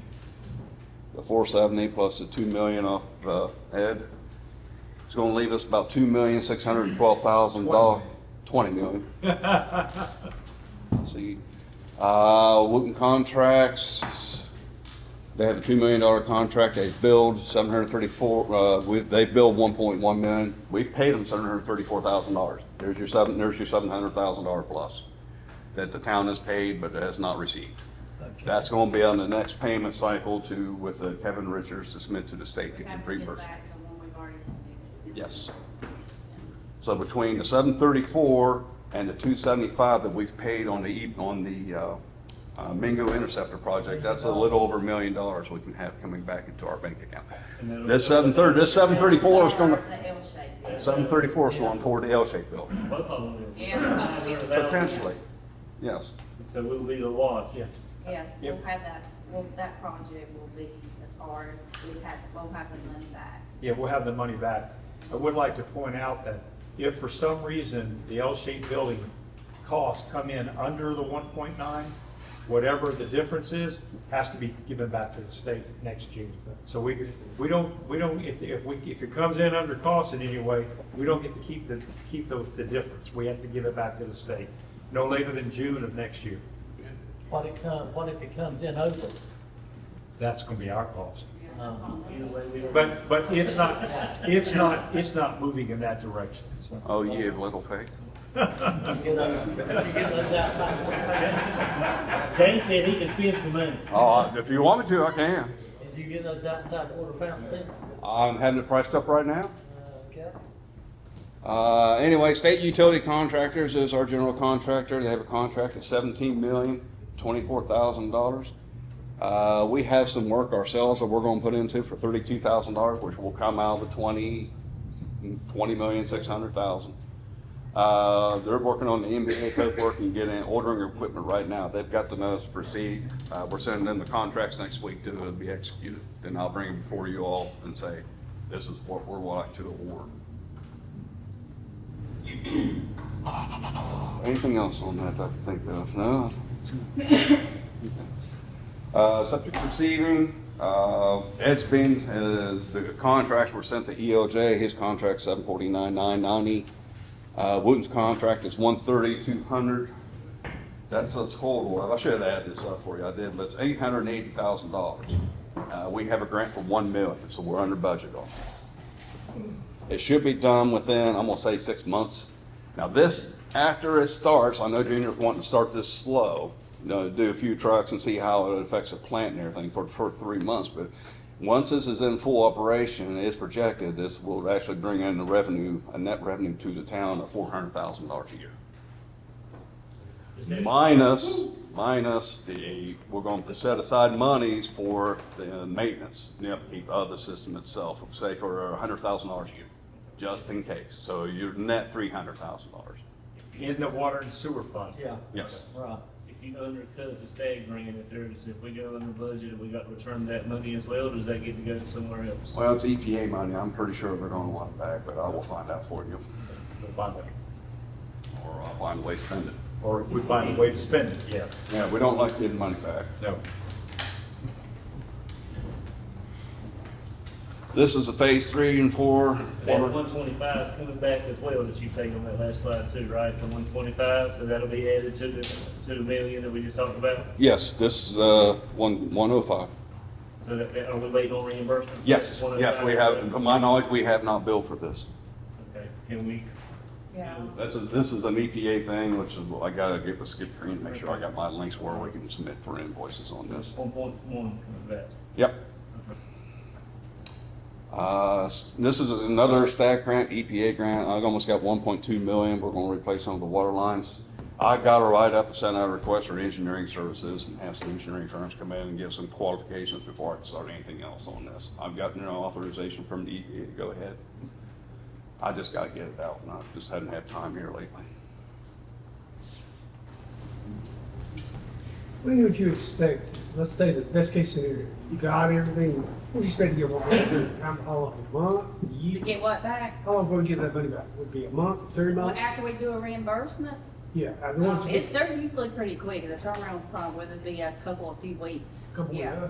Yeah, I couldn't, they've been, the They- state's been pretty good about paying us. Yeah. It's a pretty fast turnaround time. It would be nice, we wouldn't have to be so tough. You know, One of the things too, going forward, if I could, on projects the town does going forward, the grants from DEQ, the Department of Environmental Quality, those grants can be set up such that you don't pay your cost up front. You send the invoice to them, they send you the dollars, and within 3 days of receiving it, you pay the contract. So in the future, that's the kind of what you should be looking at rather than fronting the cost yourselves. And that's what That's we've just done. on the DEQ grants now. Yeah. Well, and we can do that also on the CDBG. Okay, on the Yeah, CDBG because too, we've yes. always, on the CDBG, we've always paid up front, and then we would submit for reimbursement. But I was talking with Monica the other day, and I said, moving forward, we cannot upfront those costs anymore, which we're almost through with the CDBG. But we've got one invoice that's for like 271,000. So soon we'll submit that. They'll put it in our bank account, like Mr. T said. We got 3 days, so we don't have to pay it up front. Right. And that's CDBG dollars through the state. Right. And that's why it's set up that way. But Steve, tell me, on any grant that we get, no matter who it's from, shouldn't this board be getting a report? We get $2 million, we've spent $1 million on this. Shouldn't this be mandatory by anybody that gives us grant to the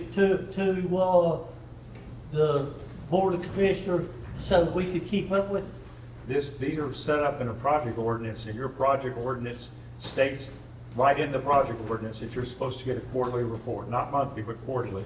And you haven't been getting them, so you're going to be getting quarterly reports. Okay. Yeah.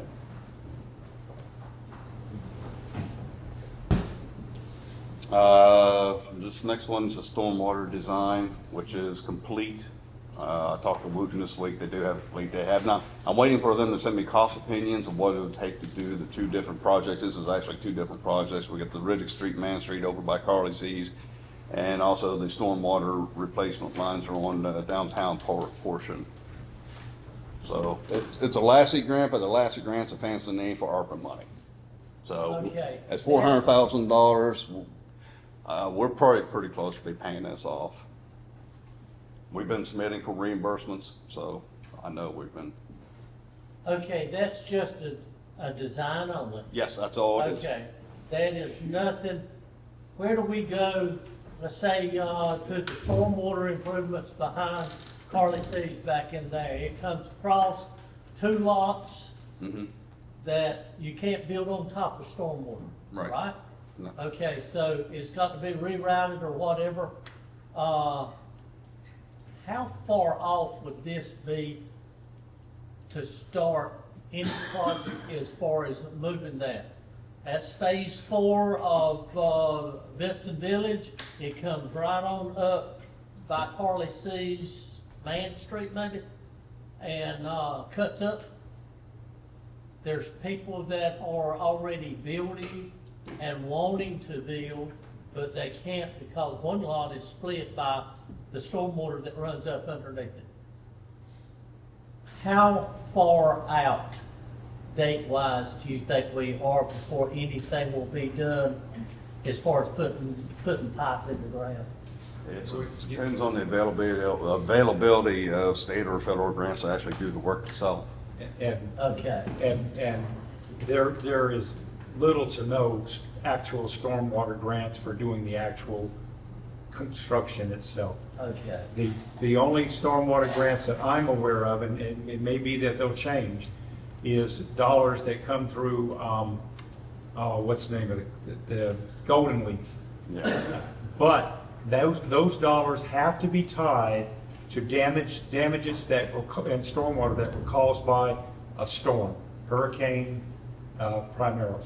But we've got all of that from the past when everything was flooded, and we've got pictures that it backs up every time we've got 10 inches of rain in an hour. It's not tied to a rainstorm. It's literally tied to hurricanes. The dollars from Golden Leaf are literally tied to hurricanes. Golden Leaf. Golden Leaf only. And their dollars are from the state. That the Golden Leaf was given dollars from the state for stormwater. Golden Leaf bought our last fire truck because of a hurricane. Okay. It's tied to natural disasters. And so if you can show that this stormwater project in some fashion was tied to one of the hurricanes that came through in the last 8 years, you could submit it to Golden Leaf and just see. Well, Matthew did it, and that's something, again, it's something to look at. Well, what this does, it gives us 2 shovel-ready projects. Yeah. And I have looked on the state funding sites on DEQ and DWI, and the General Assembly's in the long session this year. And I've looked, and there are funding programs out there, but they're all geared towards lien victims. So all the money, all the grants right now that are on the state websites is everything going to Western North Carolina. Yeah. Understandably so. Yeah. And right now, the federal government, their grant systems are really, really short right now. But if a builder wanted to build on there and they needed to move stormwater, they could have. That's going to be on the building's cost too. They have their cost anyway. It Yeah. shouldn't be on our cost to move stormwater. I am not moving anything for anybody. Yeah. But there are, one thing I did find out when I was looking for extra money. But tie it in somewhere else. Say what? It's, if they move it over, they've still got to tie it in somewhere else, and that's not at the cost would be to the owner of the property that's developing the thing, to move it and tie it in. If that's the way I think it should be. Yeah, even though when you tie it in, it ain't gonna work because it's just, It's undersized. Okay. You're tying an oversized line into I've had it. this conversation, I know what it is. Yeah, that's the problem. But everybody that gets the due diligence period when they buy a piece of property, their job is to make sure that the property is suited for their needs. Do it to have an easement. Well, he can tell you anything.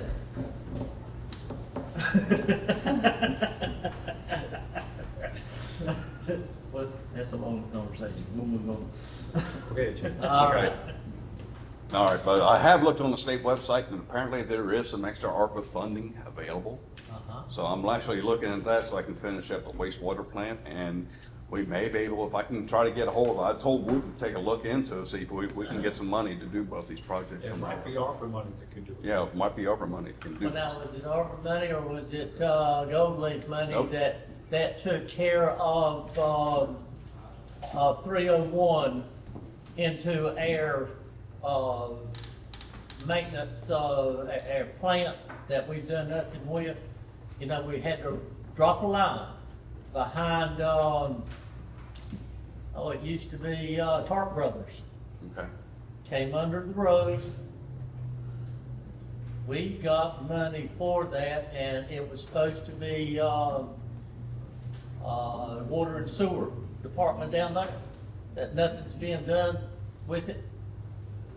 I'm trying You're to, talking about the culvert under the road when Yeah. Matthew came through Uh-huh. to Yeah. the public works building where it flooded. Oh, that was, That was the green grant. Yeah, that was green.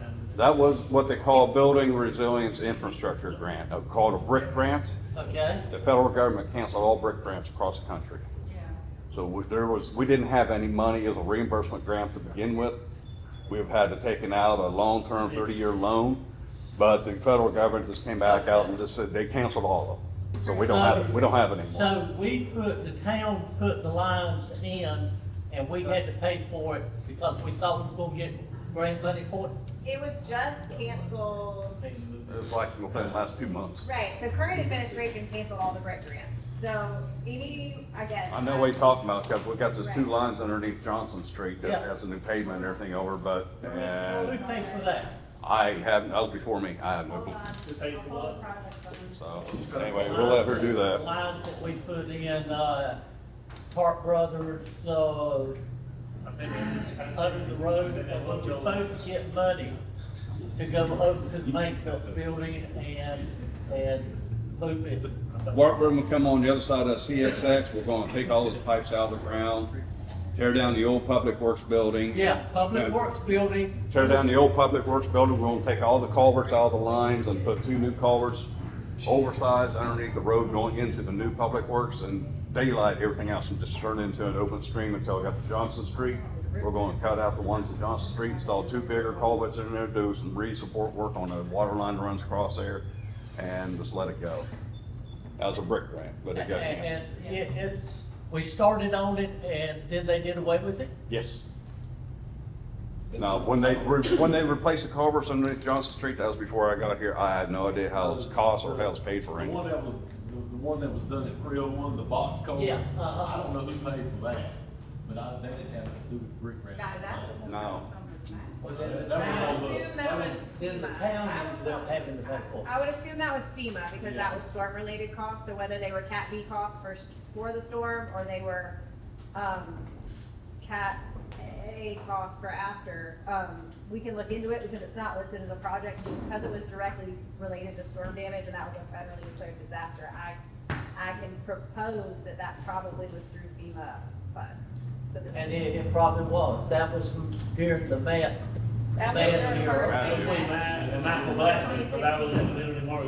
Okay. That was when Michael I was Blackman. not on the board then, but I do know some work was done. PTSD. Yeah. You ever get a phone call on that?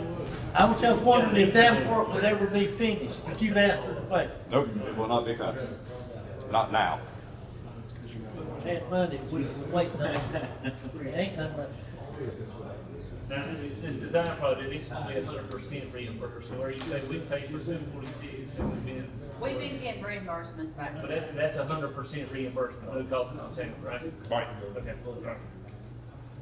I think every project, except for maybe the Mingo project, the town's going to have some involvement in, but all the other projects, there'll be no town funding in it whatsoever. They're all grant funded. All right, Lee Street building. Steve indicated we're 1.915 million, so our grant amount. The state takes away 3% for admin fees. It left me 1,857,550. I kept 10% out for a contingency. They gave me a construction budget of 1.6 million, 671 I should say. My general contractor 794. My roofing contractor 512. There's my HVAC guy 175. My designer. I put the new building out back for Tim and Matt and them, and I had to replace all the IT lines and everything in the building. My construction costs right now are 1.611 million, under budget. Okay. We'll make sure everybody heard that. So right now I'm standing to a positive after all change orders and money that has been allocated, not paid but allocated.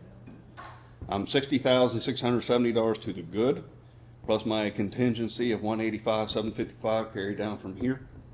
I'm $246,000 under budget. So, but like I said, the $734,000 coming in from the engineering costs on the wastewater treatment plant and everything is going to be going to cover the remainder of that. Yes. If that 246,000 is not expended. If I don't spend that, I have to get back to the state. Can we asphalt that parking lot? What I want to do is I want to slip line off drain lines inside. I have a concrete pad I need to put out back. I have water fountain I want to put on the side of the building. I'd love to pave out. If I pave something, it has to be serviced that building. That's right. I just can't go out there, and I know what parking lot you're talking about, I just can't blindly go out and pave it. Because the state's gonna come back and look at me and say, how's that parking lot tied to the people that work inside this building? Put a sidewalk, put a sidewalk in. I agree with you. Put a sidewalk. Put a sign that says parking for business. Bottom line. Whatever the sign. Overflow parking lot for Yep. Main Street. Only for. Bottom line is, Jay will work on doing something. Oh, I'd love to spend this, definitely. I mean, this building's mainly for public works and for the pocket library and stuff, which we hadn't really, there's gonna be kids working in there in the evenings and stuff, so anything we can do to help them. Let me say this, the only other way you could do something different than the L-shaped building is you could go back to OSBM, which is the Office of State and Budget Management, OSBM. Those are legislative dollars that were given to the town, and OSBM administers it. That 246, you could go back to the state legislator and say, we finished the project and we got 246,000 left over. Could we use that to pave the parking lot? So that's a conversation that could be the a mayor could conversation, have. but if I'm gonna pave that parking lot out back, we gotta do something with those drain lines. Yeah. There's no sense of paving if it's still gonna be a pond. Yeah. But all I'm saying is that those dollars are dollars that you could, if they're left over, you could ask. Can we have that reallocated to another project? But like when you're in the tight budget season like we are right now with all the grants and everything being put off, if you go back to dad and say, hey, I didn't spend this much money, can I go do this extra? How likely they say, well, if you didn't spend it, you need to send it back. And then you don't get the opportunity to use it on other things for the building that you could if you didn't ask. Right. Do y'all know what the temperature is up there for that? I don't. I have not, that's a Larry Strickland question. That's what I needed to know. Yes, it is. Because he's the one that actually allocated and got this money for us. That's right. That's I might have to have a cigar with him, is that? Hey, Jay. Yes, sir. Help me out just a minute. We got 1.915. Right. Total grant. Yep, We have paid, we have allocated. how much? I don't No, know, I don't know how much we, I want to know how much we have paid and now how much we're going to have to come back up for to finish it out. Point it out to me. I don't know how much we The paid. last that we got. paid about $1 million. We paid about $1 million, so we owe somewhere around 900,000. Yeah. 600,000. 600,000. The total grant was. But they- 1.9 million, but I've only spent this much money. So we have 600. So for us to pay out for, Angie's saying we've paid $1 million to all these contractors, that leaves me 611. Well, it depends, I'd have to go back and look, whatever they put in our bank account, if it was 1.6 or 1.9, we're on the hook for it. It don't matter how much it's allocated. It is 1.9. Yeah, so we owe, yeah, We have to get that. yes, we have to, yeah. So that's why it was in that, when she gave us that horrific, thing, it was 1.9. Right. Because we had to pay back either way. We've already seen it, so we owe 900-something thousand per se. When we get to 1.1 that we've already spent, that's where the money is going to come back and it's going to go to pay off, which is not going to hit our bank. It might hit our bank account for 24 to 48 hours. Yeah, but it's going to go And right then on the bank account. Angie, if everything would have been done right and could have been done right, we didn't need these extra funds.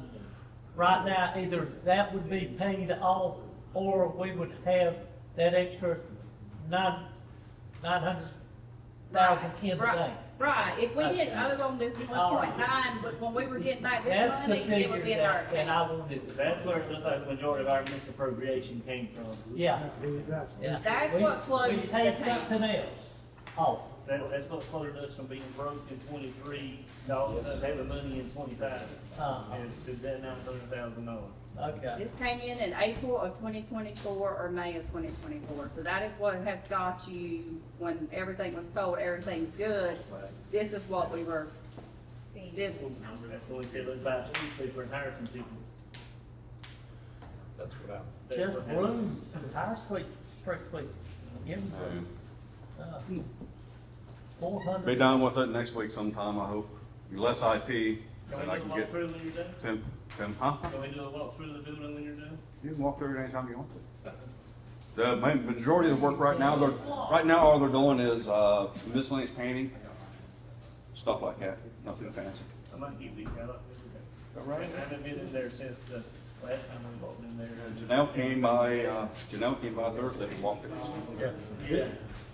And I would suggest that if you do set it up to walk through, it would be better to go, like, call Jay and say, I got some time, I'd like to go through the building. If you go through as a group and you start talking among yourselves, you've got a meeting going on and you can't do that. That's what's wrong with that. That's somebody else better say. It's locked anyway, you can't go through. That's so we can get shit done and close doors.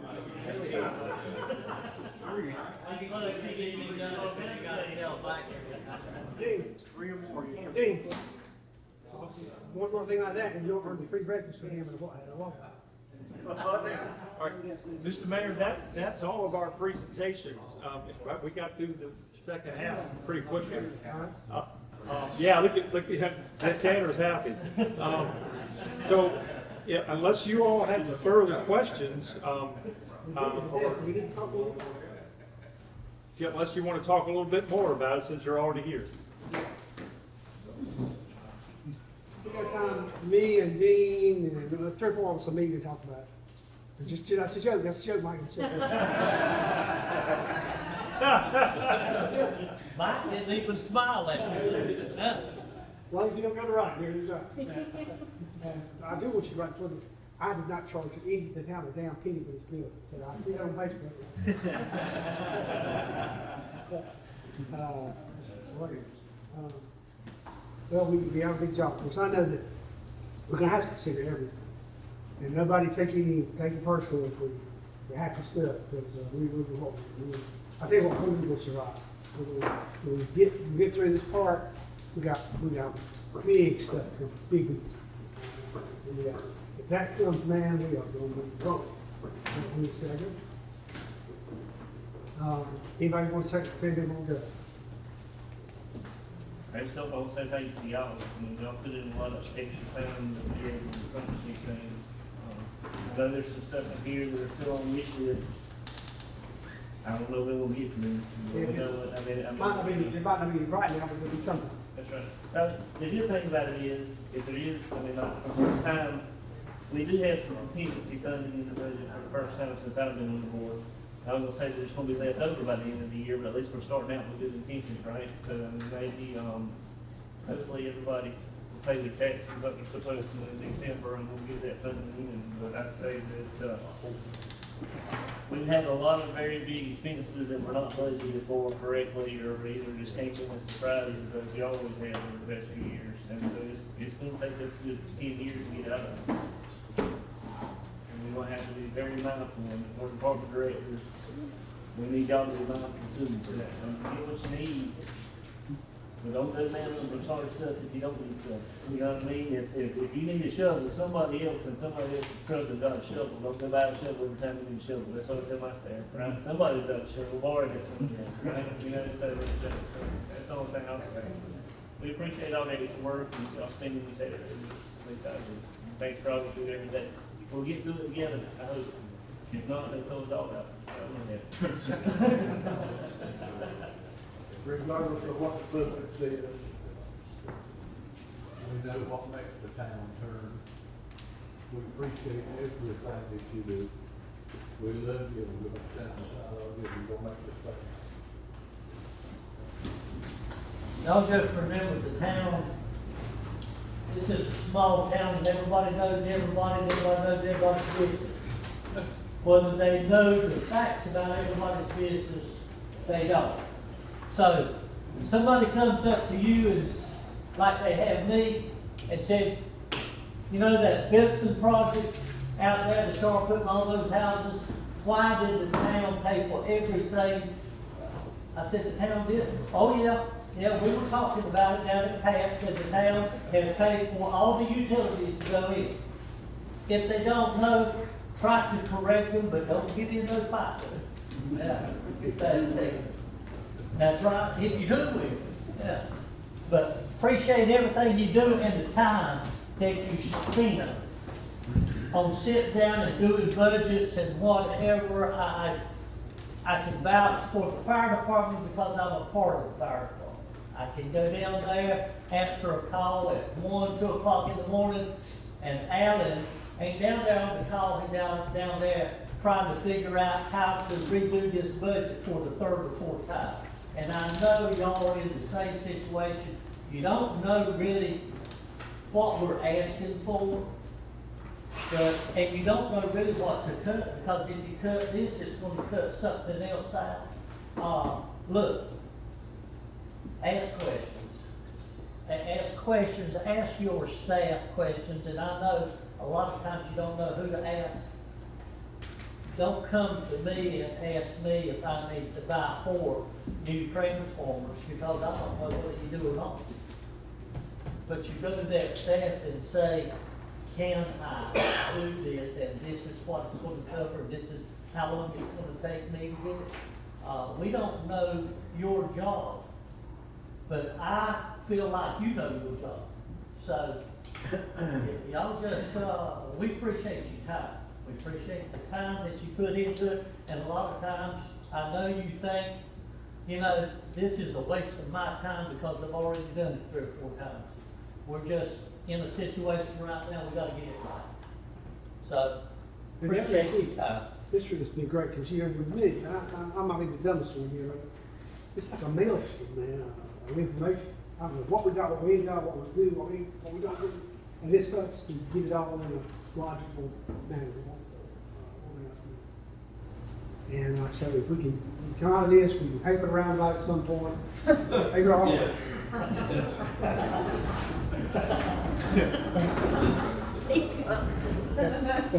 Well, I would just like to say that I do appreciate the work that you put into this budget planning.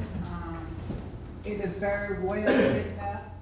At the same time, you know, I know we as leaders have to really make some hard decisions sometimes. That's the part of being a good leader. You have to make some decisions sometimes that is not pleasing to everybody. But they have to be made because we owe the people of Benson an explanation of what has happened. Now, as far as us, myself, I didn't know that all of this was going on. But I've since then learned. It's not how we stay in trouble, it's what we do to get out of it. And I know for the next several years, we're gonna have to be really, really tight. And cause this didn't happen overnight, and it's not gonna happen next year or the year after. As a matter of fact, I was told it would probably take 7 years to get back where we need to be. And I can promise you, we're gonna have to use some good judgment in what we're doing. Is it personal with me? No, it's not. But I will be offering up budget, an amendment to the budget. Now, whether the board passes it or not, that's on them. But I know this about Maxine. I said I would come up with the way that we could save money. I've come up with the way that we can save money. Is it gonna be pleasing to everybody? No, it's not. Is it personal? No, it's not. But it's what we have to do. That's part of being a good leader. You have to make decisions sometimes that's not pleasing to everybody. And that's probably that is my part of it. So I'm gonna do my part. Thank you. Anybody else want to talk? Yeah, I got something. Oh, You know, when we do cuts, it's up to the board to pass whatever's gonna pass. One thing I do ask is about the small benefits that the employees get, and I'm talking on behalf of my employees. We start cutting that, we hear it all the time, all the department heads. They feel like that the board is pushing the blame on the employees. We don't want that, you know. So I mean, let's keep the employees in mind, because we start losing employees, we gotta start contracting stuff out. Glenn, how much more does it cost for a line contract because you don't have the employees? Same here. Waste treatment contract employee, they run $70 an hour. We don't want that. Let's try to keep our employees happy, and I know we try, I know we all of us appreciate the, you know, the raises we got, but, you know, when they looked at that, but that meeting that we had a couple of weeks ago, all they heard was all the stuff that they get to as a benefit and how wrong it was. You know, the next, I was off that day, but when I came back in, that's all they talked about was, oh, our tennis shoes put town in the hole, stuff like that. Because they just feel like they just harpered on that one thing. So let's keep the employees in mind, and we're doing the best we can to keep the town running minimum. And we're already running minimum staff. Isn't that right, James? And you know, that's exactly what I was saying. People have come up, I've had more people come up to me and ask me about a damn pair of $100 tennis shoes than I have a $20 million budget. Okay, they can't comprehend how much it costs to operate this town and where the money goes. But they can comprehend $100 a year for a pair of shoes. For the physical thing, my guys, they're not going to, that's their incentive to go get a physical. And maybe something, if they go get that physical and they find something wrong with any medical issue, it's worth $100 for them to go get checked up every year. That's just my opinion. I don't hold anybody, any of the staff or here accountable for this position. This position is a budgeting and planning position, which is a board responsibility, and it is a administration responsibility. And both of those, in my opinion, have failed at this point in time. I think the administration, the past administration, has failed at this, and I don't mean just the immediate past. I mean the past administration in this town has failed us. And I know that I'm coming on as a board member, I feel personally like I have failed because I trusted, right? And I didn't verify, I just trusted, right? And so I think people, in my case, if I sit here for more, you never know, they might book us all out, or at least 3 of us out in November, is there's going to be a lot more verification on my end. Right? And so, and if I come to you and ask you questions, or if I put you in a bad spot, I tell my new rookies on my fire truck, if I offend you, I apologize, but it's going to happen often because that's just the way I'm a direct person, right? And I'm a passionate person when I get mad about stuff. And I understand. I mean, I can't tell the state and say, oh, my water's good, don't worry about it, it's going to the creek. That's right, that's right. So That's why I have to send them a report every month. I think we've got some of the best staff that I know of, right? I'm proud of every one of you. I'm very thankful for this man right here, and Tyler, him, and her, and Angie, and all of the people that have been up there on Saturdays and Sundays when I've come by, that have put in the extra hours away with their family to try to come up with something that we can hopefully take and present to the community and say, you know what? Because, and on the other hand, part of this is the community's fault because of lack of educating themselves. And when I go back to tables because that's where I go. I read those Facebook posts and I read the crap that people talk about us individually. I read the newspaper and what people put in the newspaper and all those things. And lions don't argue with donkeys. Yeah. So anybody that wants to come up here and educate themselves like I have the past 8 years and figure out how we got here, I invite them to take my place any day of the week because I could whole much rather go home and make more money than I can sit up here for free. So and that may happen. But if it does, I appreciate everything you've done for me for the past 8 years, and this ain't the end of the world. We'll get through it. We'll get through it. Businesses go through bad years every year. I'm glad you can't get anybody to run against. Hey, that's true. You can ask me. That tells them, I bet. I'm gonna leave one more. Now, I can't, I just, again, I'm about plus tell you, I can't tell. But, there's so many, I think, there's so many towns around the state, well, I mean, it is, like money trouble. I think maybe in 60 days it might be all different. I might agree with that. Just know that there's something to be excited about. What that will go through, maybe, and if it does, Pray for good things. Yeah. Thank you.